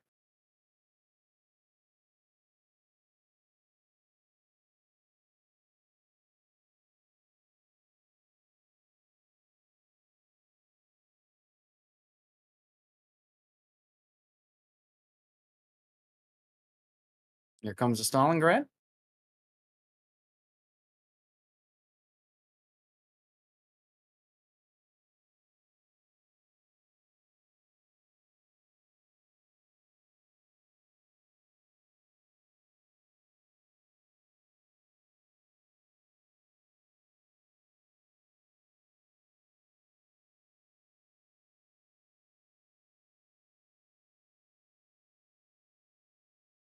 That almost feels like a mistake watching him just pop over there, but obviously he's able to help kill the Colombo. But you can see everybody's focusing now, of course, on the Stalingrad. Bugfire was shooting AP for a bit. He's still firing AP. I think HE would have been a better choice. Huh. Did not catch that before. It is the best way to view these games. That's correct, Andy. Especially when you got nothing else to do for an hour.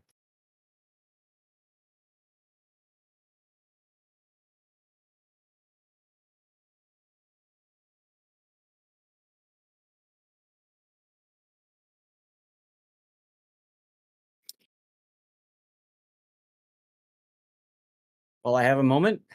Y'all on either of our streams, take a moment and double check that you got your drops for the day, your mission for your red King of the Sea permanent camouflage. If you haven't yet, figure out what's wrong. I said it before, I'll say it again.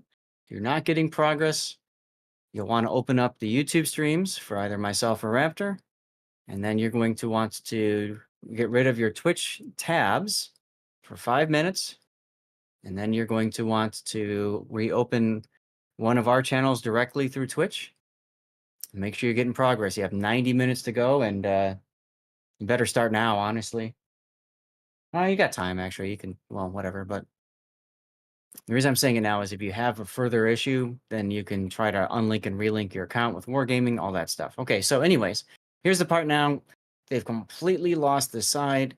They're not giving up just yet, but they know that they are definitely running away. Skimono wants to slow down and torpedo the St. Vincent here, but he can't because he knows he's located. Something's chasing him. Now he's detected. Of course, that we know is going to be Ayase's, I think it's Ayase's Kleber. That's unique upgrade. Insta DCP from the fire. Smart. Ah, it's Luger. And there you go. Now he's immediately going to go and try to spectate, see if there's anything he can do to help his team. But at this point, I'm sure they all know it's all but over.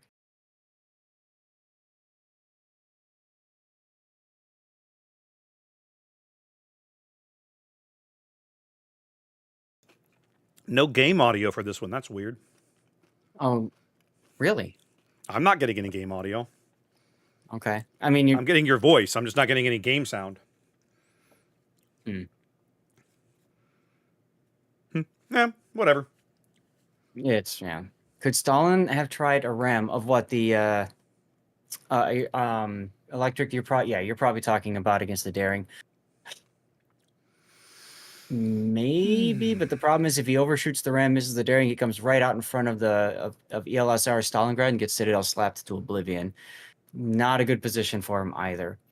Raptor, I'm going to close the client now, so that'll mess up the window view. That's one of the reasons I came back. I realized that was going to be a problem. That's okay. I'm going to reopen the next one. So just chill for a moment. Yep, you're good. Let's see, that was that replay. I have to wait for Wargaming's center. There we go, to realize that the game is closed. Yep. And I'll reload the next one now. Sharing my screen. I guess I World can of turn this Warships. back Go on for a minute. live. Hold on a minute. There we go. Since I am sitting here again, I needed to go. It's fine. No, I needed to get away from the computer for a minute to contain my rage. So now that I have successfully done so and not lost my mind on camera, I'm better. Fair.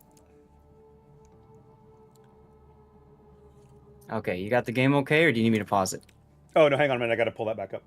Oh, no, hold on. Crap, this is the wrong replay. Give me a sec. I'm sorry. Okay. Well, in that case, it's just as well that I didn't bring it up anyhow. Yeah, let me sort by date modified. Then way I don't screw that up again. Need to make sure I pull up the right side. Knowing my luck, you know how it is when you've got like a 50-50 or even a 25% chance, you'll pick the wrong one. So that's what I'm doing right now.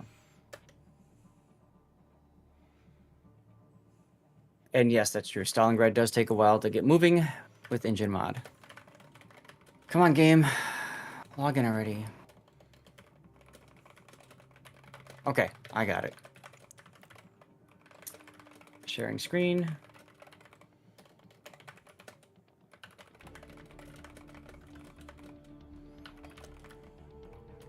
All right, so you all saw GGWP, or not, jeez, I'm sorry, 3XWD's perspective. Now we're going to see the game from ELSR's perspective. And then we'll do the same thing for the second game. We'll swap sides. Because I don't have to change my stream helper much. Look at that well done spam. Oh, now I have to put this back up. Hold on. Okay, I'll pause it. There we go. Okay, and then I got to go over here and put the right thing back up. Here. No, not that. There. Okay. It is up again on my stream, sir. Have fun. Woo! Yeah, you thought F key spam in randoms or ranked was bad? Oh. That was almost brutal.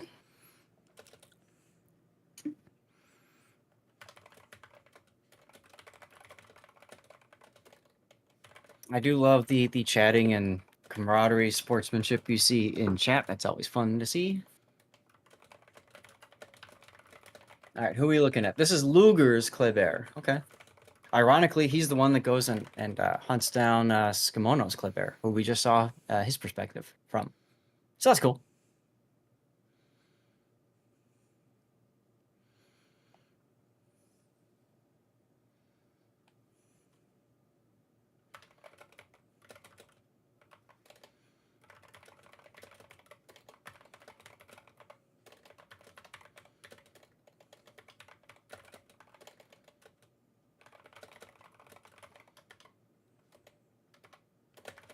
Looking there, thinking, okay, we probably see the enemy daring coming from that spot. That's probably a radio location ping.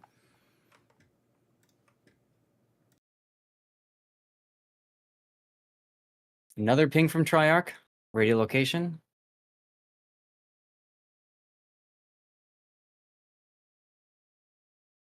Radio location just changed for Luger.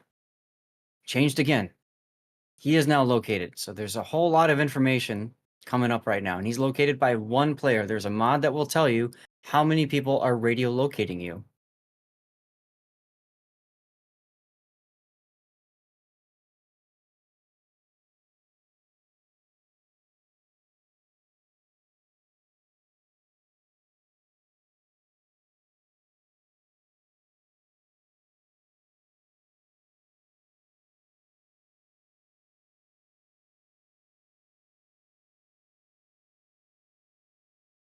So Luger's the one that gets into the cap. He spots the Marceau. He's holding his fire, though, until other people open up first. Because he's the closest, he wants them to focus on a different Kleber first. That's brilliant, actually. That's a really good use of let's wait and trigger discipline. I like that coordination.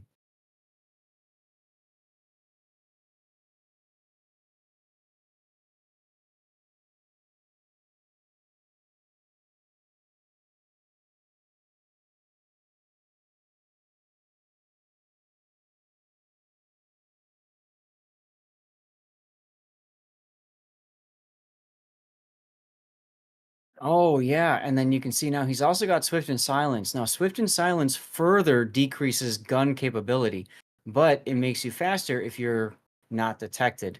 So it's kind of like a double whammy, if you will. He gets better concealment because of the unique upgrade, but loses gun reload. And then on top of that, now he loses gun reload further because of taking Swift and Silence. So he has to be extremely cautious about opening up with guns.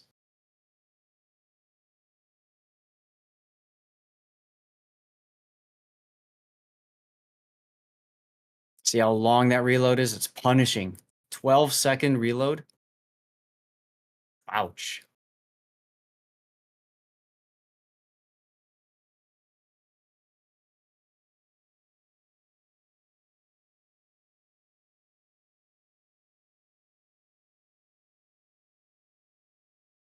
And slight miscommunication here as Luger is making love to Caesar.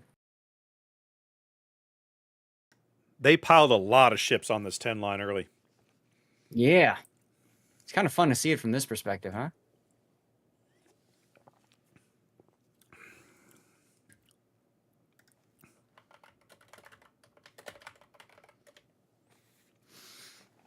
It's interesting.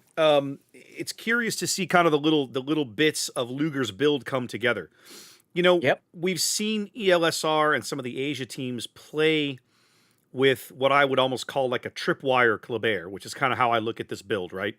You're horribly nerfing the firepower of the ship in order to get better detection because you need something fast enough to keep up with other Klebers to spot what you want to be shooting at. Yep.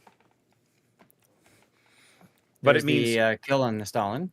Yep. But it means, as you pointed out, it's very challenging. Maybe challenging isn't the word. Maybe it is. It's challenging to manage the gun reload and actually contribute offensively to a match when your reload is this bad on a hull like this. Now you're quick. Yeah. Oh, that was beautiful. That was cool to see from both angles. That was Sorry, beautiful. 3XWD, but that was beautiful. That was beautiful. And there's a flaming pile of ships sinking over there. I see what you did there. But yeah, there was one point where it looked like Luger was about to pull the trigger to shoot somebody, and he held off on doing it because he knew, what's the point? Just lose a lot of HP for not much gain. So he's just playing torpedo bot right now, literally just running around in circles and torpedoing everything.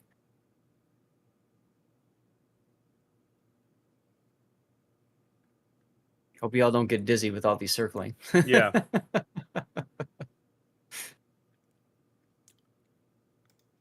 Ooh, trying his head an AP. 4 shatters, 4 pens. That's better. He aimed a little higher there.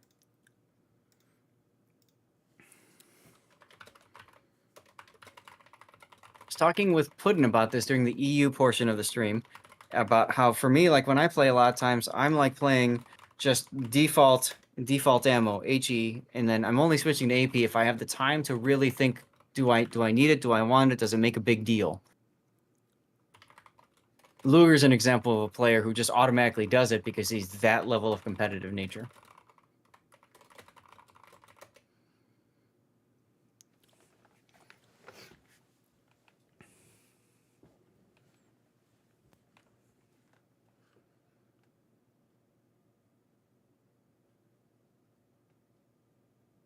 See, like here's an example. He could be using AP, trying to AP the bow, that sort of deal. He But could, whatever. but I mean, you know, if you're really trying to get the kill, just like you say, go for the brainless ammo. Go for the ammo you don't have to think about. Mm-hmm. At this point, that's probably not going to impact this game.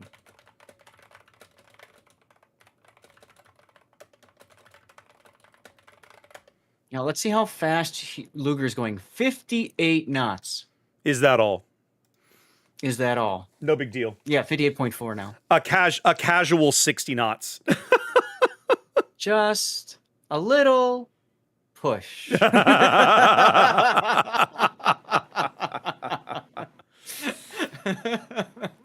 So imagine trying, as you're a destroyer and you're trying to get away from something with 6-4 detection that moves 59 knots. What exactly are you going to get away from?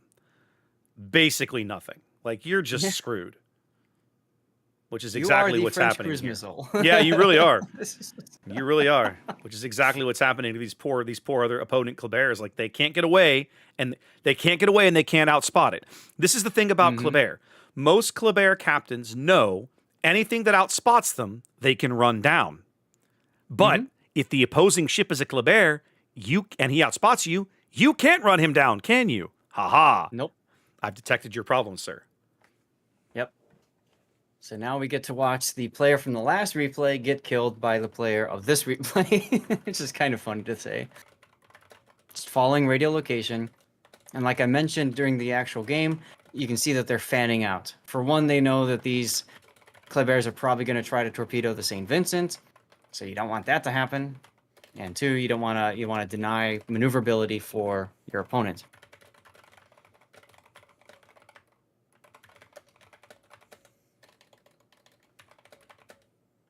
All right, Luger probably asking for permission to open fire, and seeing that, it's going to do it. Under 2K, just go for it.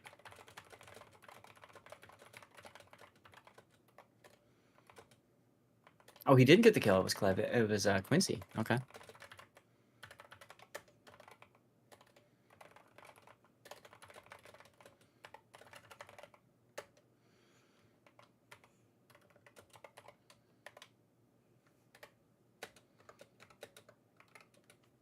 GG's in chat. They know it's over. Yeah.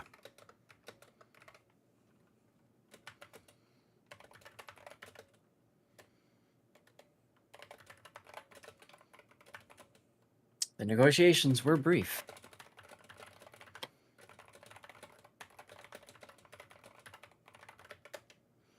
I mean, he only did 13,883 damage. He didn't do much. But him being there with the unique upgrade, what's exactly the point. What's the spotting damage? Lower than I thought. 16,000. Lower than I thought. But, you know, in a ship like this, in this configuration, you're not really going for damage or spotting damage. You have impacts in other ways, right? Your physical presence is an impact. So, yeah. Yep. All right, we're going to drop this replay. I'll pull up the second game. Just got to wait for the game to officially close. Oh, yeah, I guess I should... I'm putting the new one up right now. I can come back to this camera so they're not looking at the ugly nothing screen for the moment. Here, I'll even put your fancy face back on camera. Look at that. No.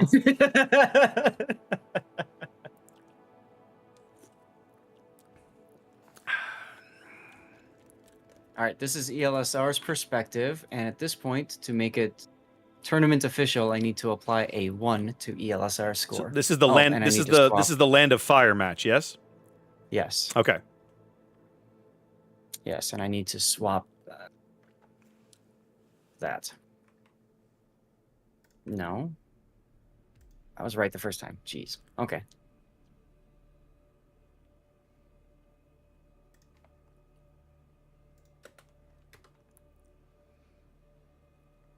So this match lasts a bit longer, but we see the flexibility of ELSR's build really shine. I gotta change. Voting is going on. Okay, I gotta change it back. Hold on. I gotta hit that button, and then do this. There we go. Ta-da! Now my stream can see what you're seeing. Cool. This is what, Ayase? Luger. Oh, this is Luger again. Okay, love it. So one player must submit replays within a certain time at the end of their game Yes. as part of the tournament rules. So most teams probably just designate, this is your job. This is your only job. As soon as the game is over, you get that replay file done now, like before anything else.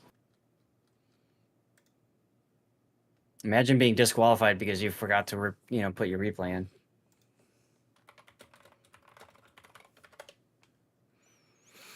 I don't know they've ever actually done that. No, they have not. But with the way things have gone this season, this would be the time for that to happen, wouldn't it? It probably would. Now would be the moment. Yep. Staff Mr. Sock has got the room up if you want to hop on over into the room. I've never left the room. Oh, okay. Wow. The room has been up the entire time. Because Fair. when the previous game ended, he told everybody, I'm the guy for the next one, so ELSR, just stay here. So I just stayed. Mm-hmm. Mm-hmm. Okay, it looks like they just finished pick ban. So Yes, they did. that's something. So we've only got 25 more minutes to kill now. Yep.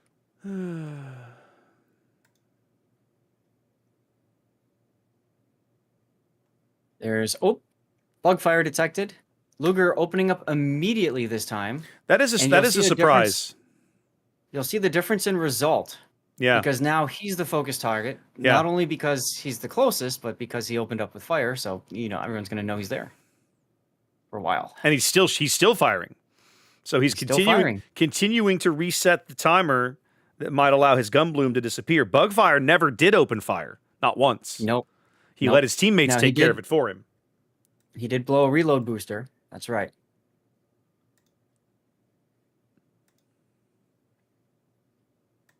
And you know what's really nice about this Raptor? I have somebody in my chat saying, why is his gun reload so long? This is a perfect opportunity for players that have not seen Unique Upgrade Kleber to understand how all of this works in the build and everything. Right. And this is fun. Well, and it's nice because this is going to sound meaner than I mean it to be, but I'm going to say it anyway. Only an idiot would play Unique Upgrade Kleber in like a random battle, right?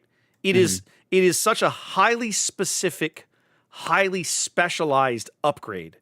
You would only really ever use it in a team or a div composition where you were going to get maximum usage out of it. And that's right. So most players, the overwhelming majority of players, look at it and go, why would I ever want that? Well, here's an example of why you might want it. Yep. Hyper competitive play. Clan battles, we see this a lot too. Or just coordinated play, right? If you're coordinating with other players in a div or your team, then there's absolutely value in this upgrade. Otherwise, save your steel, right? Don't bother. Now, notice at this point, lots of furious clicking by Ayase. I was right. Ayase is still calling ELSR, at least in this particular game, and saying, okay, we're going here now. Luger being very aggressive using those guns again. I'm a little surprised to see him quite this aggressive when he's already gotten kicked in the teeth this hard, but here we are. I mean, they've already focused him once. Him opening up here gives them the opportunity to focus him again, which is exactly what's going to happen.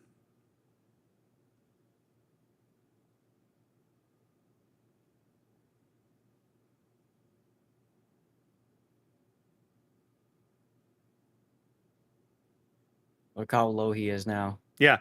Well, and he's changing his speed. He's swerving, but a couple of these salvos he swerved right into. Right. So now that he's down to 1900 HP, that's pretty much the last time he can afford to fire his guns the entire game. Yep. He is now the French torpedo. Yeah. Cruise missile, whatever.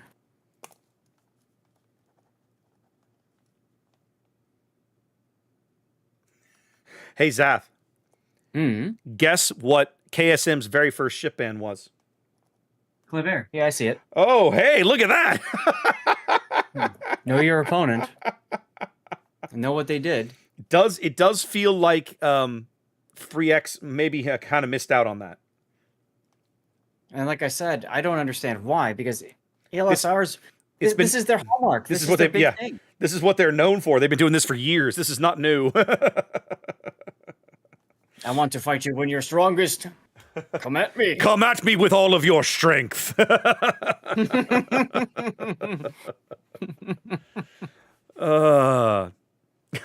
Chad asked me what I'm drinking, and I'm kind of like, you know what? I should go pour me a drink. Now's the perfect time. I'll join you. I think I will do that before the next game starts. Final if you want. No, I'm not waiting today. I almost never do it on stream, but today I'm going to need it. I mean, I don't usually do it on tournament days, but today we're going to need it. At some point, we should tell chat the story of our first, how this tradition began. I don't even think I know. Oh, you're talking about the King of the Sea XVII at Wargaming's office? You got it. Oh, yeah. Okay, we can tell them in a little bit. Some of them have heard it. Stay tuned, chat. It's fun, maybe. But look at the rotation. Look at how quickly everything moves. Now, Luger's still staying around here. I think he's still staying around here. He wants them to think he's kind of loitering.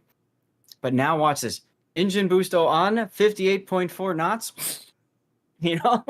Yeah. It's just switching to scramjet. Yeah, seriously. Mach 9.0 achieved, sir. Talk to me, Goose. Such a great movie. My wife hates that I love it so much because I watch it all the time. Whenever she's gone, I put it up. It's a good movie. That movie, like for years, when I was doing a ton of plane travel, back in 2012, 2014, in that era, Inception was kind of that for me, right? That was a movie that had come out. It was really good, and pretty much at any given moment, if it was on, I could watch it. Because it never failed to entertain me and keep me entertained. And Maverick is absolutely that film, right? It just 100% is.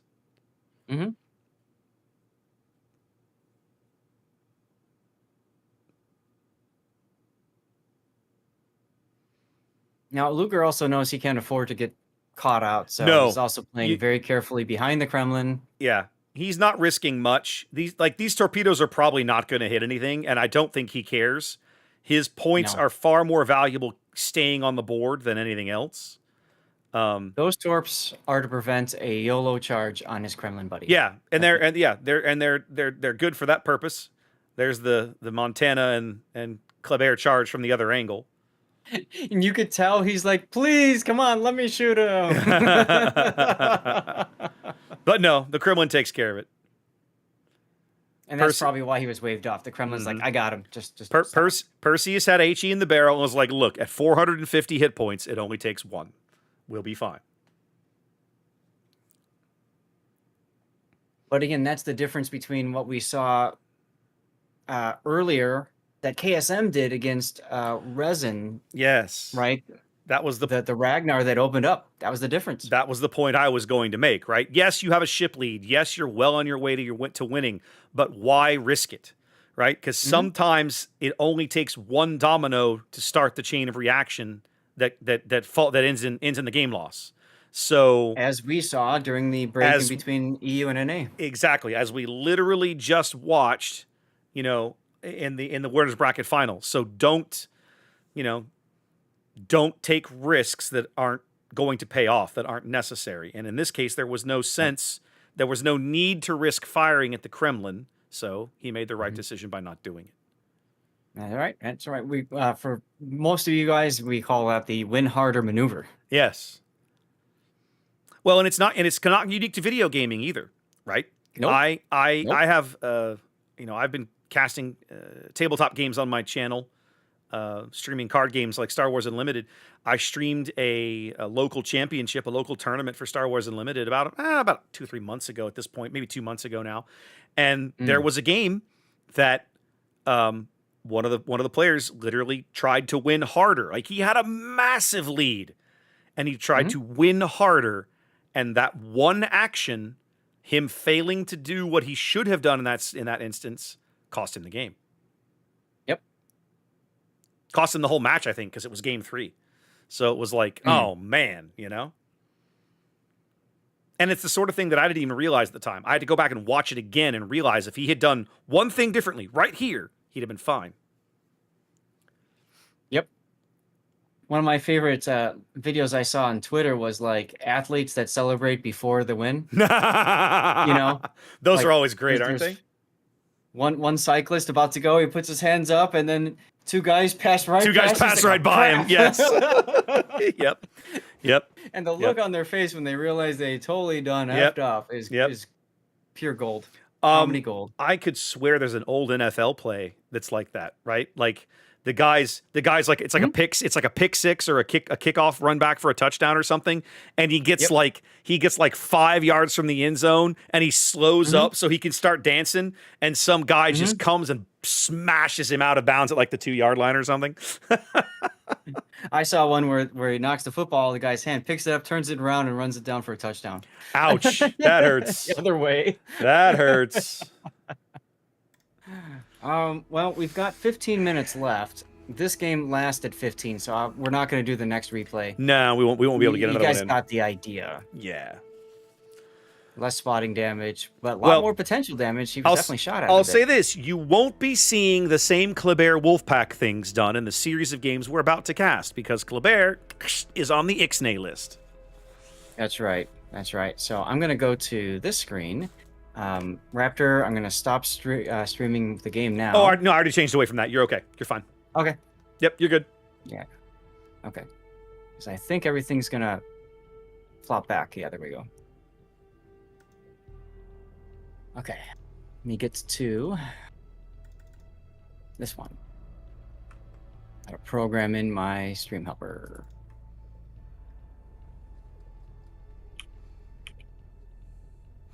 Okay. All right. Well, y'all, thanks for sticking around for that. I hope you guys enjoyed it. Yeah, thanks for giving me a few minutes to step away. It was needed. No worries. We're a team. So my chat is saying maybe 3X did not ban Kleber because they wanted to use it themselves. That's fair. True. That's fair, but I'll say this. In my opinion, that's like going. I'm trying to think. How do you? What's a good analogy here? That's like going up against the person who's the best at a certain sport and saying, "I want to do that too," and face you. Kind of, yeah. Like the number one player in something. Right. Like I'm gonna, whatever. That's like. I'm gonna be. I'm gonna go up. I'm gonna play mixed martial arts and go up against the best Taekwondo person in the world, and I'm gonna challenge him to Taekwondo. Yeah. Because I want to do Taekwondo. Yeah. It's. I think that's probably reasonable, and you saw the result of it, right? Which is, if you are going to out Kleber ELSR, you better bring your A game, right? Because these guys, what's the line? What's the line from The Lion, the Witch, and the Wardrobe? Do not quote the deep magic to me, which I was there when it was written. Yeah, something along those lines. That's kind of how these guys are, right? Don't try your pathetic Kleber strategies against us. We wrote them to begin with, right? So, right. I'm being probably a little unfair to other teams, but just having watched these guys for a number of years now, this is what they do almost better than any team anywhere. Like, I'm not just talking about NA. Like, when these guys go to internationals and they do it, they make a lot of the international teams look bad at it too. We've seen them do this to Asia teams. They just roll over them sometimes, right? Like, it's crazy. They're just very, very good at understanding how that ship is used, what it does well, what it doesn't do well, how to position it, how to maximize it. They never spend time. When you watch a gearing or like a daring, right, in a King of the Sea match, what do? They have a cap, they hang around it, right? They fight for it, they contest it, they duck in and out of it, probably because there's a radar nearby, right? When ELSR plays Kleber, they go to a cap, and they decide very quickly, oh, look, we got this cap, or oh, we didn't get this cap. And if they didn't get this cap, great. They take that Kleber, they turn on the speed boost, they go 57 knots in another direction, and they go be somewhere else, and they get used out of the ship. There is never a moment that ship is wasted, usually, lurking around a cap. Certainly, and the more of those they have on the board, the more places they can pop up when you went, oh crap, I didn't know that guy was there, right? Because they're so stinking fast. It's ridiculous. And they play that game almost better than anybody we've ever seen. Absolutely, absolutely. And you all got to see you all had a front row seat to that just now. So glad we were able to pull that off for you guys. You had something to look at. Yep. I'm gonna run a commercial break right now, just get it out of the way. Yeah, we're going in 10 minutes. Probably a good idea. You know what? Mine says it's going to go in 4 minutes anyway. I'm just going to let it go on schedule, so that'll be fine. All right. Actually, Ref is saying as soon as everyone's here and ready, they want to go ahead. So yeah, I'm with you. I'm going to go ahead and push the button now. I just noticed that as well. Let me wait till this game is over. It's literally going to end in seconds. There we go. All right, let's push it now. That's good enough. All right. So, losers bracket finals, Af. Whoever wins this match gets to go back and fight Resin again. Now, it occurs to me that one of the things, if I had my brain about me, I would have suggested we go back and look at replays from the earlier Resin ELSR match, because we didn't see those games. I'd be curious to see. That was a 2-1 series. I'd be curious to kind of see how they went, how close they were. I could actually look that up here. You're in luck, Raptor, because we will have time after this game is done. If it's ELSR and Resin, we can look those up. Don't remind me. You forget there's going to be a best of 5 pick band that has to happen after this. But there probably won't be an hour of downtime, I wouldn't think, again. Because Resin is sitting around knowing that they're going to have to play again. Okay, I want to look at winners bracket. Where's Resin? ELSR and Resin. 2-1. Let's look at these game scores. Okay, so one of these was the forfeit. Only one of these was a real forfeit. Okay, the one on the left is the real forfeit.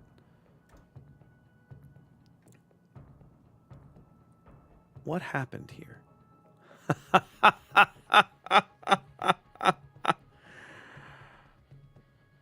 Yeah, see, now you're kind of getting into that little mess of. No. They said the ship was banned, but it's not on the banned list. They brought a Napoli B. They had a Napoli B. All of the B ships are banned, aren't they? That's it right there. Yep, they had a Napoli B in that first one on the left. So that is a real forfeit. But they played the game first, and then they forfeited him afterwards. If you took a Napoli B, that is so weird that they wouldn't let him do that. It's the same ship as a Napoli, and Napoli's not banned. It's literally the same ship. But it's covered in black. Does it come in black? That's wild. That's so wild. Hang on. Now I want to go read the description of this again, because this is one of those ones they typed out. Here's what happened. Here's why we did what we did. Now I got to go look at this again. Hold on a minute. Where are you?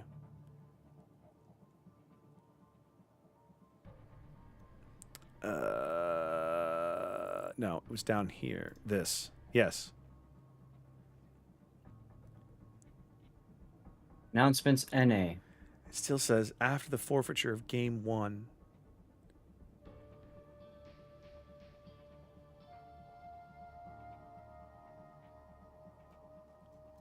Okay. So that one went to Resin partly because ELSR forfeited game 1 because of the Napoli B, which still I scratch my head and go, but why?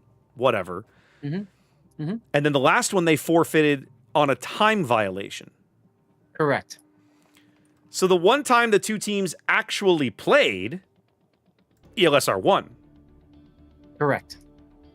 So that's why ELSR is upset, because they're like, hey, we felt pretty good about winning that the next game or whatever. Interesting. Well, okay. Well, we'll have to see. They've got to get past KSM first. and we aren't there yet. KSM just about all here. There we go. Last KSM player just entered the room. So I think we are getting close. Yep. So that's the forfeit on the left, and then the one on the right, back. the one on the right is the time violation where the game was never actually played.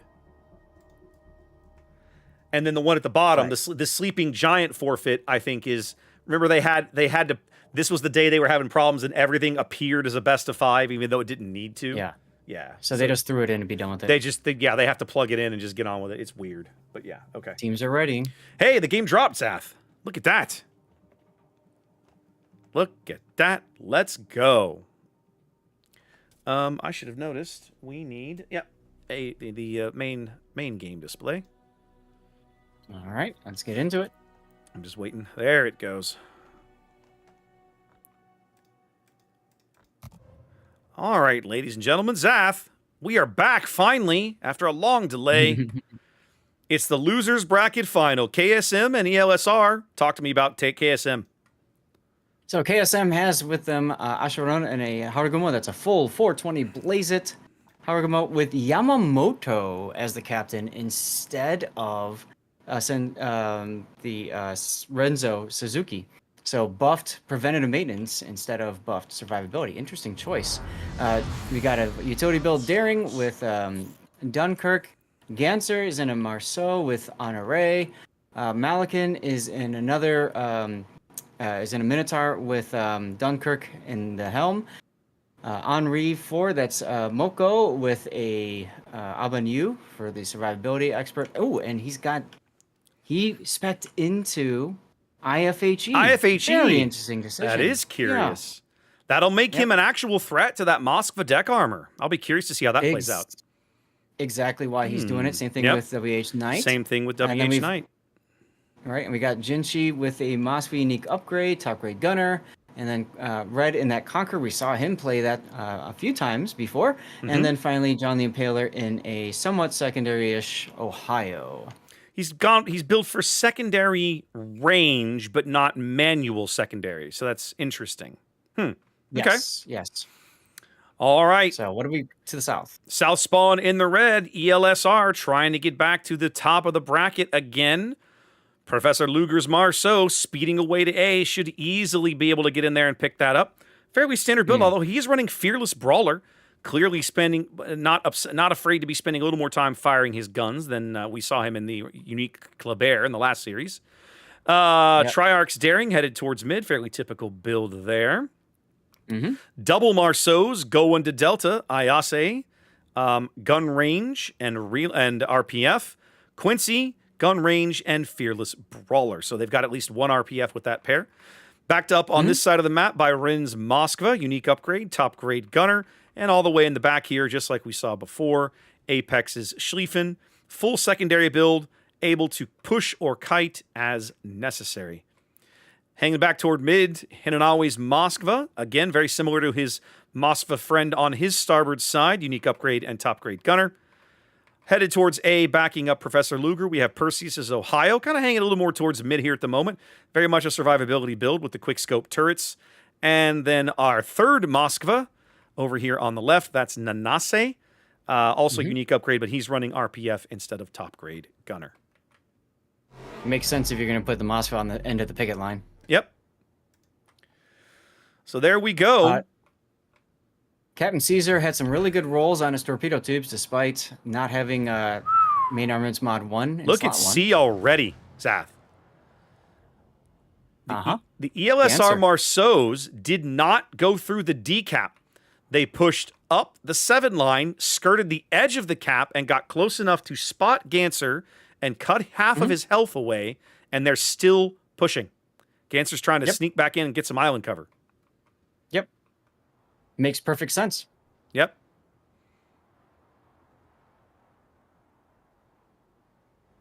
Now the key is they need if they want to kill Ganser, they're going to have to do it before the Henris get their guns into play. Now that Quincy sees Moko. I'm not convinced that they're going to be able to. I think what they're trying to do is they're trying to flush Ganser out to the north. See the torpedoes going in. I wondered. I thought Ayase's turning around might be like, hey, Ayase's going to go back and climb into this cap, but no. There's a little info radar now. They've got eyes on Ayase, but not Quincy. Which is a big one. They needed to know if Ayase's coming around the south end to try to kill Ganser. And I think that's what those torpedoes were to do. Push them forward. And I think that was one of the reasons that they asked for the info radar. It's also going to give them an opportunity to shave, due to Ayase, what they did to poor Ganser. 5 more seconds of radar, more Henri shells falling in. Ayase may not survive. It's going to be close. It's going to be very, very, very close. Still burning, more shells coming in. He doesn't. A big, big first kill for KSM. That's got to feel really good to pull one of those ELSR French destroyers off the board. After what I'm sure they were watching. I'm sure they were. What happened in the previous match, I'm sure they're feeling really good now.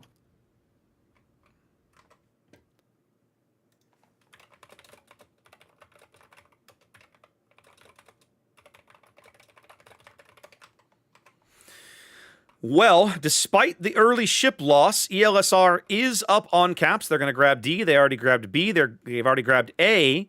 So they do have a points lead. Now KSM is able to kind of force ELSR to play their game. And they can set up and do the kiting stuff as Perseus moves forward and Red takes a big hit. Red just sitting broadside in front of an Ohio, gets absolutely dunked for about half his health pool, about a 40,000 point hit. It'll grow back. I mean, Conqueror can heal back some of the Citadel damage, but good lord, you shouldn't throw it out there and just be like, pretend like it doesn't hurt. It absolutely hurts.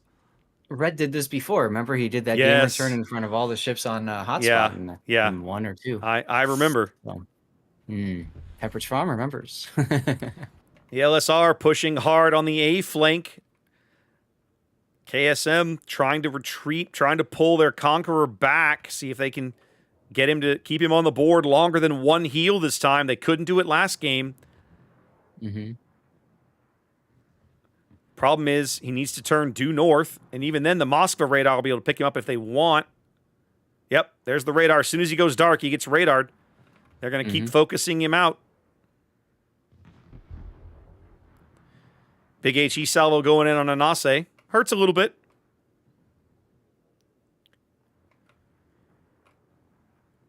Yeah, but Red is probably not going to make it. Yeah. The trick with the Conqueror, and ELSR knows this, right? The trick with the Conqueror is if you let it live, it's like a cockroach. It just never goes away.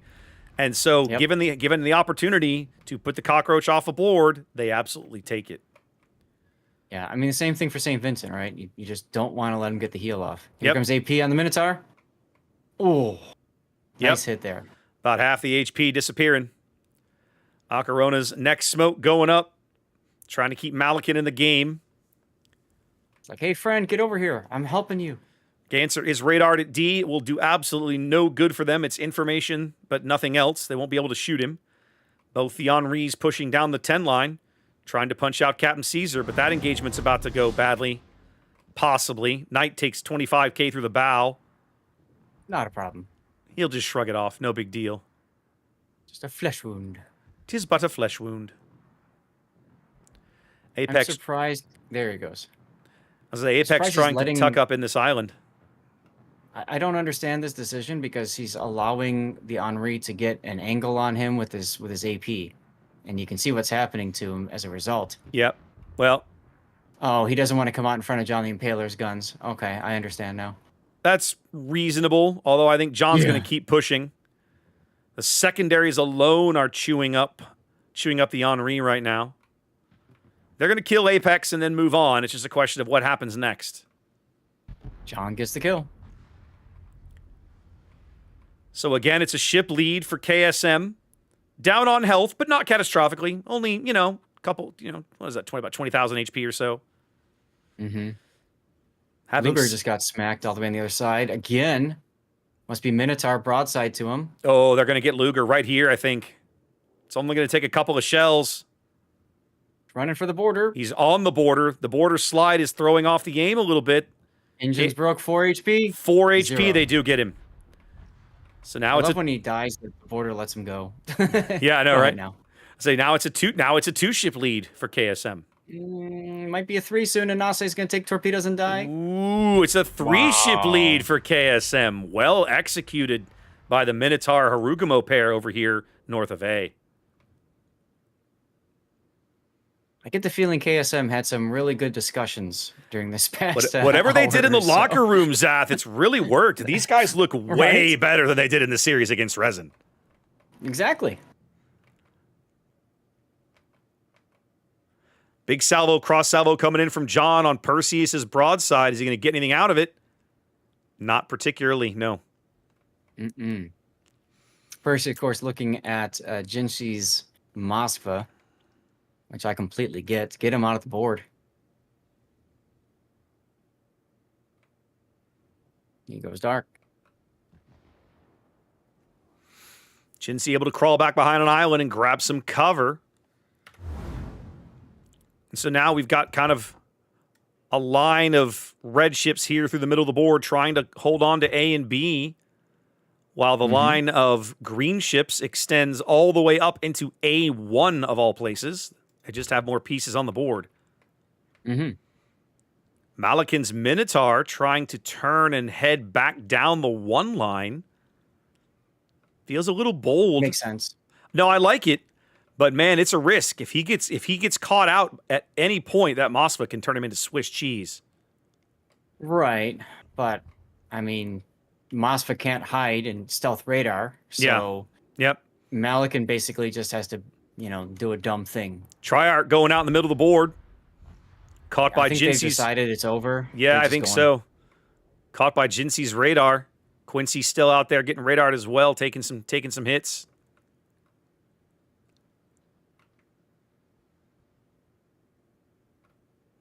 More Ohio salvos going in on Perseus. Still nothing really amazing.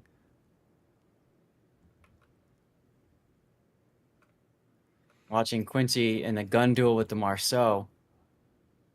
It's wild.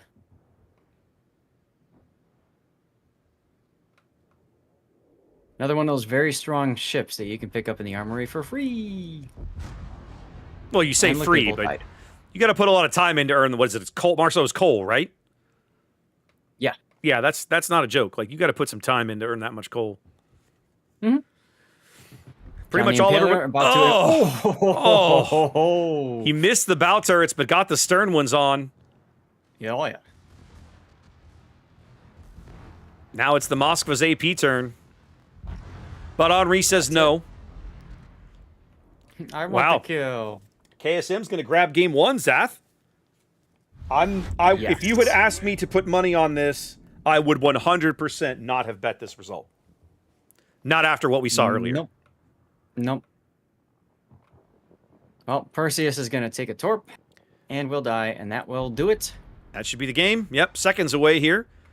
KSM looking really good here in game 1 on Land of Fire. I mean, this was their map. They picked it, so kudos to them. Yep.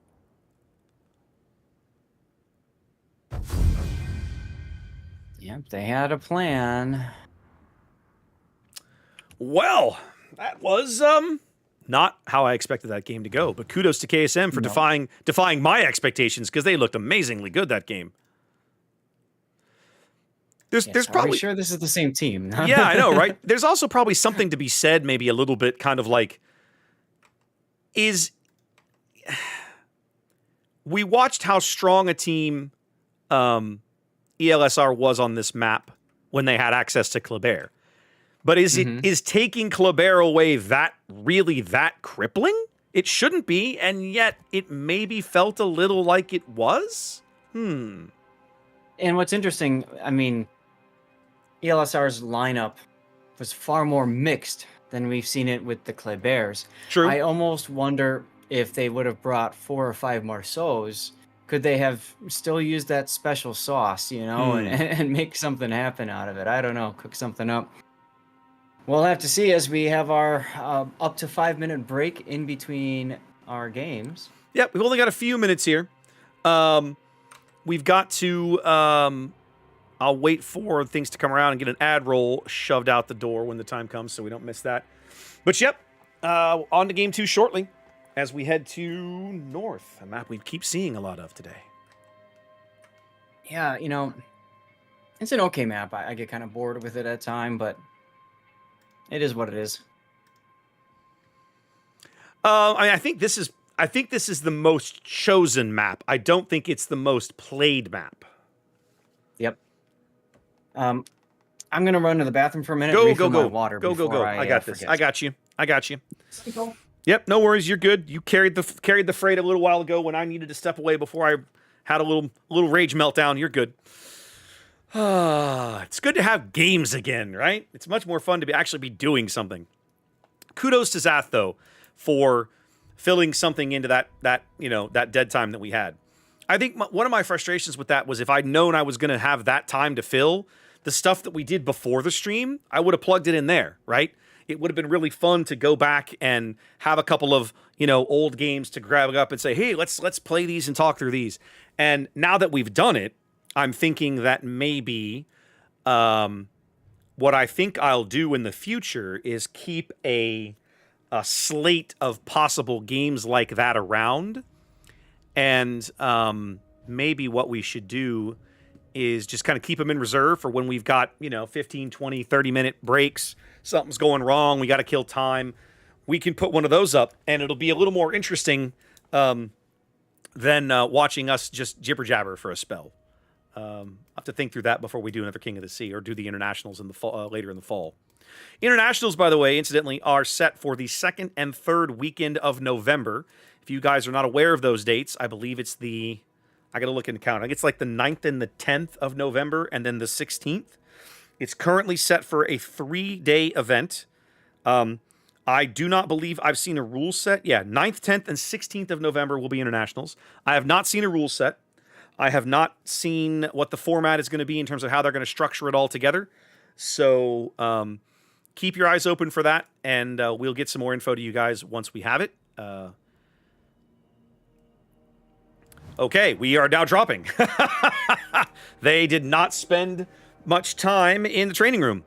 We were supposed to be readied up in about another 60 seconds, and now we're going. So, Zath, hope you can hear me. You got about 30 seconds, bud. I was listening. Yep, the 5-minute break is a little brutal in that regard. Literally just ran up the stairs. I believe you. All right, so let's hit that button. I'm going to come into here, and I'll take us in, give you a sec to get settled. Thank you. All right, guys, welcome back to Game 2. It's the Losers Bracket Final here in the King of the Sea 17 North American Tournament. We are back here on North looking at ELSR in the green. We've got a 4-destroyer lineup. Triple Marceau. That would be Professor Luga. Fearless Brawler RPF. Quincy's Marceau is Range and Fearless Brawler. Triarch's Marceau is Fearless Brawler and RPF. So a little bit of mix there across the Marceaus. Rounding things out, Ayase and a Habarovsk also running range on the captain skills. Backing them up, Nanase's Venezia. Unique upgrade Venezia Zath with range and concealment, of course. We're looking it's about time. Yep, Hanalwe's Moskva, again with unique upgrade and top grade gunner. And then Rin's Salem. Had a very short but violent game earlier at the Charlie Cap on this map. Top grade gunner and concealment as well, kind of as you'd expect. All the way at the back, 2 battleships. Apex's St. Vincent, doing what we saw him do earlier, headed over towards the 10 line. And then Perseus's Ruggiero de Loria, very much a survivability build, a little bit of stealth, a little bit of swift and silence there, or brisk or whatever they call it now, and so on. Talk to me about KSM's lineup, Zath, here in the red. All right, and then I want to revisit that Venezia unique upgrade. All right, we will let's do look at KSM. We got Paranoid Era and a Gearing, your typical COTS build with, doesn't really matter who the captain is. Asherona and a Daring with Dunkirk, utility build. Malikan Dunkirk, utility build Minotaur, of course. Red, once again. I gotta wonder, with how many times we've seen him smashed. You have to wonder, don't you? Armor. Yeah, you have to wonder how long this is going to hold. Put him in a curve first, for God's sakes. Anyway, Jinshi, and that's no offense to the player. It's just you look at how it's working, and it's like, okay, this isn't working. Let's change it up somehow. Anyway, Jinshi in a Haulu with a full Dutch oven build, including the special Dutch commander with buffed focus, whatever anti-air thing it is, as well as demolition expert. And unique upgrade, we've got John the Impaler in a Kremlin. He loves that boat, and that is Zemensky, it looks like.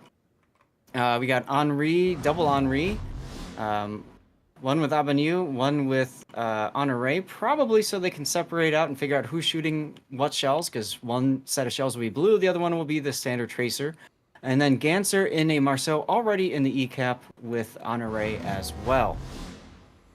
Whew, I think I got them all. You did indeed, as Acarona's daring, getting radared here broadside in front of God and everybody. Lauria shells coming in, Moskva shells coming in, Quincy just dunking him. Acarona will not survive this radar, I can't imagine. No, that's a there goodbye. it is. Yep. So they get the cap and they get the kill. Big early kill and cap for ELSR. They're up a ship already, ticking up 2 caps. You took away their Kleber's, Zath, and so they changed tactics. Now they took Marceau's, but they spread them out. Yep. One of the things that I love about watching the more advanced teams in this game, Zath, is watching how they, having literally played this map like an hour and a half ago, they used one strat, and now here, or like an hour ago, whatever it was, and now they're playing the map, the same map with a completely different lineup and strategy, and I loved it. Absolutely. I'm loving it too. And I think it's ALSR's way of saying we can bend, we won't break. You can take away our toys, but we have more toys. Exactly. You know, like exactly. Whatever.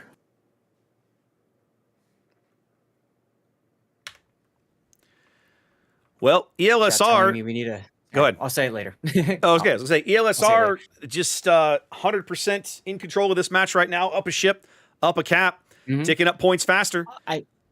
I love Rin's position in the Salem. Look at him where he is right now. He's the trapdoor Salem. He's going to sit there, and they're not going to know he's there, and he's going to swing down, possibly after KSM has moved past, or he'll just sit there and slow them down. Either way, he is there to hold the door with Triarch. They are Hodor right there, folks. Notably, they've caught Luger over here on the 1 line briefly, so they now know he was over there. They were definitely getting some flanking in. Luger was being highly aggressive. I'm wondering, I think they have to suspect these Henris are moving up the 10 line, and they're going to turn south here in a moment. Ooh, good sits there from the St. Vincent on Moko. I'm wondering if once the turn occurs, that's when they'll spring the trap with Rin. Well, Rin's detected now, so the trap is over. Okay. Big Clermont salvo going in on Captain Caesar. He felt that, about 15 or 16,000 points of damage. It'll buff out. Yeah, no problem. Her Majesty's Royal Armory will take care of it, surely, right? Mm-hmm. Red had AP in the barrel looking for the Venezia, but he's going to come up short. Venezia pulls the handbrake. Captain Caesar forced to back off now. I mean, he's healing. Nice hit on Ganser.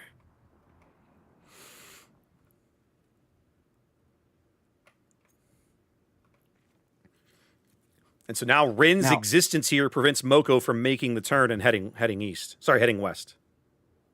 Venezia's unique upgrade: 1 extra smoke, and you get more. You get quicker reload of your fuel smoke. I like to call it deep water smoke, and it's in place of concealment upgrade. So you're giving up your concealment, of course, but you're gaining the flexibility of an additional smoke, and you can use it more frequently. So now Malakin very much in a bit of a pickle here, getting pushed from a stern by a 20-inch armed battleship, or 18, excuse me, with the SAP. This could be bad. Nope. No, not as bad. And the Venezia. Luger going bow in, knowing that will negate a fair amount of Minotaur's damage. Certainly not all of it. But now the Minotaur, like flat broadside to all 4 of these torps. Look at this. Minotaur's out. He burned through his heal already. He's on 3 fires. He's out. Yeah. Just like that, it's a 2-ship lead for ELSR as they're stepping on. Yep, they're well into B now. They took these Henris up the 9 line, Zath. One of them's about to die. Moko's going to go out here in a minute. Yeah, but Luger took a torpedo and is about to die as well. And there he goes. Yeah, but that's not going to make a huge difference in this game, in my opinion. No. No, take a look at the middle. We've got the Howden Lu trying to come in and do something with the St. Vincent and the Moskva. No. This game, if this game goes all the way to the 10-minute mark, I'll be shocked. We're 7 minutes, we're 6 minutes in, 7 minutes in, and it's largely done. We were looking at the stats, Raptor, and we did note that this was the shortest average map time. Yep. Right? This is the fastest playing map in the event. Partly, I think the 5 caps has a lot to do with it. I don't know how much change they have or haven't made to the cap timers in terms of how quickly they tick up. Mm-hmm. But certainly with five capture areas on the board, that should make the game play fairly quickly. Rain's been given permission to move a little bit closer. Jinsey just got dunked. Yeah, but so did Red's Conqueror, but he's healing. They're both healing. Yep. 30 seconds to go.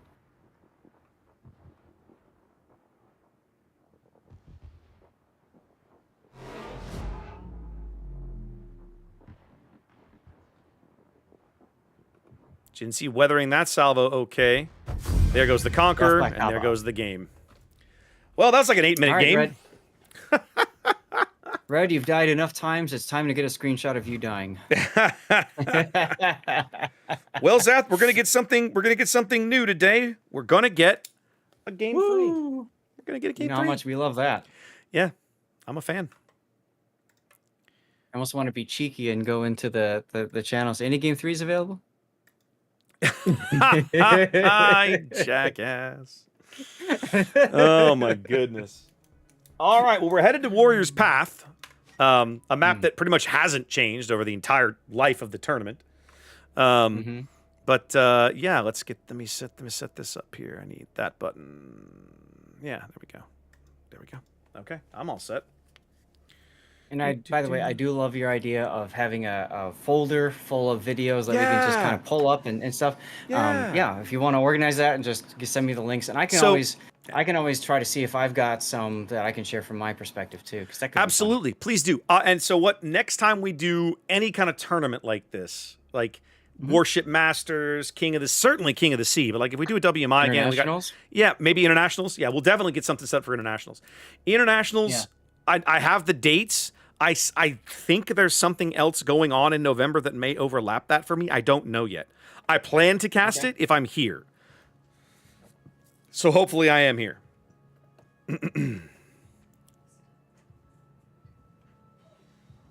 All right. Raptor, I need a decision from you. Quick crap. Oh, crap. I get nervous when you say stuff like that.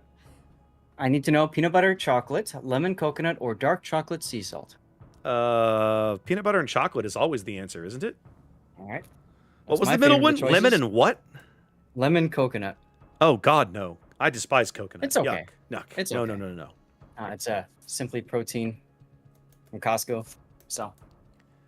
Ugh, coconut. The way things have been going, I only have time to take 2 bites before we get started. So, I know, crap. Yeah. Like ELSR is here, ready up and ready to go. Like the game is 60 seconds over, and they're like, "Let's go. Next one, we're ready."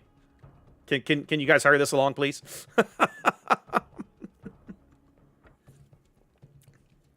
Oh man.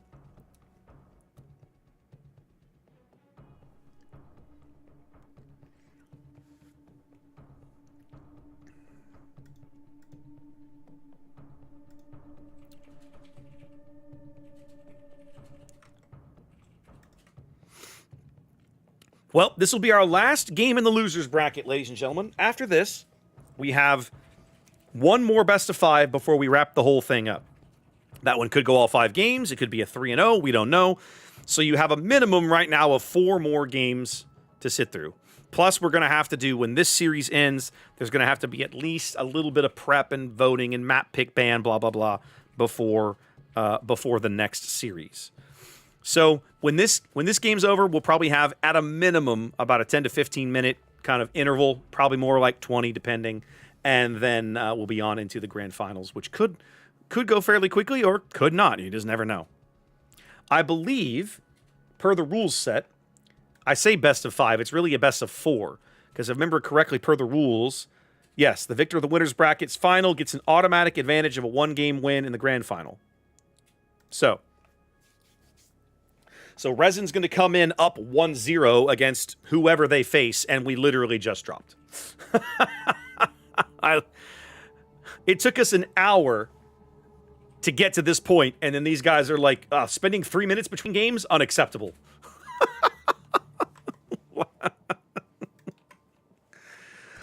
I don't know what else to do but laugh. If I wasn't laughing, I'd be crying, I think.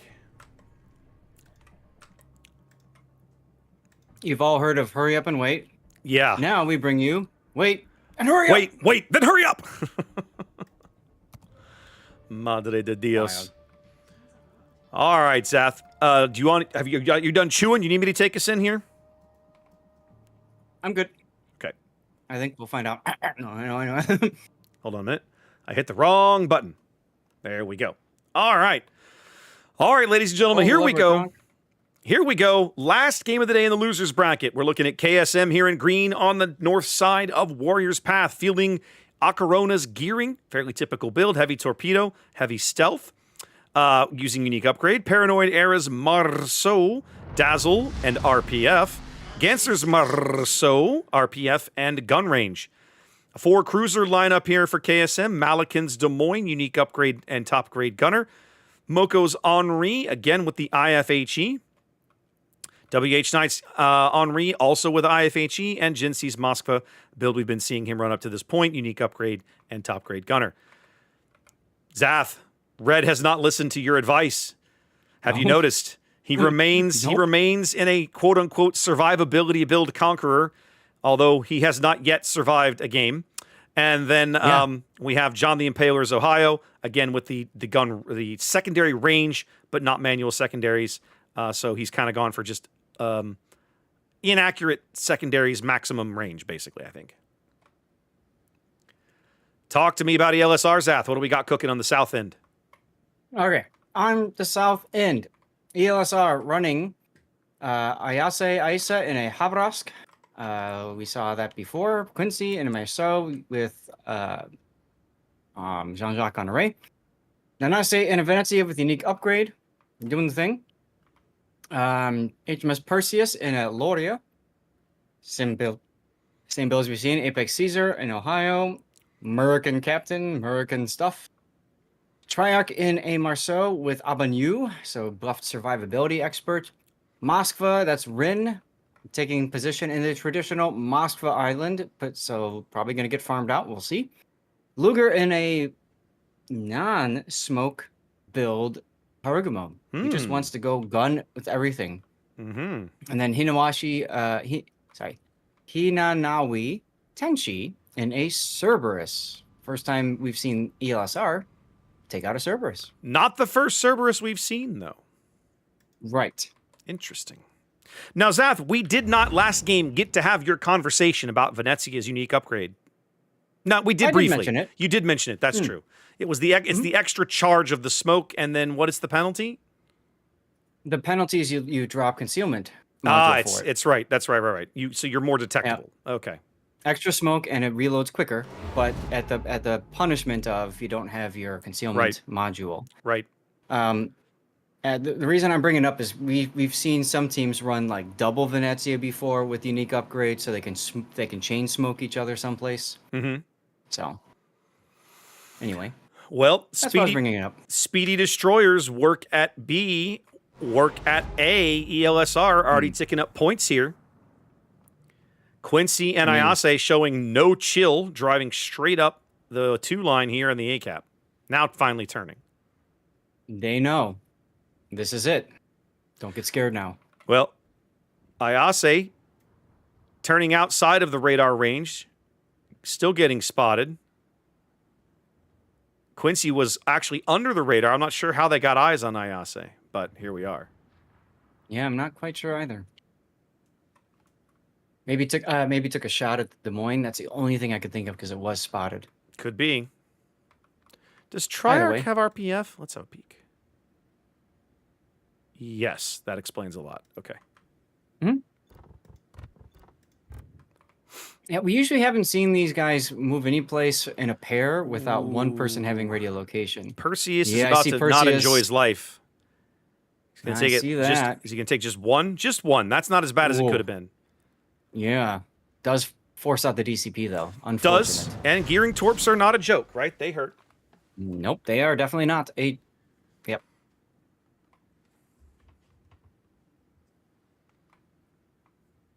Well, now he's just going to chill over here. I mean, these guys, he and Luger obviously set up to receive here as the Henris come speeding down the 10 line with their speed boosts ticking. Mm-hmm. Ganser's going to take his Marceau through mid, it looks like. At least go try and contest B.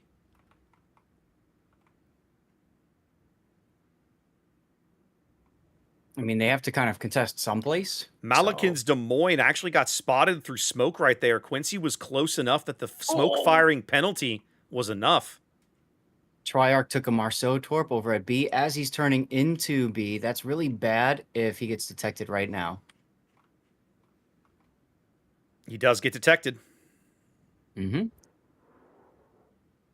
So we know.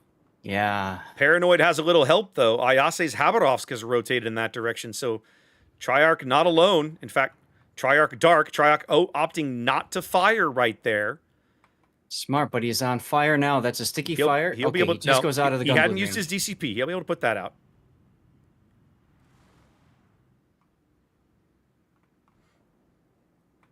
Oh, no, he hasn't. There we go. Now he finally did. He used his DCP because he took the torp. Yes. And then he was detected. There was a sticky fire, but he was just outside the extra bloom range from the fire. Yep. So he only got shot at for a couple seconds more, and that's it. A whole bunch of KSM firepower now in this channel between B and C. Look at the Ohio double Marceau positioning.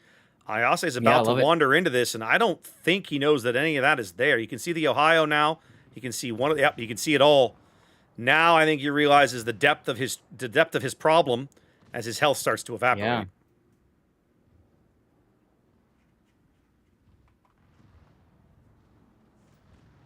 Heal ticking away, that'll help a little bit, but and look at Triarch. Even though he's so low on hit points, he's found that nice little spot where he can shoot for free. He's got a beautiful island he can camp behind and at least contribute to this fight. He's not making tremendous inroads in the sense of the damage is kind of largely being shrugged off, but he is trying. Mm-hmm. ELSR. What's going on either side? ELSR, it's about a 230-point lead here. 6.5 minutes gone in this decisive game 3. What happened to WH? Goodness. I was just looking over that way. Did he get clearly dumped by the Ohio or something? That would be my guess, looking at the plane and everything in his position. Yeah, I think it's possible.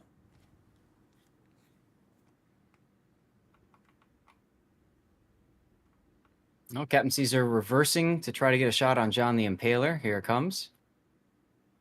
Barely clears the island.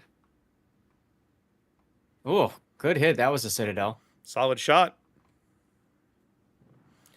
Jinsees now puts his radar up between B and C, wants to get a look around, catching a glimpse of Apex and Rin. Not able to catch anybody else with that radar. Nope. As now the double Marceaus begin to cap at B, the torpedoes come in. Well, take a look at the timer. 6 minutes. Yeah. For an ELSR win. They're going to force Could Ganser be sooner out if of the Ganser cap. takes a torp. Ganser is going to take a torp. Oh, right up the butt. Right up the stern. About half his remaining HP disappearing. They're blind firing in there trying to reset Paranoid. Ayase is. Yeah. Smart. Not coming up with anything, though. Nope. And now Ayase drawing some fire from the north. Red's still looking pretty healthy in his Conqueror. That is a refreshing change of pace, Seth. This is the longest I think well-being check on him every now and then. I think this might be the longest he's survived any one of these games. Right? Impressive. 250-point lead for ELSR, but things are starting to shrink on them a little bit just because they have given up the cap advantage to KSM. Luger now trying to, I guess, just draw some fire. And Cerberus detected as a smoke veil. Not for 23 seconds. This feels concerning. Oh, there's not a battleship on that flank that's got a shot at Cerberus, though. Are you sure? What's John looking at? John's guns are looking the other way. Yes, they are. Once you put a battleship as far forward as John is, you pretty much lock yourself out from firing to the eastern half of the map. True. He might have a shot on Hinanawi. Hard to tell. I think his guns would clear the island. So now we've got an info radar from Rin showing them that Ganser and Paranoid have both backed off of the B cap. Quincy now slowly, inexorably reversing in. Going to try and pick this up for his team. Very important cap for ELSR right now. Yep. Grabbing, regrabbing control and holding on to this cap would definitely keep KSM on the back foot. Radar from Jinsey, again, not catching Quincy. So they know what half of the cap he's on, but they can't do anything about it.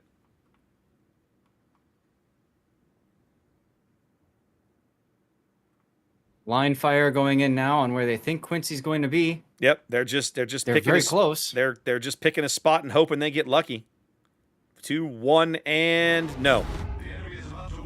So huge cap. B cap flips back, and now 90 seconds on the game timer. KSM's got to make a play. Yep. I don't think they've got a good shot at a kill, Zath. They're going to have to make a concerted push somewhere and force something to happen. At this point, I'm usually looking, are there any torpedoes in the water? Any chance that someone from ELSR will take a torpedo? No.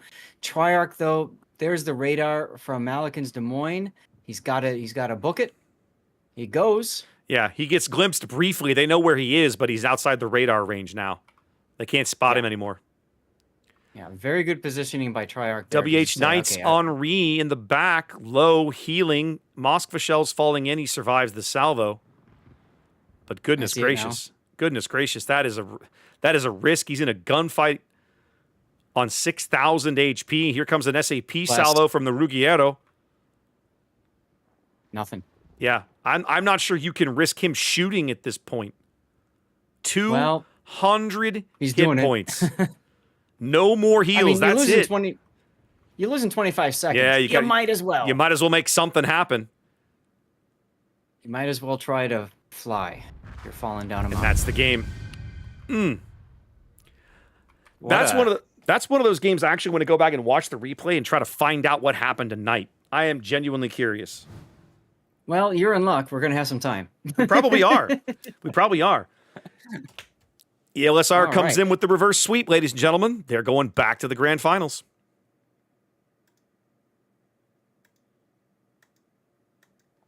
There you go. There's your winner screen. Well fought to KSM. I got to say, they looked a lot stronger. They looked this much time better around. this series. Concur. All right. So, wait. It's going to take a bit for them to... I'm trying to remember if we're staying here or if we've got to change rooms. I'll just stay here for the moment, just because I don't actually know. Yep. And of course, if I'm going to be doing the same thing as last time... Yes, stay here. Stay here. You want me to stay there? No, stay in this room. Mr. Sock is also running the finals, so there you go. He just changed the room title. Okay. Right, but if I'm going to be loading up the replays and stuff like that... Oh, yeah, we'll figure all that out. Yeah. I have to leave the training room. Oh, I wasn't going to do replays. I was going to pull the renders down. Oh, you want to just look at the render? Okay. Yeah, the render probably tell us what we want to know. Okay. Then I will go back there. I mean, I suppose we can stay and wait until they announce a time. Yeah, we'll see how it goes. Sooner or later, something's going to have to shake out of this. Yeah, we'll see what happens.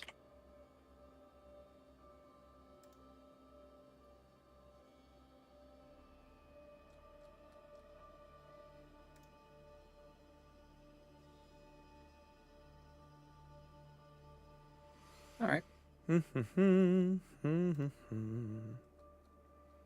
Just looking around on Discord, making sure I haven't missed anything important. Nope, everything seems okay. Scheduled start time is 5:15 our time. Yeah. It's currently 4:40-ish. Yep.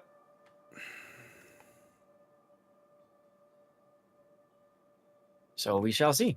Yep. Right now, I'm just waiting on the website to show me the grand final.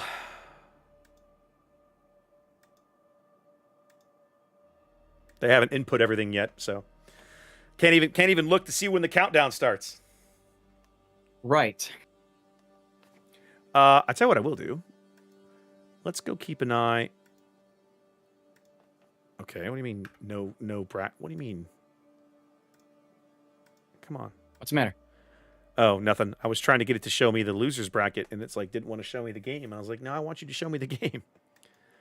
Okay, so I'm just waiting for the replay render to show up for that last game, and then I want to have a look at that because the Henri, kind of dying ended the game. I just at one point, like you said, I looked over, I was like, whoa, this guy's got 10,000 health left. What happened? So yeah, I'm very curious. Yeah, both replays are uploaded, so they will be cooking off the render soon. Yeah, render will come up here in a minute. I can actually get that out of Discord. I don't have to wait for. It links you to the page. Okay, there it is. It is now available. So let's grab this thing.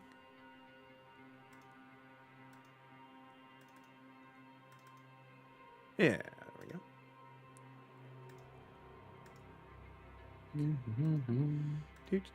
Nope, go back where we were. Actually, I'll just leave that open. I'll do it this way. Go. Okay.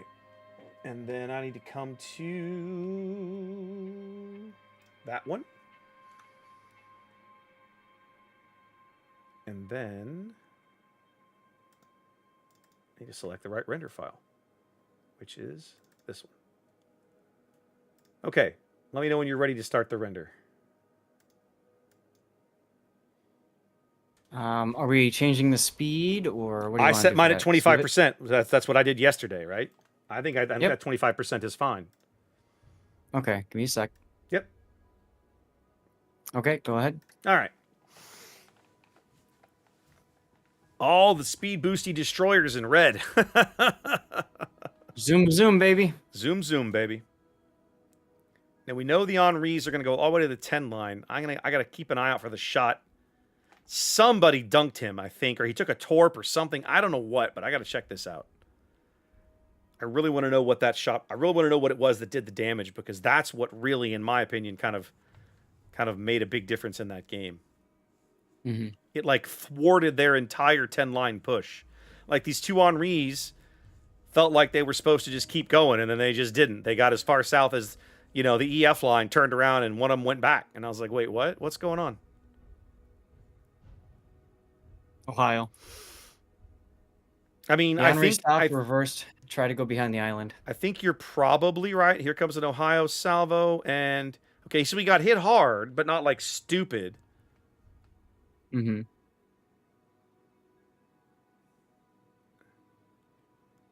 Yeah, the Cerberus. Yeah, he barely survived. He almost didn't survive. And then he had to reverse back. So between the Ohio and the Cerberus, they tag teamed him on the 10 line, and that made all the difference. Yep. And that went on while we were covering all that drama in the middle of the map, so we couldn't pay attention to it. Yep.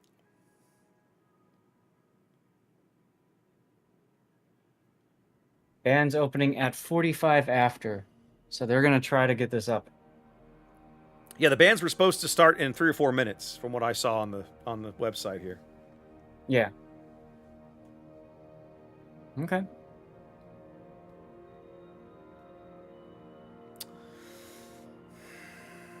The more I look at this, Zap, the more I'm not sure that KSM had a way back into this game once they were down on caps.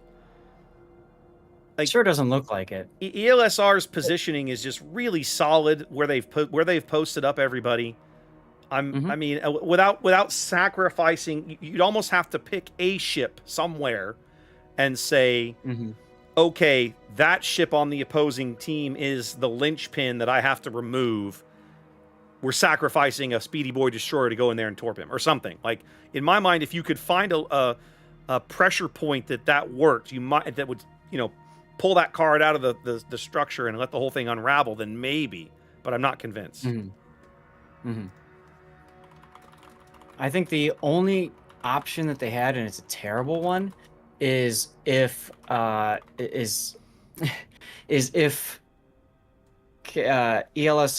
destroyers just derped into gearing torpedoes at A. That's the only thing I can really think of that would have caused that possibility, that open door for KSM to come back into it. Which is kind of, I mean, when you think about it, when your match revolves around random, that's kind of sad, isn't it? Well, I mean, luck is a factor in a lot of things. It 100% is, and we've seen it impact games more times than we can count. But yeah, I just, the more I look at this, with the lineup they had, the ship positioning they had, I'm looking at this from KSM's perspective. Like, they sent 5 ships to sea, and sure, they got control of sea, but then what?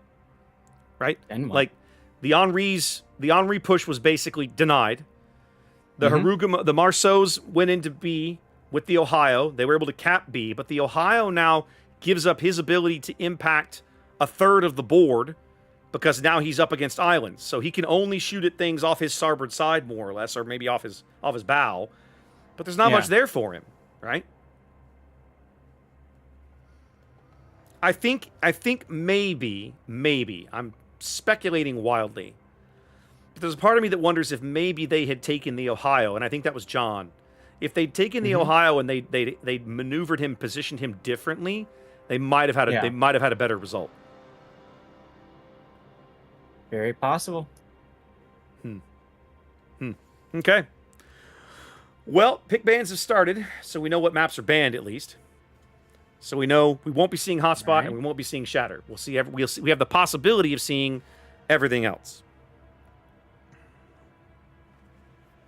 I suppose I could go ahead and get this thing kind of rejiggered here.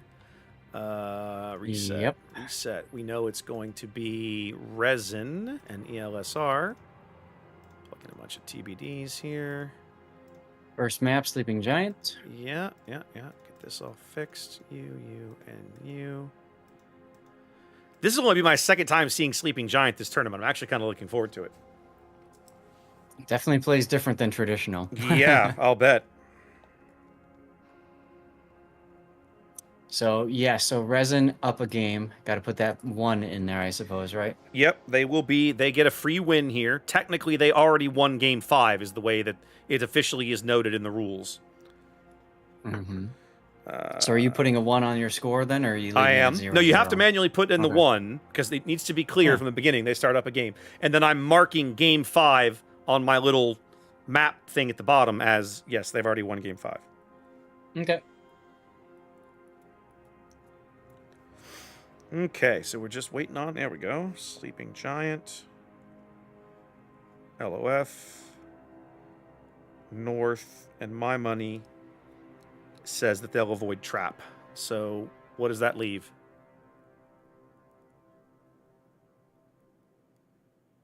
My money says they'll let Trap be the auto pick because they know they won't play it. Okay. Just so you know, the Sea of Fortune. No, their goal. Yeah.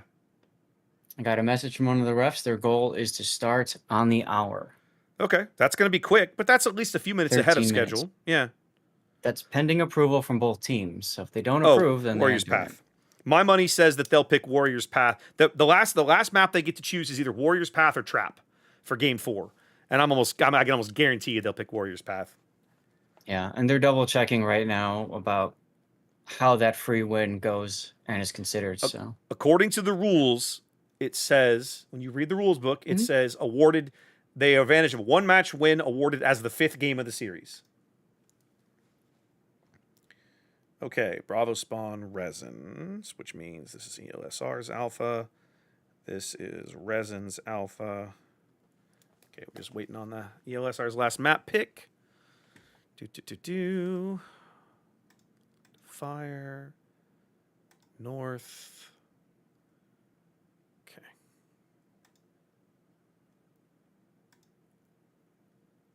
Trap it is. How interesting. That's the reason why ELSR was asking. By choosing Trap, they're also basically saying we will not play this other map. By choosing Trap, they're forcing Warriors Path to not be played at all. Yeah, for sure. That's what I mean. Yeah. Right. So they're essentially banning an additional map. They really kind of are. by virtue of the fact it works. But I mean, that's not necessarily an advantage because they come in a game down. Okay, but they might as well take what they can get, right? Oh no, I agree with you. I'm just saying it sounds awesome until you realize they only have 4 games and they have to win 3 of them. Which has happened before, guys. Don't get me wrong. It is not unusual. It has absolutely happened. So this series, ladies and gentlemen, could be as short as 2 games or as long as 4. 4 is the maximum. Now they're going to go through ship bans here, and then we'll get all that plugged in.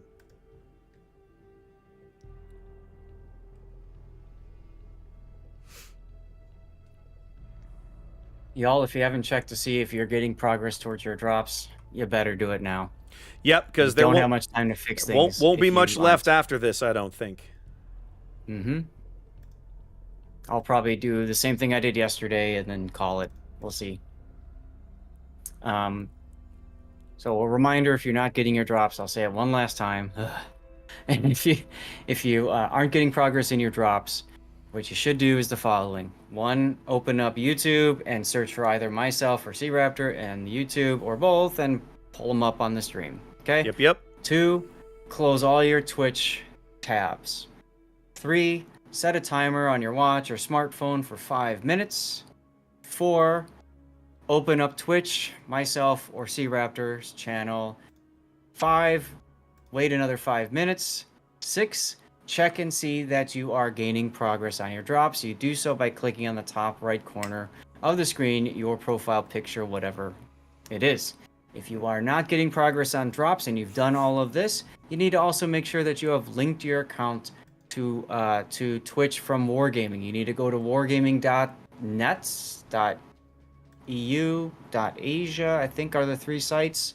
Log into your account, go to connections, click the button, go to Twitch, and then link your account on Twitch. Come back and pray to God that it starts working. Praying to God. Pray to God. Praying to God.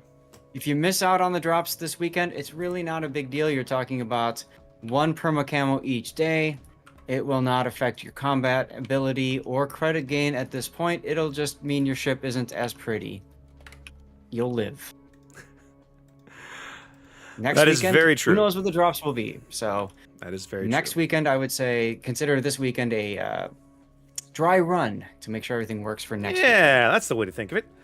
All right, ladies and gentlemen, it is grand final time. We have maps, we have bans, we have a map rotation. They're aiming to start in a little less than 10 minutes. So this is your last chance to get up, stretch your legs, grab a drink, whatever, and settle in before we wrap up the last match of the entire NA bracket. Yeah, I'm going to run a commercial break just because of how crazy this was. 2 minutes in between, I really don't want to be feeling like I got to stare at that is the last game while I'm trying to start the new game. That is a good choice. I just smashed the button too just to make sure we get it off. So, here's where we're at. You are seeing a 5 map rotation on your screen listed as a best of 5. Technically, that is a lie because this is the grand final, and ELSR has had to play their way back through the losers bracket, and Resin was victorious in the winners bracket. They are awarded a 1-game advantage in the best of 5 series. So technically, by the letter of the rules, they are awarded an automatic win in a potential 5th game. So that's what you're seeing here on the screen. Warrior's Path will not be played. It is automatically considered a win for Resin. So they only need 2 wins, where, of course, ELSR needs all 3. There's your map rotation. And the ban list, I think, is interesting, Zath, because for the first time today, we're going to see ELSR without any French destroyers at all. Why am I not surprised? I'm shocked. Why am I not surprised? Talk about knowing your opponents, right? But we've seen what these guys do with them, and so I think plucking that little piece off the opponent's possibility list is a really, really smart thing to do for Resin. So they've done that here, pulling a lot of the speedy French ships out. We know that ELSR loves the speed, loves the repositioning capabilities of the French ships. They are now gone. ELSR in response, pulling off a lot of 212-kilometer radar ships. Des Moines, of course, being just an amazingly good utility boat in a lot of different varieties, and adding Gdansk to the list, just getting rid of as much radar as they possibly can. I mean, it makes perfect sense. Know thy enemy. Know thy enemy well. Yep. This is going to be a far more traditional game because of all the radar bans and all the French shenanigan bans. This is going to be more of a slugfest between teams, and I would predict it really comes down to early positioning and then rotations as needed. Those two things. That's gonna win or lose the game. So a couple of things to point out, right? Having looked at the ban list now, what's not on the ban list? Gearing, Harugamo, Yu Yang. We're gonna see, in my opinion, see Minotaur. We're gonna see, smoke trains. We're 100% gonna see, Yep, we're gonna see death snails wherever. They're gonna on at least some of these maps. It's gonna be a thing, 100%. Okay. Yep. What else are we gonna see? What's not on the ban list? One of the first times I've not seen this ship on a ban list. No Petropavlovsk. Napoli. Yeah, that's Napoli. Napoli is on the list, is it not? I see. Yeah, Never mind. Napoli's on the list. Yeah. Petro is not. Petropavlovsk is not on this ban list. Now, that's not to say that we're automatically going to see him, but I will not be surprised if each team plugs at least one into the lineup, because Petro is still just a good, solid ship with a 12-kilometer radar, and they're still irritatingly difficult to kill unless you get on their broadsides. So they're good boats. So my chat is pointing out ELSR is likely coming in with a bit of a chip on their shoulder after how the match went earlier in the top 8, and I think they're probably right. So we'll see how this goes. Well, not only that, but ELSR is, they've won before. They've been here before. This is new territory for Resin. It is. So for some of them. For a team, as a team. For some of the players, not so much. Correct.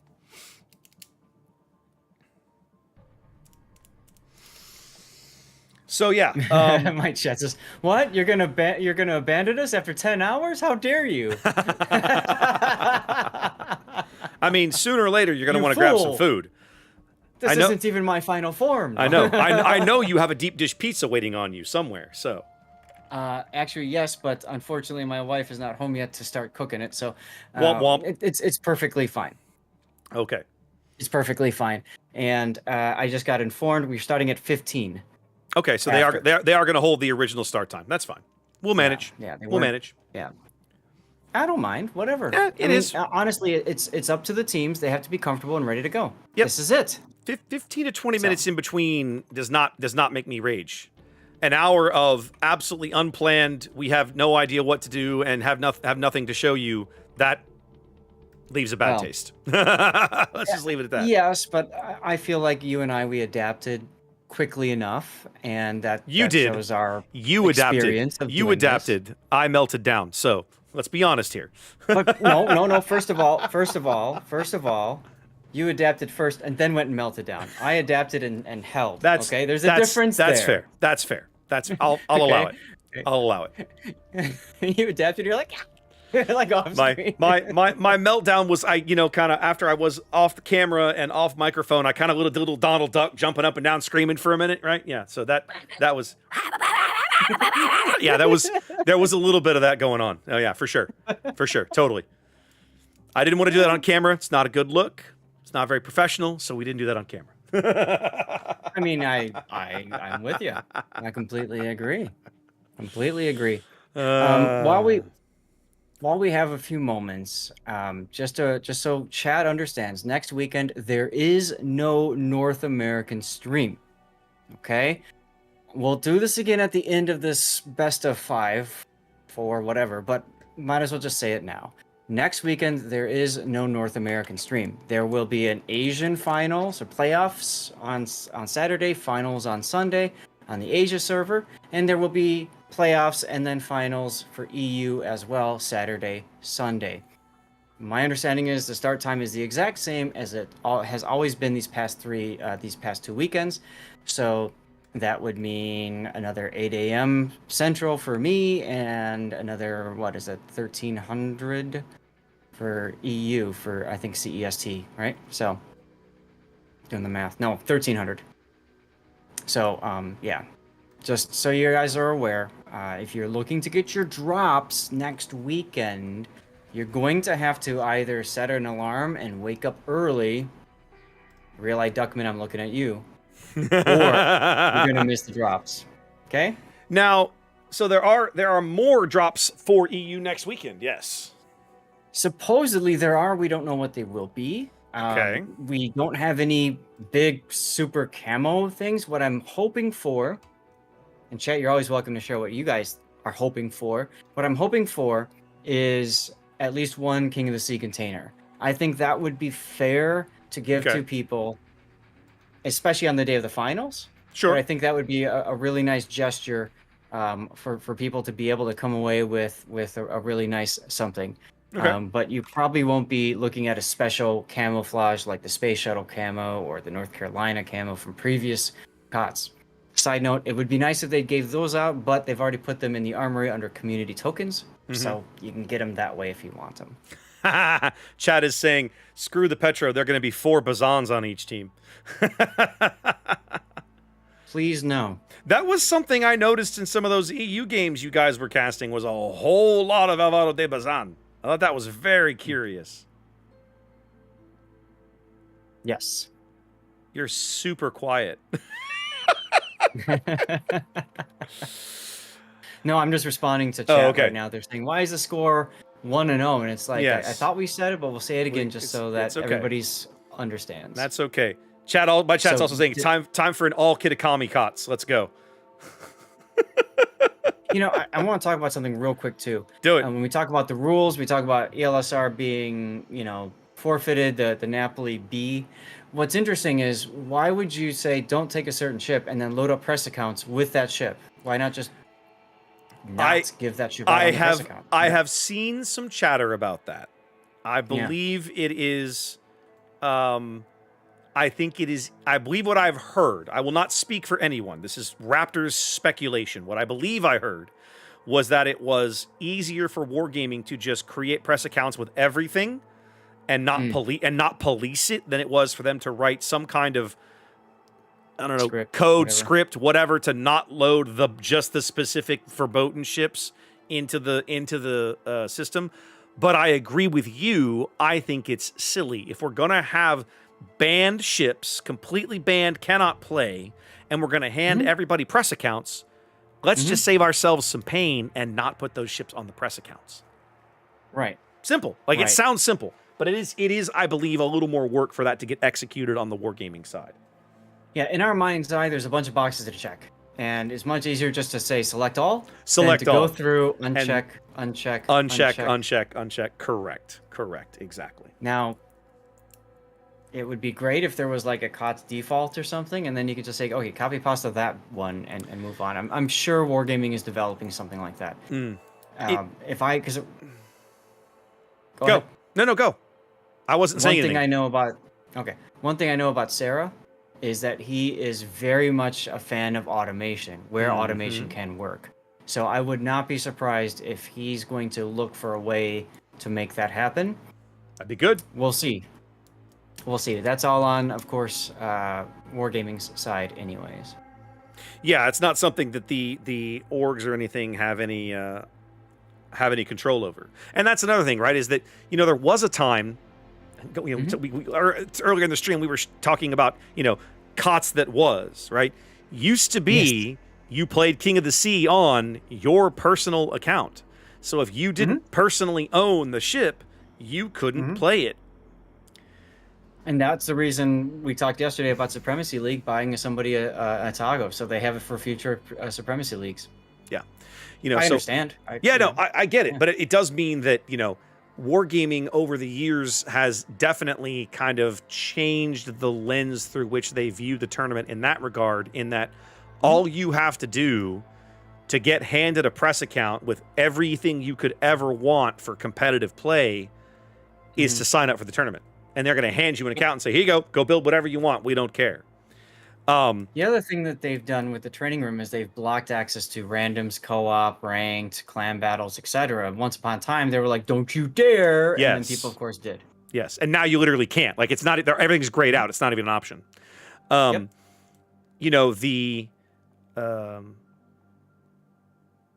had a thought and it's gone. Oh, well, that's fine. Sorry. I'll get over it. No, you didn't. It wasn't you. Sorry. That's my brain works that way sometimes. Don't sweat it. It's no big deal. The other thing to mention, we didn't talk about during the COTS discussion, the COTS of old, but we used to have to modify the script for King of the Sea, I think for World of Warships. I think it was like the player info or the game config or whatever to enable training room.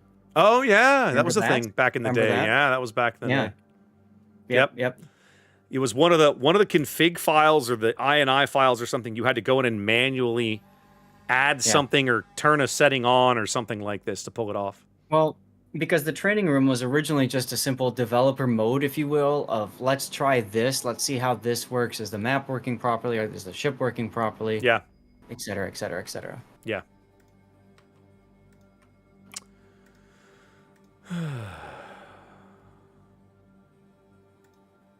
1300 is 1 p.m. What are you looking at? Start time for next weekend on EU? Yeah. Are they giving you? They're giving you CEST or CEDT, right? CEST. Yeah, they're just asking in chat, so I'm just okay. saying. I mean, I've done this enough times. Yeah. So whatever.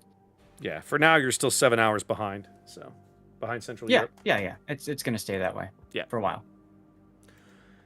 Yeah, actually, that's actually a curious question that I'm actually curious about. Is the time zone thing going to change when we're? Well, I know. Okay, so the U.S. time change is the first weekend of November. Yes, they usually wait until after. Europe is 3 weeks earlier.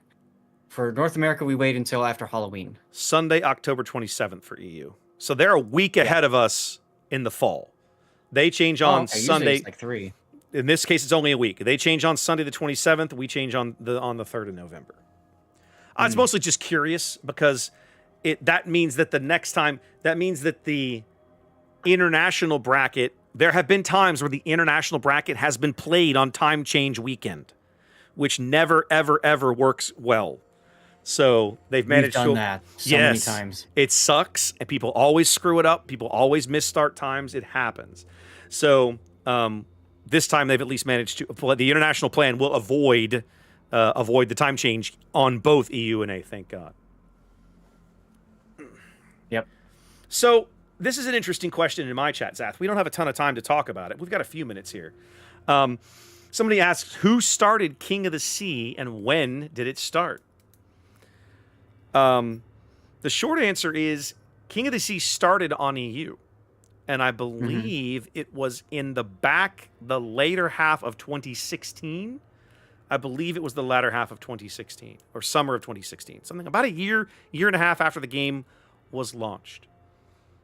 Yep. Just some players that really wanted to put something together. They kept asking Wargaming, hey, can you guys put together something? Can you organize something? Wargaming kept saying, nah, this is a random game. You go and do that. You know, if you want to put something together, you can. But again, remember, Training Room was a mod.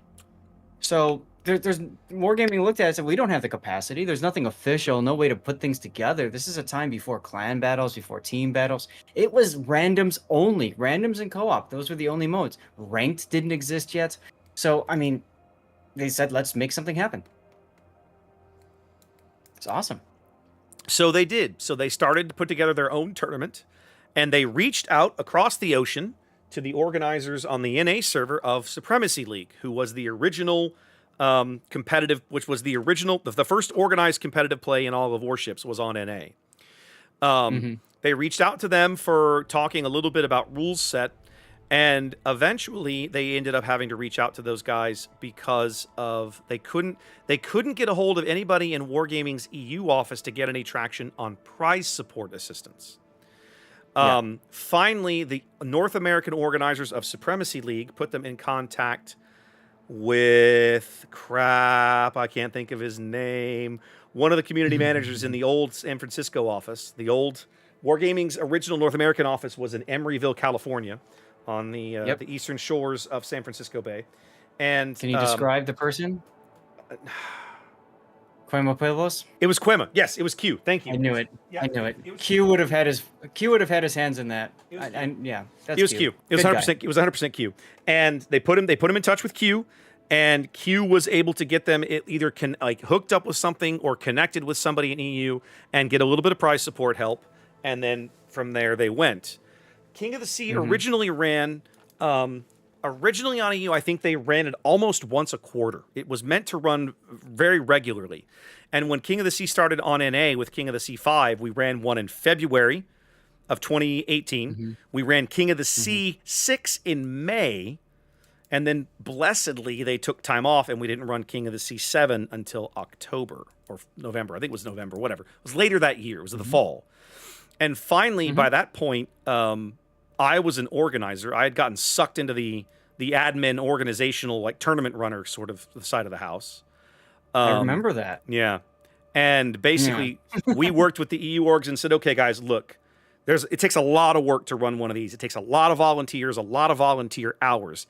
Can we do this twice a year? Just spring and fall and call it a day.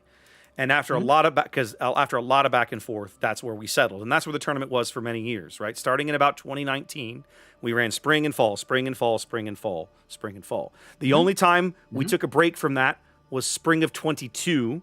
The Ukrainian invasion made a big mess of Wargaming's internal politics, and they opted out of running a King of the Sea that spring while they tried to get their arms around a lot of things.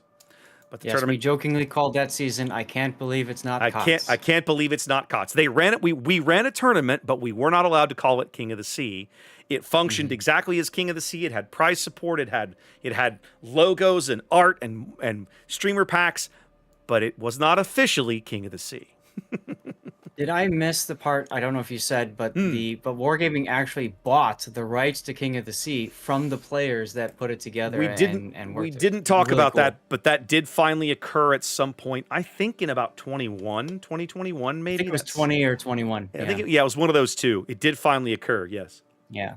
The big difference with King of the Sea was that Wargaming supported it. Here you have Wargaming putting up prizes and whatnot after it gained a little bit of traction, whereas a lot of the other tournaments were self-funded. So they asked for people to donate, put in money, and then they would create a prize pool based off the money that was donated. That's how a lot of the other ones worked. So, yep, crazy. Yeah, so Wargaming went from being heavily involved in supporting the event, showcasing it on their various channels and so on, to quite literally owning it and operating it more or less, and then slowly have morphed it over time into an international cash prize tournament. Which for many years there was no cash in this event. There was barely any. I won't say there's barely any prizes. That's not fair. But the prizing was more traditional. It was doubloons and steel and some flags and some camos and stuff and so on and so forth. Right? Like that was about all you got. Now, like you go to internationals, you play well enough, they hand you a check. Right? Like congratulations, here's your pile of cash. That's only been happening for like the last 2 years, maybe two and a half, maybe something like that. Something like that. Yeah. Something like that. Both teams are here. Both teams look pretty ready, so I think we're just going to chill for a few more minutes, and then we'll be more or less ready to go.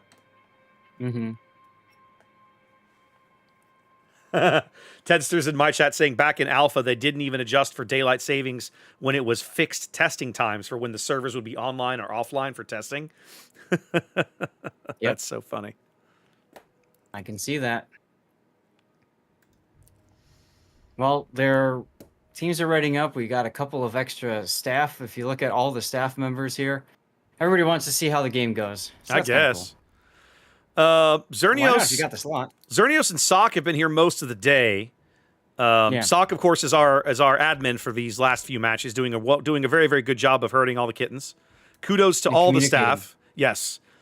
Kudos to all the staff, guys. You have no idea. Like I sit on Discord in some of the channels with the adjudicators and the various staff, and I see what they go through and the stuff they have to deal with, and it's a lot. Same here. It's a lot. The volunteers who put on this event are absolutely to be thanked and applauded. And if I were here, I'd shake their hands and buy them a beer, right? Because they've more than earned it after these last couple of weekends.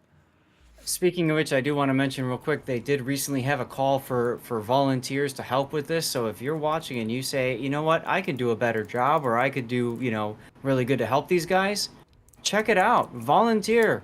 Help out. And that doesn't just have to be with running a tournament. It could also be joining the Super Test. We just ran the Academy, so that's over for a while. But there's also a privateer program. There's mod makers. There's the wiki program. so many different ways that you, the viewer, if you really care about this game and want to have an impact, can do so. And that's why Raptor and I are here. We volunteered. That's how we got here. We started off on the wiki program. Yeah, and in the case of some of it, I ended up with jobs because I didn't have a chair stand. I didn't have a chair to sit in when the music stopped. So there you go. But yeah, the other thing I'll say, guys, is Zath and I've been doing this a long time. But if you have any interest, if you're an up and coming streamer, caster, whatever, and this looks like covering the tournament looks interesting to you, then when the time comes to get involved in tournament casting, feel free to try. Like, there's absolutely like anybody can do this, right? We can absolutely help get you set up and walk through the overlays and some of the mechanics of it all. It looks complicated. It's really not. It looks more complicated than it really is on the back end. And we're happy to help. Plenty of streamers. We're happy to help. We've both of us at different times have helped plenty of people get their overlays and everything set up. Right? It's not a big deal. Everybody starts somewhere. It's fine. Heck, Raptor and I were even involved in the creation of the streamer pack for this. Like, Sarah brought us in and said, "Hey, what do you think?" And we gave him feedback, and he ran with it. Yeah, it was cool. So he showed us what he was up to, awesome. and was like, and we made some suggestions, and blessedly, those suggestions were actually implemented to the streamer pack, which was really cool. Hey, Zath, we got a game to cast. We got a game to cast. How dare they start early? Oh, no, they started like 60 seconds early, maybe. Come on. Huh. That's early. It's almost like they heard us talking, Zath. Do you see? Well, let's switch over the scene and let them all see. For the first time, Petro's not banned. So what do my eyes foresee? Petro everywhere. All right. The Petropocalypse. The Petropocalypse. Ladies and gentlemen, boys and girls, worshippers of all ages, welcome to the North American Grand Finals of King of the Sea 17. Let's take a look at our team lineups. Resin here in the green, spawning on the top end of Sleeping Giant. We've got a quick look at Mad Dog's Daring, Eagle Lance full torpedo build Shimakaze, Fryce in a smoke blaze it all Harugumo, Elgar's Venezia, range and outnumbered, Vifire, the first of many Petropavlos. We're looking at IFHE and concealment and range.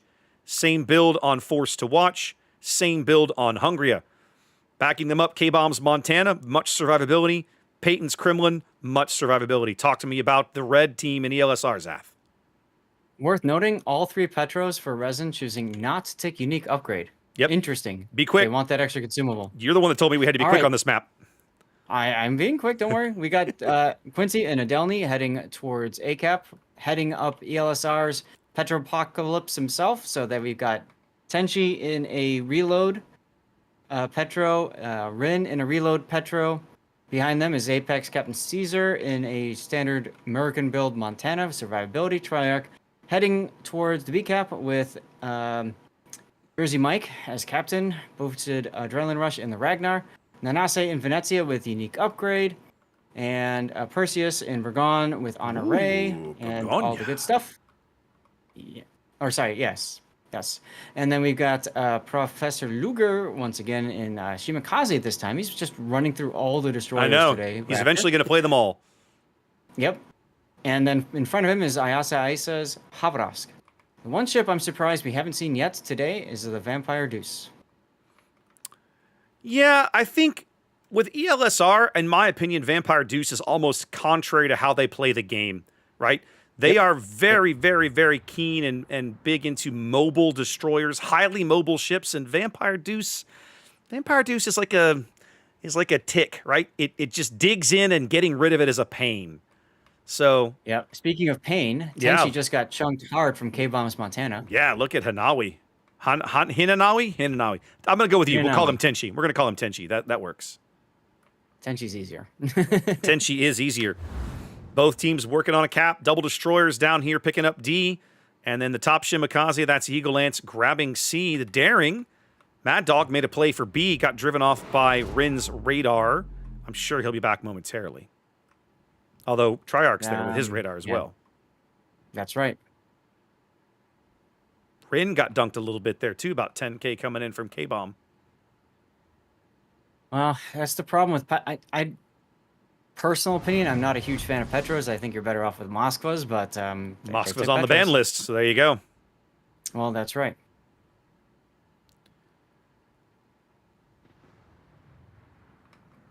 Mad Dog riding the line here, right at 7.6 kilometers from Triarch's Ragnar.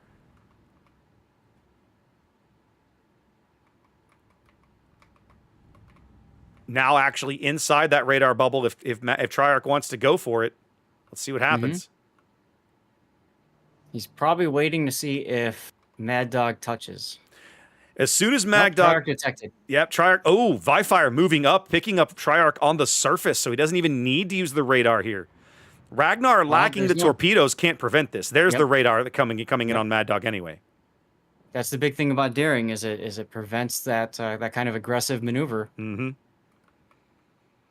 Good salvos from Vifire going in on Triarch there.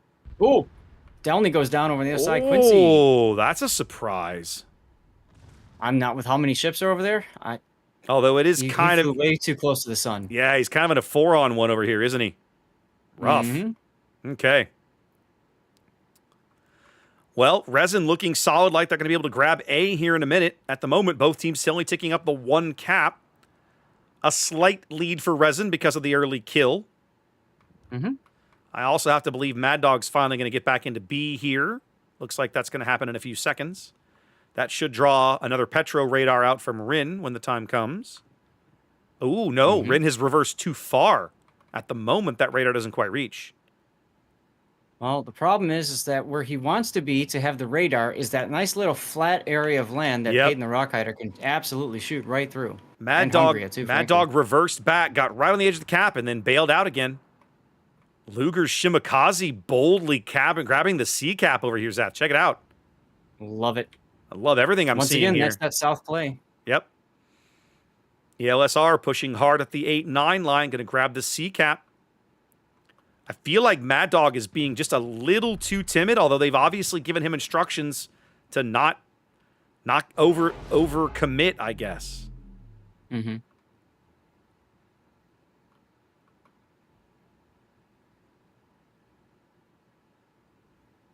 A finally going to flip over. That's going to allow Resin to start ticking up a few points, but the lead is shrinking on the back of ELSR's cap advantage. Yeah, I kind of feel like they're maybe being a little bit sluggish to get involved now that the Downley's down. Here's a shot on Rin. Oh, that could have been really bad. Oh, right through the saddle. Yeah. Yeah. So on the mini map, it looks like this is cover, and this screws people over so much because they think they're undercover, but they aren't because, well, there's like a golf course there or something. So, you know. I think I'm beginning to see. Okay. Yep. And then Mad Dog put single fire torpedoes down there as well. Yep. Okay. I think I see the strategy now. Mad Dog just playing smart, trying to get back in. The Petro Hydro is up. These are well spotted. He can see them coming. Can he even do anything about it? He's trying. Move forward. That's all he can do is move forward. And he's going to take. Fine. He's only going to take. He's going to take none of them. Wow. None. Nicely done. Seamanship. There comes the Petro radar. Right as Mad Dog is broadside. That's going to lead to some pain here. Is Triarch going to join in as well and risk the Petro reprisal from Vifire? He's not. Question.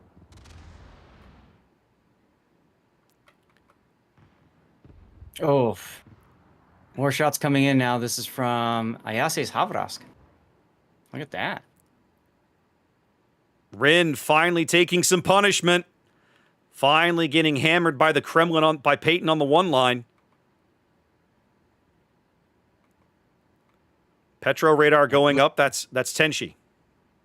Look how far up HMS Perseus is in the Burgon. He's all the way up to just up by Sea. I know. Now Triarch pitching in. They know they can get Mad Dog off the board on this radar. Desperately trying for it. They're going to get it. There he goes. There he goes. 2 Petro radars enough. And just like that, they claw back their ship and continue to build their lead, 130 points and growing. Yeah. Look at Captain Caesar sitting on the edge of the map saying, "I dare you, Hungary, to try to leave."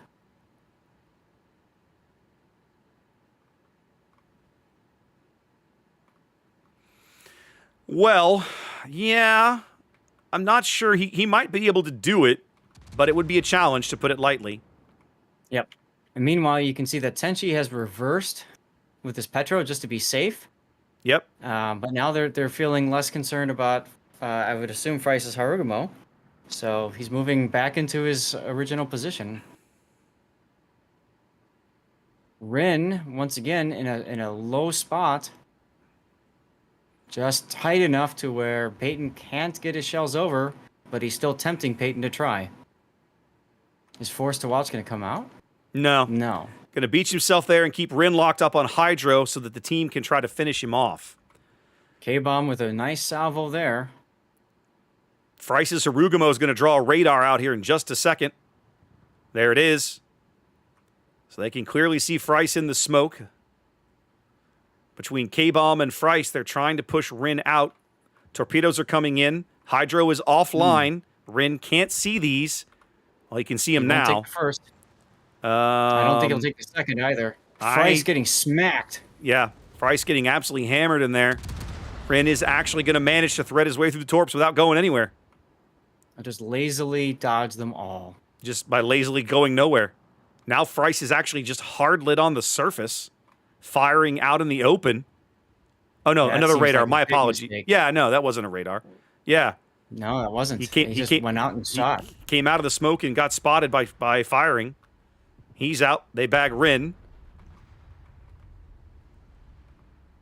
It's nearly a 200-point lead for ELSR. We're getting close to the halfway mark of the game. Nobody has ever owned the B cap here on Sleeping Giant. Mm-hmm.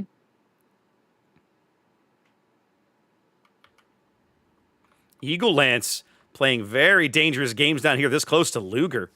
Goodness gracious, look at that. Yep. You've been doing that all game, those two. That's fun to watch. Game. I keep looking back at the mini-map, waiting for one of them to just, ooh. Now, the center of the board completely open here. Vifire and Force to Watch going to push through. They're going to grab B. And then it's going to be curious to see what they do next, because they're going to have open shots at the flank of a lot of these ELSR guys on the 8-9 line. And they've got time. They are, but... Go. Well, they've got 3 minutes and 47 seconds because there's still 2 caps being taken. So, you know, they got to do something. But Perseus is being rotated in the Burgon, so I think that that'll slow them down a bit. I mean, I'm not convinced, Zath. I mean, Burgonia is soft, right? You play that right, and it won't matter. They are going to pick up this cap. The radar is going to come out from, who was that? From Tenchi. Too late to stop the cap. Remember that moment I said I was waiting for? It might be coming. Which moment? Look at Luger's Shimakaze up to the north. Elgar luck chuck to torpedo. Woo! Just happens to stop at the right moment. That is what we call a brown alert, ladies and gentlemen. Perseus now turning south. It's a question of whether or not he moves into this channel or not. Force to Watch heading that direction. Vifire heading north. Vifire been whittled down pretty hard. Go ahead. I was going to say, Vifire has the potential to be very impactful with his radar if they can spot Luger at the right time. We're about to see a fascinating clash between Burgonia and Petro right here, Zath. Well, I'm watching Montana Petro as Hungary just gets... it could have been worse. So now let's see what happens. How does Resin going to play this engagement? Are they going to accept the ram Resin, and take the trade? I don't think you want to. You don't want to do that at all. What? That's Percy the is call. shooting somebody else. He's going for the hero play. Well, that's what they're doing. Resin, Forced to Watch, was told, just take the ram. And that's what he does. Feels... Okay, I mean, I guess it takes a big battleship off the board. I like it, Zath, because that's the last piece that really can influence these 2 caps. Think about it for a minute, right? The Venezia is not in a position to influence C and D, whereas now Vifire's Petro and Eagle Lance's Shim will be able to grab C. Yep. And while that's going on, though, take a look at A. I was just coming back to look at A to see how this was going, and it's kind of not going well for Resin, is it? Captain Caesar kind of winning this duel somehow. Against a Kremlin. Well, Caesar's been taking opportunity shots at Hungary's Petro, unfortunately not being able to connect with them. So now he's being forced to kind of divide back and forth. But you can see Hungary trying to find a way to get a nice Citadel, or at least broadside shot in his Captain Caesar. So Caesar keeps going back and forth from one ship to the next. This can still... Go ahead. And in the background, there's Tenchi trying to just help out his team. This can still unravel on ELSR, because if Vifire runs south to D, I'm not sure they can stop him. Oh, goodness, Caesar got dunked. Well, he took a Citadel there and the front turret from Peyton, but he also responded in kind. Peyton with the heal going, and Caesar gets a heal in 2 seconds, so they're both going to be healthier for this next salvo. 2 minutes and 30 seconds to go. But we're going to see the Petro step. Vifire is going to step onto B, or D cap. There's no way they can really stop that. I thought Ayase was going to make a run to B, but he declined. Long range shots on Captain Caesar. K-bomb from the middle of the map, making a play. And look at the stern turrets on Caesar going back out the other way. Yep. Still technically anybody's game, despite a 160-point deficit. For Resin, they've pushed very hard. They're almost back into this game. Zath, check out Luger and Vifire in the decap. I see it. I don't think they know Luger is there. They do now. They do now. I don't... Is it going to matter? I don't think it's going to matter. Caesar loses his duel on the one line. Vifire is very, very dead. He's going to beat the bejesus out of Luger on the way. And they're going to... If they get Luger here, like, that's massive. But I don't think they are. Is it a fire? Is it a sticky fire? Sticky fire. Just sticky fire. He's dead. That's a big, big problem. Although, even if he'd lived, I don't think it would have mattered, Zath. That just speeds things up. 60 seconds now from a Resin win here in Game 1. Ragnar Treyarch still has radar if he wants to try to hunt down Eagle Lance. Here it comes. Mm-hmm.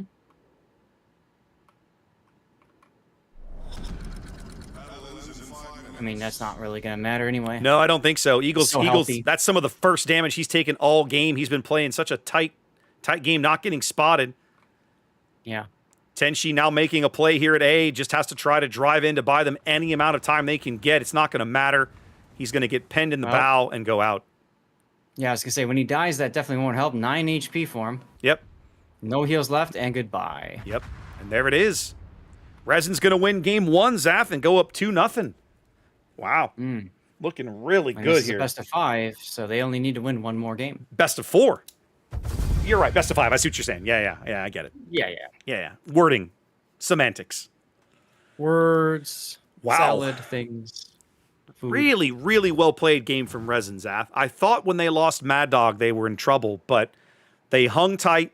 They pushed, forced through the middle of the board, through Thunderdome, where he picked up Vifire. They were able to make an impact there, punch out Rin, and then move through the middle of the map, and that was the difference in this game. Right. I gotta say, I think one of the mistakes, and I gotta fix. I don't know if you did it, but I'm putting Resin with a victory on Warriors Pass. So the two number. Yeah, I did that already. Okay. I didn't think about it earlier. That's okay. So yeah, I think one of the big mistakes there for ELSR was moving the Burgon all the way south there. Yes. It just gave so much more flexibility for Resin to just put their pieces where they wanted to. I agree. And then, of course, they were able to use the Petropavlovsk's final torpedo to take him down. Yeah. Now, go ahead. Over at the A-cap, I think the big problem at the A-cap was they kept splitting fire back and forth. Whenever they saw the Petro backing up and showing side, they took the shot on the Petro. And then they went back to the Kremlin. And you really shouldn't do that. You should take down one ship if you can, assuming I don't know what I think the Petro had a gun arc on it. It's hard to tell because it's a very low trajectory, arc. But, work together to take down one target first, then take down the next. Don't keep going back and forth. I think one thing we didn't talk about, but I kept noticing on the mini-map, there was so much else going on. Did you notice that Ayase's Habitorofs backed way south and then just kind of ran around at the bottom of the map for a while and didn't really do much? It felt like maybe they were kind of not sure what to do with that ship after a spell. I don't know. It felt that way to me. Well, the Haba was set for long range fire, and it was doing that at several times over the course of the game. But the problem is that I think they were trying to figure out where's Resin going to push. They weren't pushing over on the 910 line. They just kept on kiting away. Yeah. And they didn't think that they would be pushing over on that side. Luger with the Shimakaze was doing a nice job of slowing anything down over there and spotting over there, at least via radio location, if not visibly spotting things. So it feels to me very much like they were going to try to maybe rotate the Kaba someplace else to have more of an impact. And I wouldn't be surprised if they were saying, okay, you go to A now. Like, it's going to take you a while, but make your way to A. Yeah. That's the logical place to put it because there's no destroyer over there, right? Yep. And then maybe you can work through, or maybe it was to go to B in the middle, prevent any sort of Resin push. Yeah. But the problem was, as you know, with battle, things keep causing changes to your overall strategy, and then they probably kept calling it back. No, we need your fire over here. We need your guns over here, right? Because, oh, nope, now they pushed over here. Okay, now we have to do something about it. Right. So, it happens. Yeah. That's my point, is I think it feels like he maybe kind of got yanked around on the yo-yo a little bit, and then they kind of played his ship down for a spell there towards the end, because he was just out of action and not really able to contribute. Right. Well, it looks like we're about to go right back into game 2. Yep. These guys are more or less all set. Yep. This could be it if Resin wins. Could be. But this is a map that we have seen ELSR do amazing things on, both internationally and in this tournament. So we'll see how they attack it today. I love chat right now. Looking back 5 minutes says, still not sure who's going to win, and that's a good thing. That's the mark of a good game. That's the mark of a good game. Still don't know who's going to pull it off. Yep.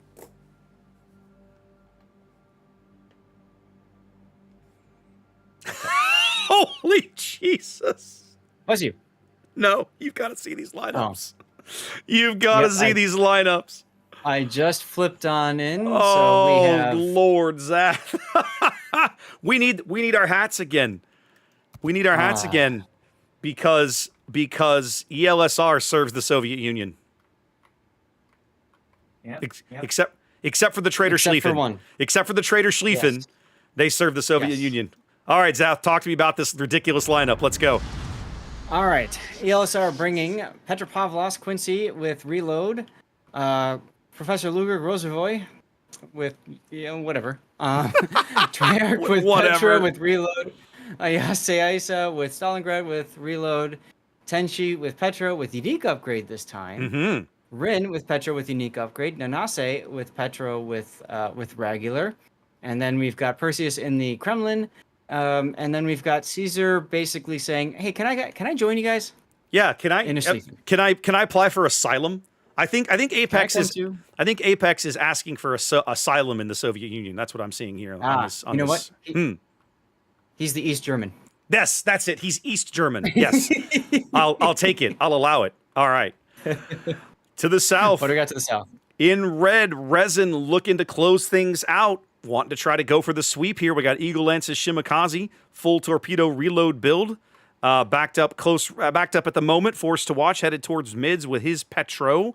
Gonna set up on this island south of B. Headed to the east, Mad Dog's Daring was kind of knocked out of last game pretty early, but definitely made his contribution. Off to his starboard side, Elgar's Henri Quatre. Fairly typical build there, going reload. Vifire, very similar build, adding top grade gunner to his. They are speed boosting all the way to the 10 line. Bagging them up, Feva's Petropavlovsk, IFHE. Peyton's got a Schlieffen of his own headed in that direction. So we're going to see a little East German on East German action. We're looking at one Petro going to the west side. That's Hungria, again with the IFHE. And Zav, for the first time in this tournament that I can think of, we're seeing a brick. Brick is Brick here as K-Bomb grabs a Vermont and is going to hang out mid. Brick doesn't go anywhere fast, but Brick hits like a train when Brick fires. Can we take a moment and just talk about a Petropavlovsk taking IFHE? Huh?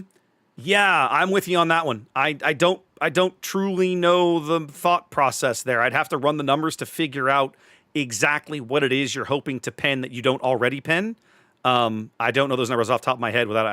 This is one of those moments where you need like a research assistant, right? Like, hey, look that up for me. But Well- I don't have that.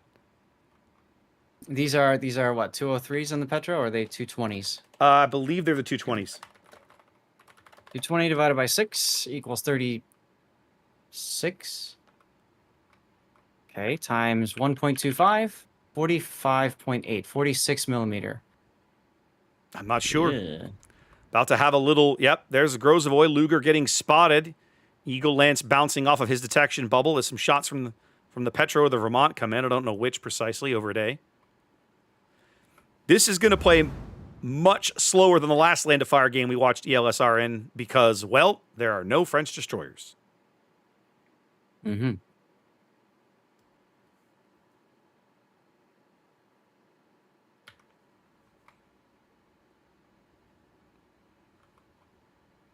And Eagle here Lance. you see Go ahead. the Wall of Stalin set up, and so anyway, so we have basically one ship per grid square roughly, Kremlin in the middle to just rotate as necessary, Schlieffen on the side. That's going to be the push side, probably the buzzsaw. And that lone Grozavoy to at least give them some time by doing some cap contesting and whatnot. The way the Wall of Stalin works is the enemy team usually rushes forward, gets all the caps because they got the speed, and then the Wall of Stalin has the hit points by a lot. But Rin has a fewer hit points now because Yeah. So what I've kind of K-bomb what I've kind of bricked. kind of sketched on the screen Another here one. is the sort of thing that gets. Oh, good lord, what happened to K-bomb? Kremlin.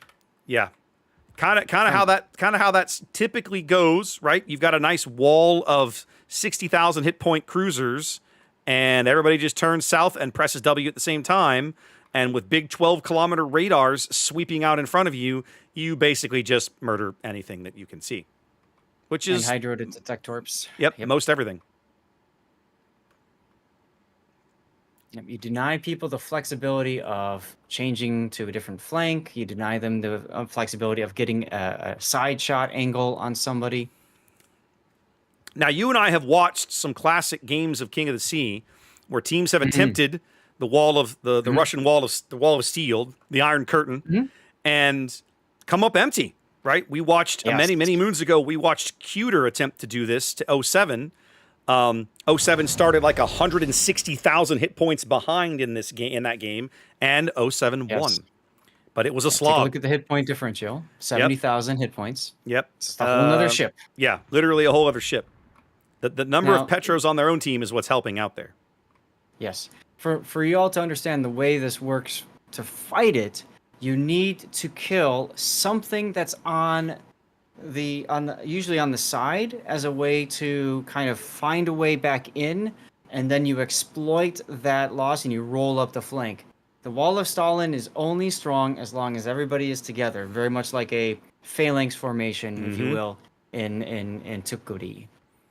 Yep. But if you put a hole in the dike, then water and your friendly ships can flow through it very quickly. Yep. So Perseus now being farmed out. Mad Dog taking some hits. Yeah, Mad Dog took a little ship damage in there before the smoke went up. He'll burn a heel here and see what he can get out of it. What I want to know is what's gonna happen with Caesar, because look at where he is. He hasn't moved.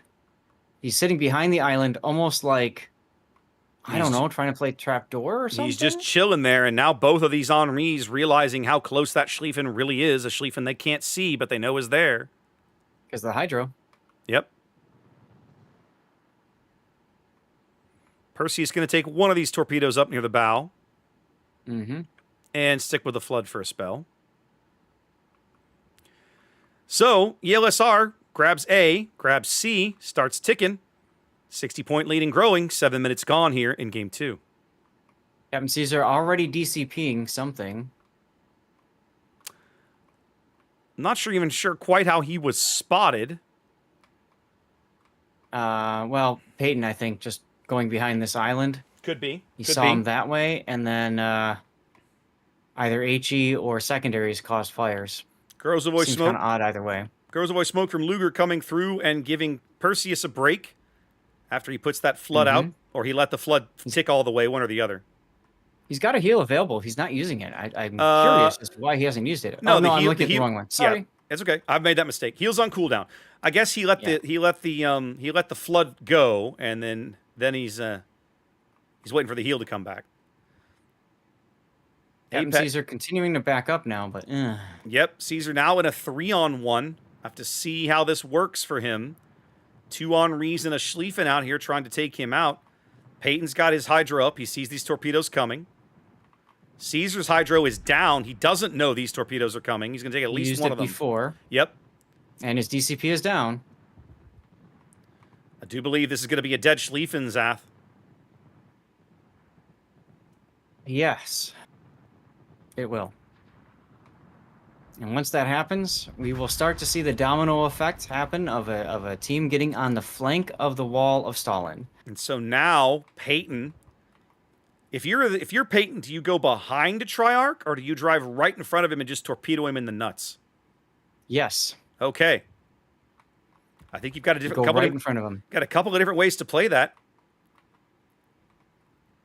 Peyton is lit on Hydro for now. The thing is, if he goes behind Triarch just hits W and moves forward. Right. You need to move in front of him and force him back so that the Henris can kill him from behind. Yep.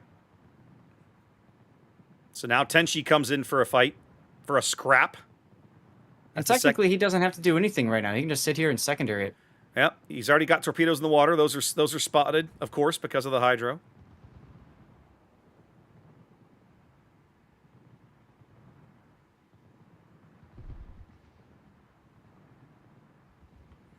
Does stop some of ELSR's points gains, although now the Grozavoy finally grabbing B. There's the radar. Sorry, there's a radar from Feva to try and get some shells downrange on Luger. They're going to be able to do it. Rin takes down Hungria's Petro on the other side of the flank. Eagle Lance is very low in the Shima. There was Hungria. Oh, they came in behind him. They literally just wrapped him. They came in behind him. Ouch. Yep. And Peyton ends up trading. That's a little painful. Yeah, but, that's not great, but if the Henris can clean up Tenshi, it won't feel quite so bad. They'll have an opportunity here to do so. Nice hit. Good AP salvo. Elgar.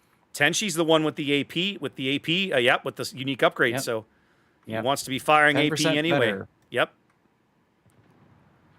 Tenshi is going to go out, and that's going to allow Resin to pick up C. And so what began as a north-south fight will quickly become an east-west engagement.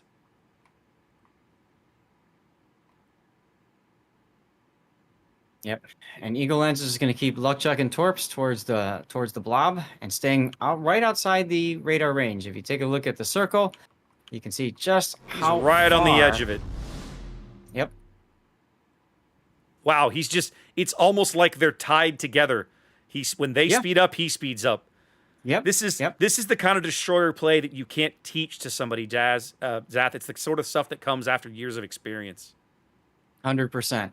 Forced to watch is going to be the next target because, well, people are going to wrap behind him and bad things will happen. Yeah, the torpedoes coming in on him are both going to miss down his starboard side. Big Vermont salvo goes in on Quincy and comes up mostly empty. Perseus is once again being farmed. I'm surprised Luger's not coming to try to help him out, but Perseus is probably saying, I'm going to be behind the island, go kill Mad Dog or something. So we'll 9 minutes to play and less than a 20-point lead for ELSR. Both teams almost dead even on health and points here in Game 3. Excuse me. Rin is about to be reminded he has Hydro available, but he only has one charge left because of the unique upgrade. He loses one of each consumable.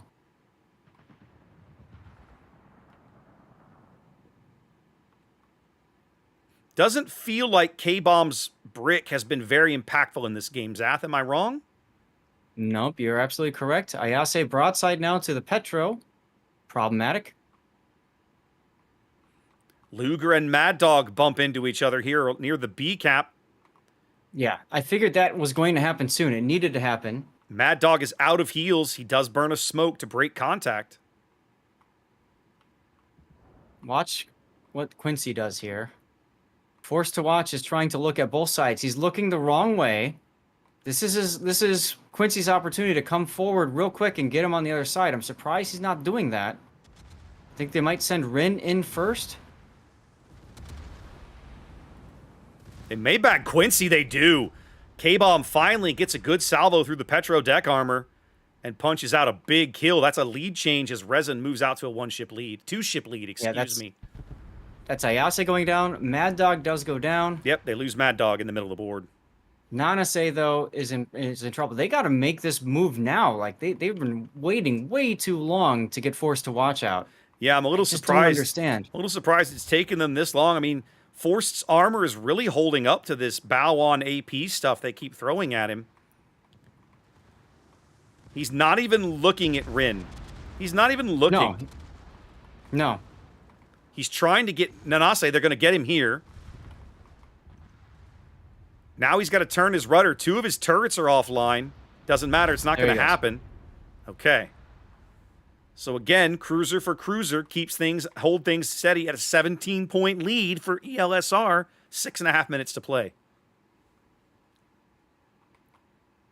The big thing is what's going to happen with Perseus's Kremlin. He's behind the island. He's not able to do much.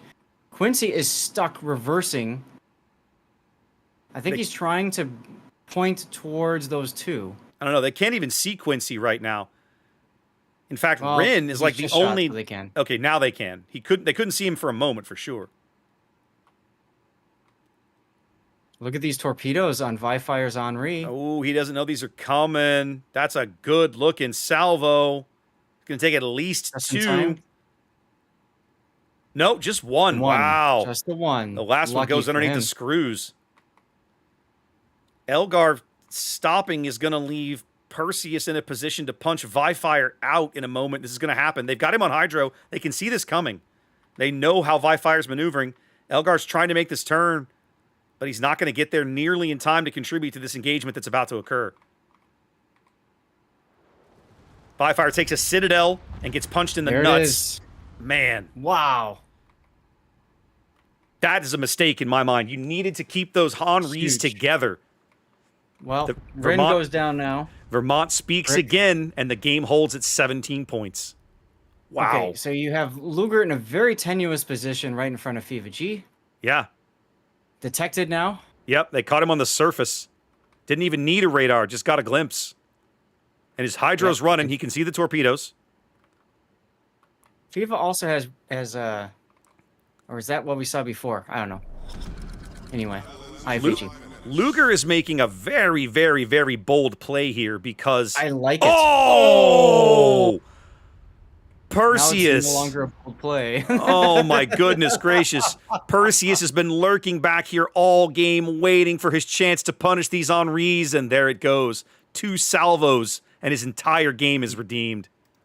Come on, do something. Okay. Wow. Just wow. And Fiva And gets clobbered by Fava just gets Quincy. dunked by Quincy. Goodness gracious. It's a 60-second timer now for ELSR. All they have to do is not die, and they're going to win.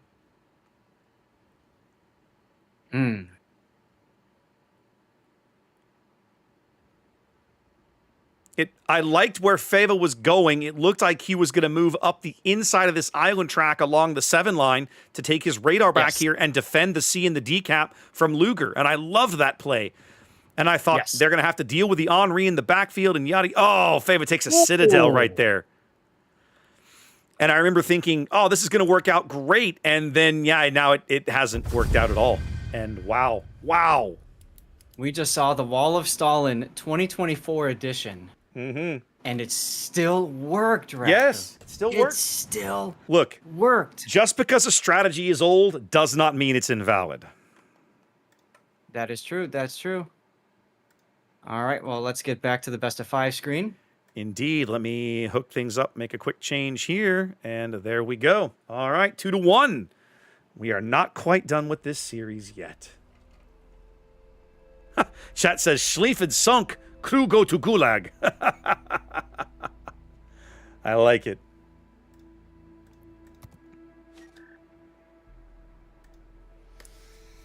I served the Soviet Union. Indeed. They definitely served the Soviet Union well. That was a very back and forth game. Punch for punch, ship for ship, until finally somebody wasn't able to keep standing. I haven't worn this hat in years. It's a good hat. I still have mine downstairs somewhere. Good hat. I think I still have mine downstairs. I should keep it in here. Yeah, why not? I should keep it in here. I don't know why I don't keep it here. One of the It's good to see. Go. Good to see ELSR take a win. If anything, now they can at least say, that it wasn't a sweep. Yeah, well, they took a game off these guys earlier in the best of top 8, right? Like this, it was not a roll over and die kind of game then either. So, I mean, if I'm Resin, I'm also excited by the fact that earlier when I squared off against these guys, the 2 wins you had were forfeits. You come into game 1 here today and you show, look, we can beat you, right? We didn't need the forfeits. We got them, but we didn't need them. We could have beat you, and so. Both teams making a statement here. Absolutely. And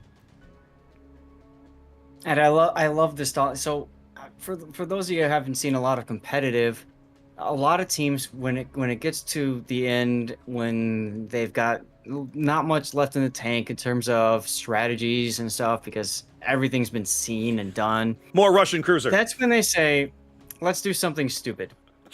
Or let's do something just wild they won't expect. That was what we saw just now.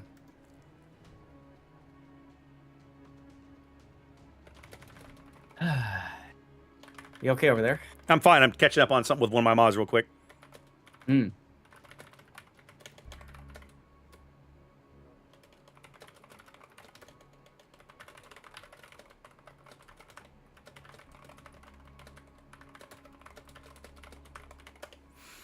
Okay, there's that.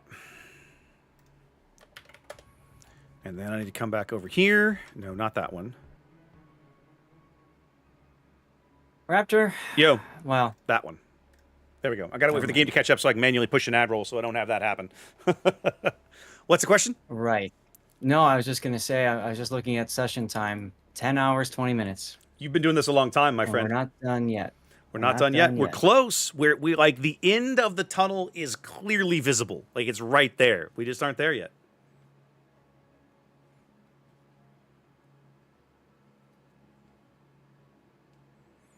Wait, what am I doing? I don't know. What are you doing? No, I put the wrong thing on my helper. There we go. There. Move over there, anime girl. I had her on north. What are you talking about? I'm on my best of 5 screen, and I accidentally gave another win for Resin and then north, so I fixed it.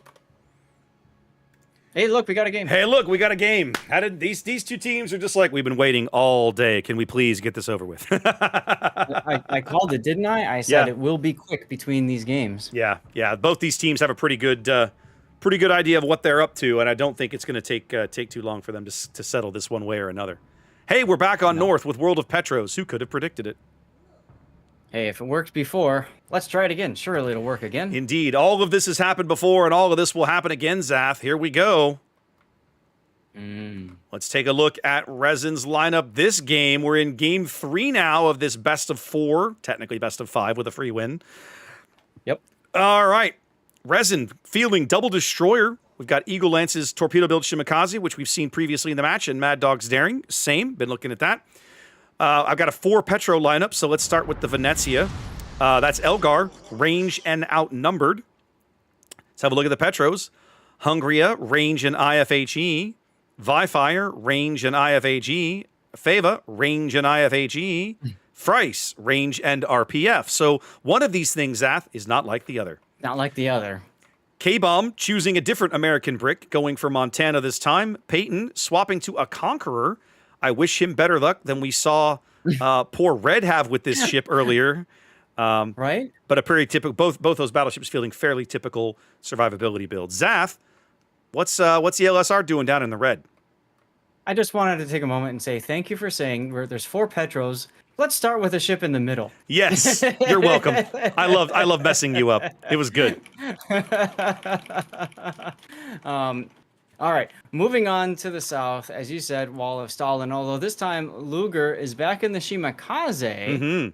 I think maybe he wanted a little bit more flexibility. Speaking of flexibility, the Italian Navy has joined the Wall of Stalin with Quincy and Ayase in unique upgrade Venezias. I wonder if we might see a smoke train going here between the two of them. Choo-choo. And Nase in front of them with the Petropavlovsk. And there's 2 more Petropavlovsks, so let's take a look at Perseus's build in the Kremlin. Your typical survivability setup. Rin in Petro heading towards the sea cap. Whatever with reload. Tenchi with unique upgrade. Again, for Tenchi's Petro. Triarch in the Delny. Didn't work out so well last time, if I remember. No, that was Quincy in the Delny. So Triarch maybe is saying, let me try it's done. And, beating feet to E. And then we have Captain Caesar and the Schlieffen saying, maybe this time I won't get overwhelmed and killed. In the Schlieffen. We shall find out. Reminds me of the movie Bridge of Spies. Yes. The way the Soviets treated the East Germans. Get over there in the corner. Interesting team deployments here, Zath, and I'm afraid we might see Mad Dog get punched out early again here. Nanase's lit on the surface, very clearly. Now Rin is as well. They know there's a destroyer. Mad Dog already bailing out. Good for him. Has to be praying they don't push the radar button quite yet. Petro does. There's Nanase. Oh, I figured Mad Dog would go get some hard cover. He doesn't. He flips back the other way. That's going to cost him some HP.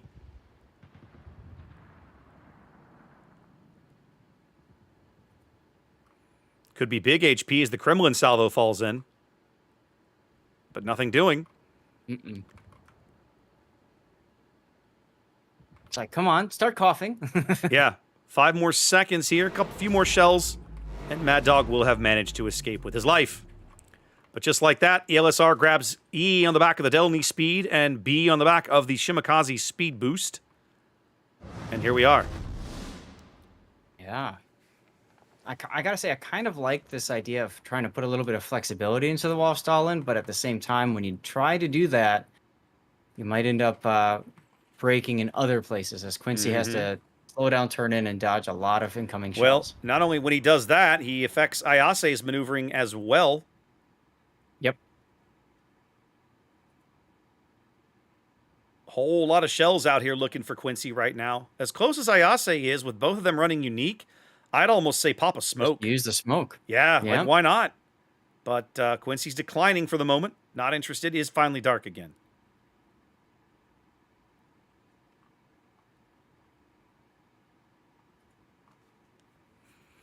This game's starting off much more evenly in terms of health, right? Not a huge gap.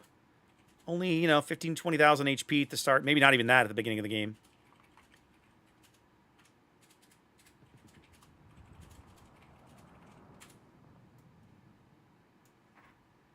I'm very curious. Frice is set up over here on the 10 line to receive a push that is not going to come, I don't think. They might go ahead and shove Caesar up the 10 line, maybe? Yeah, I always like when teams do that. They both set up for a kite, and then neither team pushes, and you're just like, all right, when is somebody doing something? Now, I don't understand this. Ayase is next to Quincy, but Quincy's making Inky, and Ayase isn't in the Inky, so this is a huge miscommunication, in my opinion. No reason should Ayase be taking this kind of damage. Now Quincy shoots as the smoke expires, and is now spotted. Yeah. Why bother? Peyton takes 1 torpedo on the nose there. As Quincy is lit, dumping SAP back on Vifire. Elgar's shells falling in on Perseus. Everybody shooting everybody, Zath.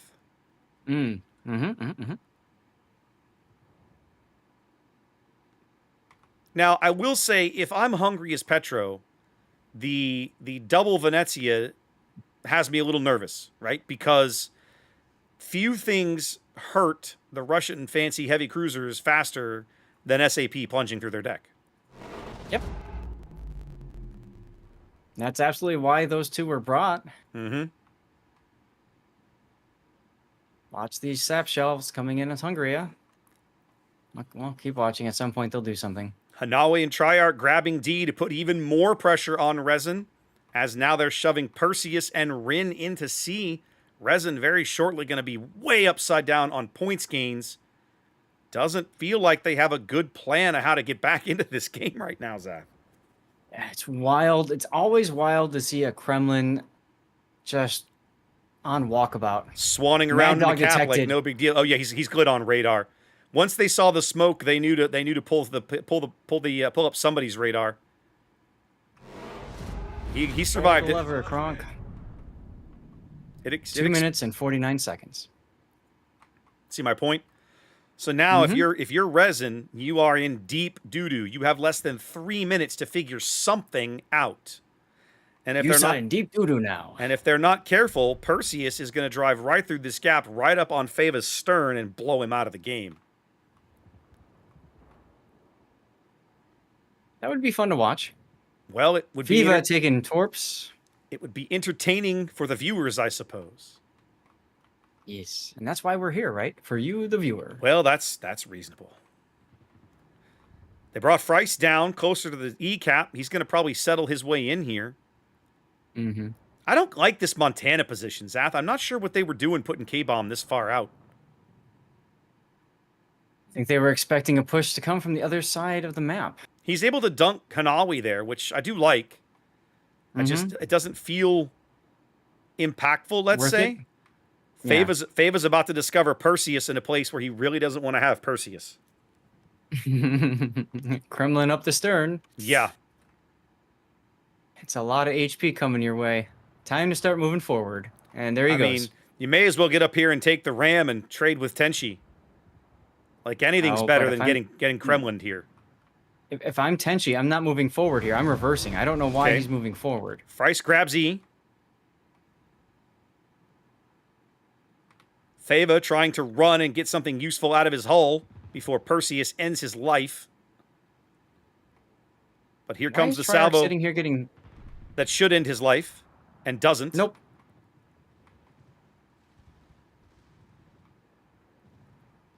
Tenchi not I able to don't do it get- either. He's not going to survive to get there. He's going to burn out. He's going to die within sight of it.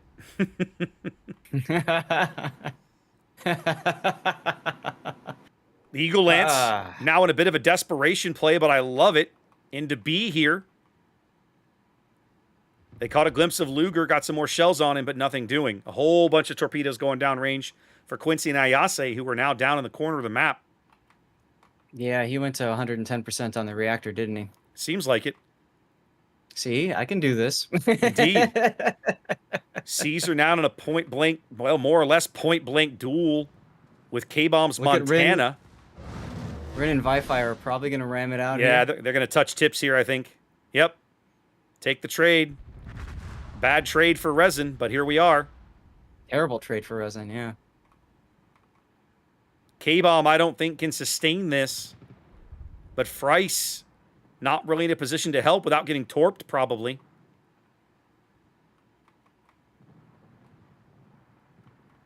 K-Bomb stationary, finally reversing while these torps come in. 70 seconds now to an ELSR win here in Game 3.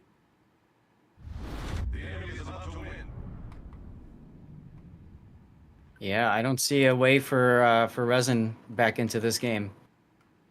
I mean, it would require a fairly epic failure on ELSR's part. This could occur, but you certainly can't bank on it. No. Eagle, Lance, and Luger now spotting each other. Once again, big SAP salvos coming in on Eagle. And there goes K-Bomb. There goes the Montana. 3 seconds. And that's the game. It feels like Zap Resin fell behind, and then it just I don't think they really had a good idea of what to do. Yeah.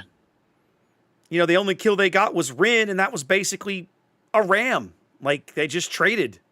Other than that, they kind of got smashed around. Yeah, I don't really know what else to say about that one. I don't either. Well, Fascinating game. Here We're we gonna- are, full count. we're gonna get full count. We're gonna get max games out of this series. Woo! Max games. All tied up at 2 as we head to the rubber game here. Let's go back to the training room for a moment and wait for Game 5 on Trap, Zath. Can you believe this? After 4 days of play, the whole thing comes down to a match on Trap. You got it. This is going to be wild. The memes will write themselves on They this probably game, will. I have a feeling.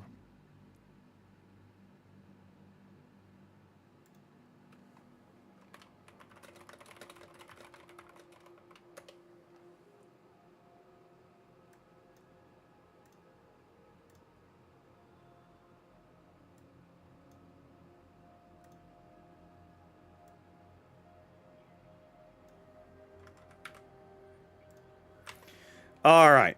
Well, this is 100% undeniably The last game. the last game of the day. There can be nothing after this. All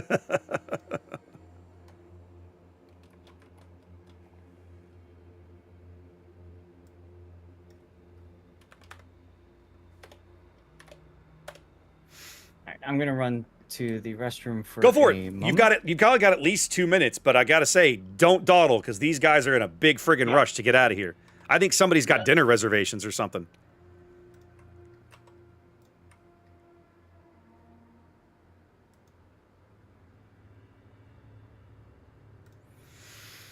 Whew.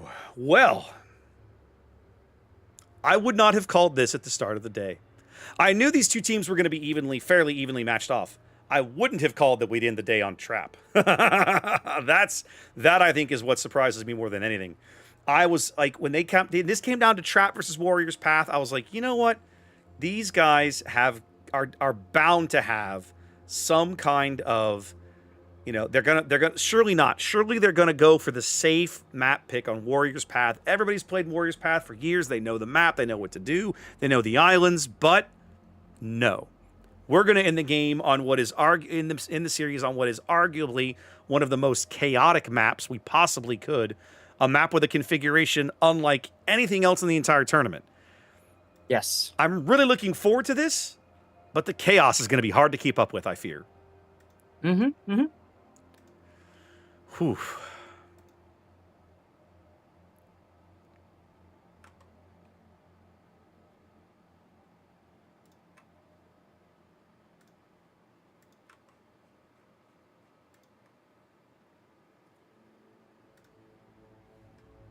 Oh, okay, that's right. I'm waiting to catch the ad roll when it actually catches up on stream over there.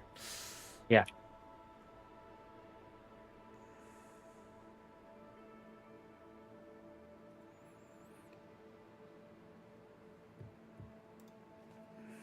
Yeah, I'm gonna have to do the same on my side. I had one cooking, but they're writing up and they're gonna go. They are not gonna wait. We're gonna go back and finish this up here within just a moment. Yeah, they're Which is fine. My wife will be happy. She's worried that we're gonna run late. I'm fine. I'm ready to go. I'm ready for dinner. I'm hungry. She's like, but the pizza's in the oven. Like, yeah. No, it's perfect. Perfect timing, honestly. If it's in the oven now, that's ideal. But this is going to work out. I'm just going to have to keep an eye out and hit the ad roll button while we're in the middle of doing team lineups. Oh my goodness! What is okay? Well, this is going to be interesting, kids. Yep. All right, Seth, it's game 4. It's the final game, the most important one of the series. Talk to me about Resin's lineup. Yep, game 4, full count. Resin bringing Eagle Lance in a Shimakaze full torpedo. Mad Dog in a Shimakaze full torpedo as well, both 12s. Mad Dog is a destroyer prodigy and loves Shimakaze, by the way. Forced to Watch Petropavlovsk range. And utility. Yeah, IFG, yeah. Frice with range and radiolocation. Fiva G with range and utility. And IFG. Byfire and a Cerberus now. Mm-hmm. Interesting decision. Hungaria in Petro with range and IFHE again. Peyton the Rock Hider in Kremlin, usual build. K-Bomb in Colombo with unique upgrade. Usual battleship stuffs and fixins and things. What do you got for ELSR? Well, with their French destroyers taken away, ELSR has opted to go Speedy Boy Soviet destroyer, going double Delny here.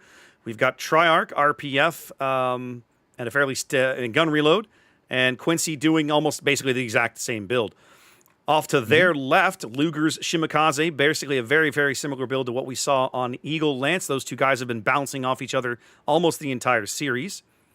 And then backing up Luger, Nanase's Venezia, unique upgrade and range, just like we saw last game. Rin now in a Venezia, very similar build, unique upgrade and range. He's also got the shell-changing skill and the spotter plane skill. Look, I need to see. Our third Venezia of the match. If you'd have told me this, I would have called you a liar. Also unique upgrade and range and top grade gunner. Stalingrad here in the middle. Tenchi's Stalingrad going to hang out near B as Triarch's going to pick that cap up very quickly. In the back, we have Brick For the first time, we're seeing Perseus in a brick. This is USS Vermont. And then headed all the way up the 9 line, all by his poor lonesome self, is Caesar's Schlieffen. Probably not going to see many shots out of him for a while. I'm betting his job is to cap D and then get the hell out. And be dark doing it on the way. Yep. Yes. Quincy caught some shells there, it looks like, but they're putting a whole bunch of paint in on Hungria as well. All of the SAP shells falling in. Large there we chunks. Go. Now they're starting to hit. Yep, large chunks of his health evaporating. So this is kind of the anti-Russian cruiser build, lineup, I would say, from ELSR, right? You take all of the SAP and you just slap these guys right through their deck armor. I mean, if you think about it, on this map, you know where 2 of the Soviet cruisers will be. Just guaranteed, you know one of them is going to be on the opposite side. So you might as well take ships that will farm that out quickly. Smart. I like it. Well, and I think the plan was to do this last game. They didn't have quite the success they wanted with only 2 Venezias, and so now here they are like, well, what's better than 2 Venezias? 3 Venezias. Let's go. E-Bomb taking some punishment early, but not nearly as big as a punishment as he took in his Vermont earlier. Yep. Now, Eagle Lance was spotted for a moment, forced to make Inky. He's just got to run away, as Luger in the Shimakaze is probably looking to just keep running him down. Now, one interesting thing about Venezia, no hydro. Yep. Brilliant dodge by Nanase. Rin, not so lucky. Rin's going to take 1. Nope. No, Rin scrapes very the lucky. hull. Scrapes Rin the paint even off the luckier. hull. Yes, it bounces off the hull just like in the video. Fire, some shells coming in. Nothing major there, though. Yeah, kind of funny to see that. And then he just kind of just smokes and says, I'll just chill here for a little bit. And maybe I'll start crawling around a little bit. Well, nobody capping A right now because Eagle Lance is inside the boundaries of the cap circle. Again, bouncing off of pushed out. Yep, bouncing off of Luger's detection bubble there. Both Shimas spotting each other as the SAP comes in for Eagle. And more SAP goes out for Luger. Oof. Solid. Not catastrophic, but good hits. Yeah, nothing hitting Eagle, though. That's wild. As now Peyton and Fava pushing straight into B, daring ELSR to do something about it. Yeah, well, you got all these Venezias together, and there's Hungary taking some more hits. This map still Hungary feels like 10K. This map just feels like a bag of rabid squirrels to me, Zath. It's just total friggin' chaos. It's the Wild West. Kind of get the feeling that was the point. Maybe. All right, double Delny's now climbing into the B cap with Kremlin and Petro. This might go well. This might go badly. Quincy and Triarch maybe with an opportunity here to knock 2 big high-value targets off the board. Looks like they're going to focus on the Petro. And she taking this opportunity to turn out and south before Peyton really gets a good shot on him. Changing their opinion now. Hydro down, no radar. They have no idea this is about to happen. No warning. I mean, they know somebody's in the cap, but they don't know they're being charged. That's correct. Now they do. Yep, Triarch spotted now. Fiva's turrets were turning the wrong way. He doesn't have an answer to Triarch. I don't even think he had HE in the barrel. He's got the stern turret in, but the bow turrets can't quite keep up. Fava's dead. Wow, and he kept the other torpedo salvo for Peyton. Yes, he didn't need both salvos. Paying by the torpedo these days. Peyton is absolutely 100% a dead man here. Wow. There it is. And the 2 Delnys survive the experience. That is a clip moment, if you ask me, ladies and This gentlemen. just goes back to what we were talking about, right? About ELSR and their destroyer usage earlier in the day, right? They're just good. These wolf packs are just so impactful and so devastating. Now, that's not to say that Resin can't come back from this, right? But they just lost 2 high-value targets right in the middle of the map and basically got nothing out of them. And it was a real thing of beauty watching them, too, going into B, and then just one of them curving off almost like it was planned. Which it was, more or less. Brick. Brick Yes. going into B. Brick in the middle. Brick speaks, and Forced to Watch says, ow. I'm not even sure ramming Brick will get Brick off the board, Zath. Yeah, well. Tenshi's I have a trying to feeling help. a feeling that Forced to Watch is going to be forced to use that final torpedo. He pretty much has no choice here. He's trying to take Tenshi with him. He's not going to. He didn't. He shorted the salvo. I mean, he overled the salvo. Let's see if he can take Brick with him. Kiss, kiss. He can't. He doesn't have enough. He doesn't have enough momentum to kill Brick. It doesn't even move Brick. It just Brick just sits there. He bounced off of Brick. Quite literally, just bounced off of Brick. Well, Brick take B. Yes. Brick smash. Brick smash B cap. Frice in a solo duel against Caesar over here on the 10 line.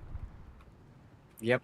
It's got to feel just bad. Looking at it, it does feel bad. It's not a solo duel. I mean, Mad Dog is kind of helping. There's only so much that Mad Dog can do, right? And the Hydro, which is still cooking for a little bit longer, makes it difficult for Mad Dog to contribute. Not impossible, just difficult.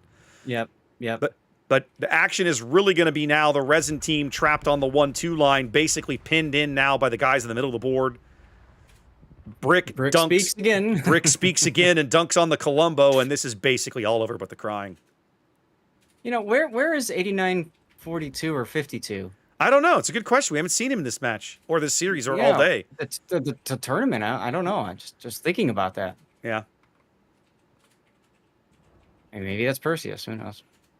People Could love be. changing their names. People do like changing their names. Well, 100% MVPs of this game, Zath, Quincy and Triarch, right? Taking the Delnies into the middle of the board and sensing opportunity, seeing it coming, and smashing them. Frice does win his duel, finally, at long last. Thanks to Mad Dog Shimakaze Torpedo. Thanks to Shimakaze pitching in.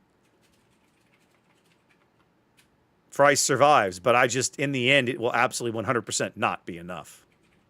You know, in the spirit of ELSR, I think that I will name that clip "Prepare for Trouble" and make it double. I like it. I like where your head's at. Radar coming up on Cerberus. Should be time for Brick to smash. Stalingrad will try to smash. Stalingrad smash. Brick will try to smash. If I remember right, Stalingrad points. Brick would have smashed, but Venezia smashed first. Brick smashed dead hull. Yes. Brick extra smash. Hungria has torpedoes coming in from astern. Can he dodge this one? He can't. Right as it ran out of range. What a thing of beauty. Well, ladies and gentlemen, ELSR will once again be your Kings of the Sea here on North America. They'll go into the international finals as the top seed from NA. If memory serves, the international usually takes the top 3 teams. So we'll see Resin again, and they certainly didn't look bad in this series by any stretch of the imagination. No, not at all. And, I mean, I got to say, cool, because this is a reverse sweep, complete reverse sweep, like 100%. Coming down through the loser's bracket, everything like that. And Luger. Chad is just about to see the good part in B here on they're 5 minutes behind, of course. Yep. Matter of fact, I'm going to type clip this, please. Yeah. Anyway.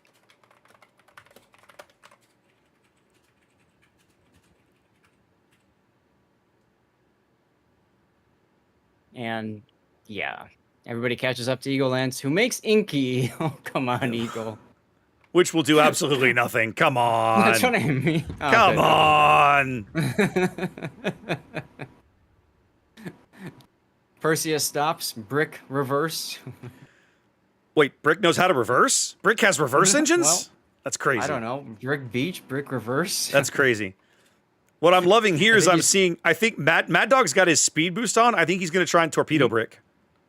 I know, and I think he's going to come out right in front of Brick. He is. I think they want revenge on Brick. Yes, well, Brick gets first. Brick is trying to cover his torpedo launchers, succeeds. But now, Stalingrad will shoot Brick. We'll shoot the Sima. Sorry, didn't shoot Brick. Oh no! Mad Dog smokes. What are Come you on, doing, Matt? What is this? What are you? What is happening right now? One of his torpedo launchers got reset. Okay. All right. He's launching 2 at the Stalin.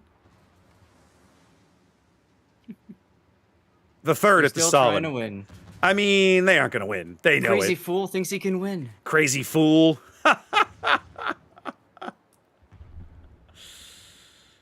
They are going to kill Hanawi. I mean, it's going to feel good. I guess they're going to get a,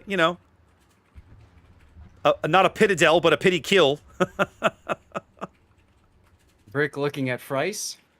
That's not a comfortable place to breathe if you're Frice. You don't want Brick looking at you.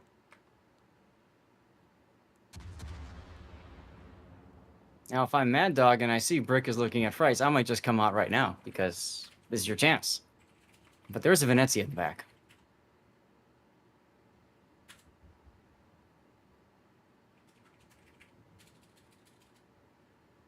These Venezias have to be just salivating at the chance to dunk on a Russian cruiser.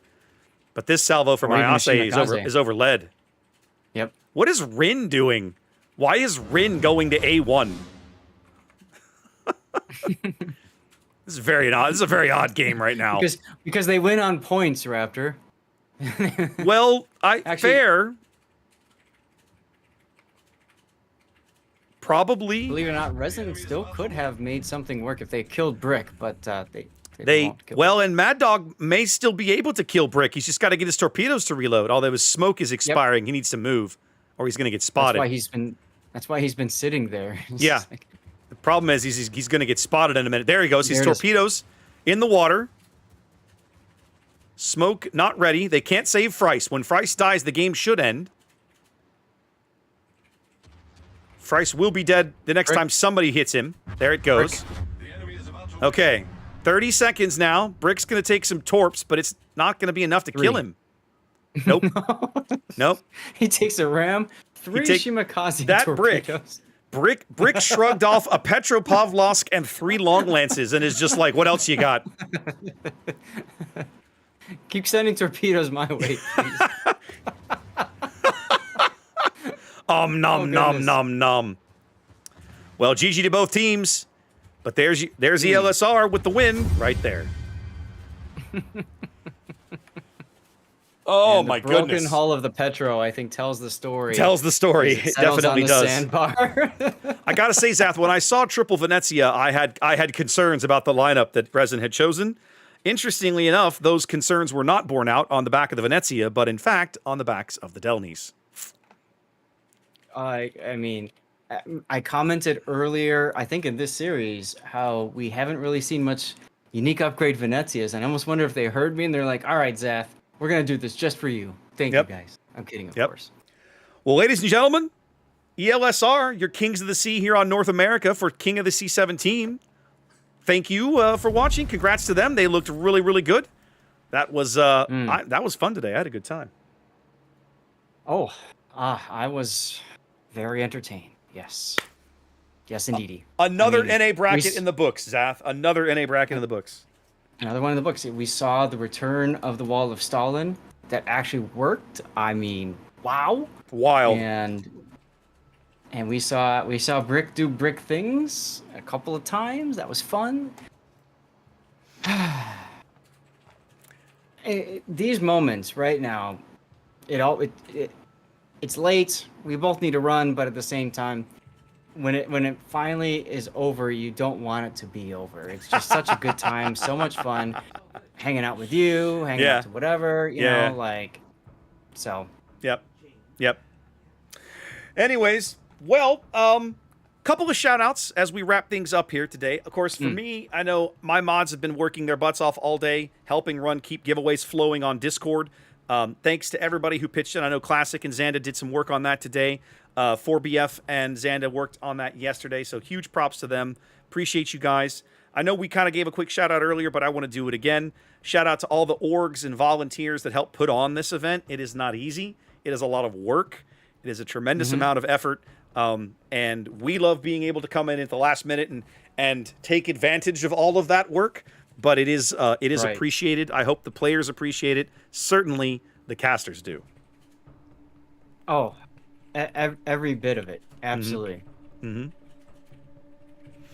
I'll say that So, I got another one, Zath. Unless you've got one. I've got. Well, of course. Bring it. Let's go. Ustuzian and the others, and the adjudicators. I would also love to shout them out. They did a fantastic job. A lot of work today trying to get things over. Mr. Sock, my man, thank you so much for all your help, and big thanks to Puddin for waking up early and continuing to do so next weekend, at least on Saturday. So. Yep. Absolutely. That's good stuff. I want to shout out Sarah. Right? Seraphis over in EU is kind of like, as I understand it, his title is like the global tournament dude for boats, right? Guy. Yeah. Competitive dude. Yes. Competitive dude. Man. Competitive man. And I gotta say, the event from my perspective went pretty well. The streamer pack, quite lovely. We commented several times that we like the improvements. We like how it works. Yep. So lots of, I have to give him props. He did a really good job, making sure that all the ends were tied together on his end. That came together nicely. So yeah. Well, go ahead. Not only that, but also including us, you and I specifically, and Painzer in their little video that they put out. I mean, they didn't have to do that. That was very, very nice of them. So very much appreciated. There's a lot of work that goes on behind the scenes. We always say it. We really mean it. And I know with all the tournament stuff going on, the dramas and all that, I know that I'm sure he was involved. I'm sure that so many of the other refs, organizers, whatever, were involved. Nerves frayed, lots of energy expended. At the end of the day, it's a tournament. It's a free-to-play video game, and we all freaking love it, which is why we are still here after 10 damn years. 9, but yeah, close enough. What else is there to say? Next year will be 10. Oh God, next year will be 10. Well, I mean, I got in a closed alpha, so technically it's 10. It's 10 for you. For some of us who didn't get here to open beta, it's not quite that long. But yeah, I feel your pain. Right. I feel your pain. So awesome. Well, listen, what's your plan? I got to get offline and get some bloody food. Are you going to keep streaming for a bit? What are you doing? I'm planning on keeping things going. Chat, if anybody still needs time for drops, I'm going to keep it going just like I did yesterday. I need to go talk to the wife. I haven't seen her all day, and I need to figure all things out with her. So I'm going to leave it up for just a little bit. I'll come back up and check on you guys in a few. But I want to make sure people can get their drops if possible. Okay, so what I'll do then, I'll raid into you so that guys who are still working on their drops, maybe they came in late, maybe they haven't got their drops quite finished yet, we will we'll send them over to you, and they can keep working on it on your channel, okay? That works. Just like yesterday. Awesome. Zach. Yeah. Thank you. Yes. Thank you for another successful tournament cast. Another good time hanging out with a good friend. I appreciate it. This was good stuff. I still remember back in COT 7 when we were physically together, we reached over, shook hands. Like, it was just like that, done. We felt good about it. I miss being able to do that for these events, right? Like, if you and I lived closer together, like Chicago to Houston's like 1,000 miles, right? But like I've been working on it, dude. Yeah, I know. No. I'm just saying, if we lived closer together, I would 100% devise a way for us to sit in the same room and do this, because it would LAN party. Yes, it would be a blast. It'd be so much fun. I've got the desk space, and I know you do too. So it'd be tough here, but I could set the studio up for it, right? We could absolutely do this entire thing from the studio if we wanted. So someday perhaps. Someday. All right. I'm good. Let's get out of here. Thank you to the viewers for tuning in and making this a thing for all of us. Seriously. Appreciate you guys who hung out with us all day. It's been a long stream. Again, guys, if you've been here all day and you particularly enjoyed the King of the Sea flashback stuff we did at the top of the stream, let us know. We're the top middle is that stream, I guess, but before the NA bracket, let us know. Give us some feedback on that. I had a good time doing that, and I'd like to do more of it, but we want to hear what you guys think. Okay, so absolutely, me too. Yep. All right, I'm out. You can get an outro for me. I gotta wait for the countdown to catch up. I'll raid into you guys. Otherwise, I will see you guys on regular stream nights. Y'all take care. Peace. That's right. Oh, hey, what are your regular stream nights, Raptor? Oh, that's a good point. Oh, so for me, we do Monday nights. We've been doing Civ. I'm not sure if we're going to do Civ tomorrow night or not. And then typically Thursday nights is my regular one night a week. One night a week I do worships. Occasionally I bump it to Wednesday if I've got something else that once a month I have a Thursday thing that crops in, so I have to move that one week always. But generally Mondays and Thursdays are typical. Yeah, that's normal. Okay. And for me, it's usually Fridays, Sundays, Monday nights. That's usually what I try to do. So, Okay. you know, Warships Fridays, Warships Sundays, Monday nights, whatever. And then who knows? Okay. I love streaming too much. So, you know, it's good times. I know. I know. It really is a hell of a drug. Yes, You it realize is. that It's a TwitchCon rush. is only like 3.5 weeks away or something, right? Like we're gonna see each other pretty soon. Yeah. And it's going to be glorious. It's gonna be good stuff. It's gonna be good stuff. All right, guys, listen. All right. Enjoy what's See you left of guys. your Sunday. We'll see y'all later. Take care.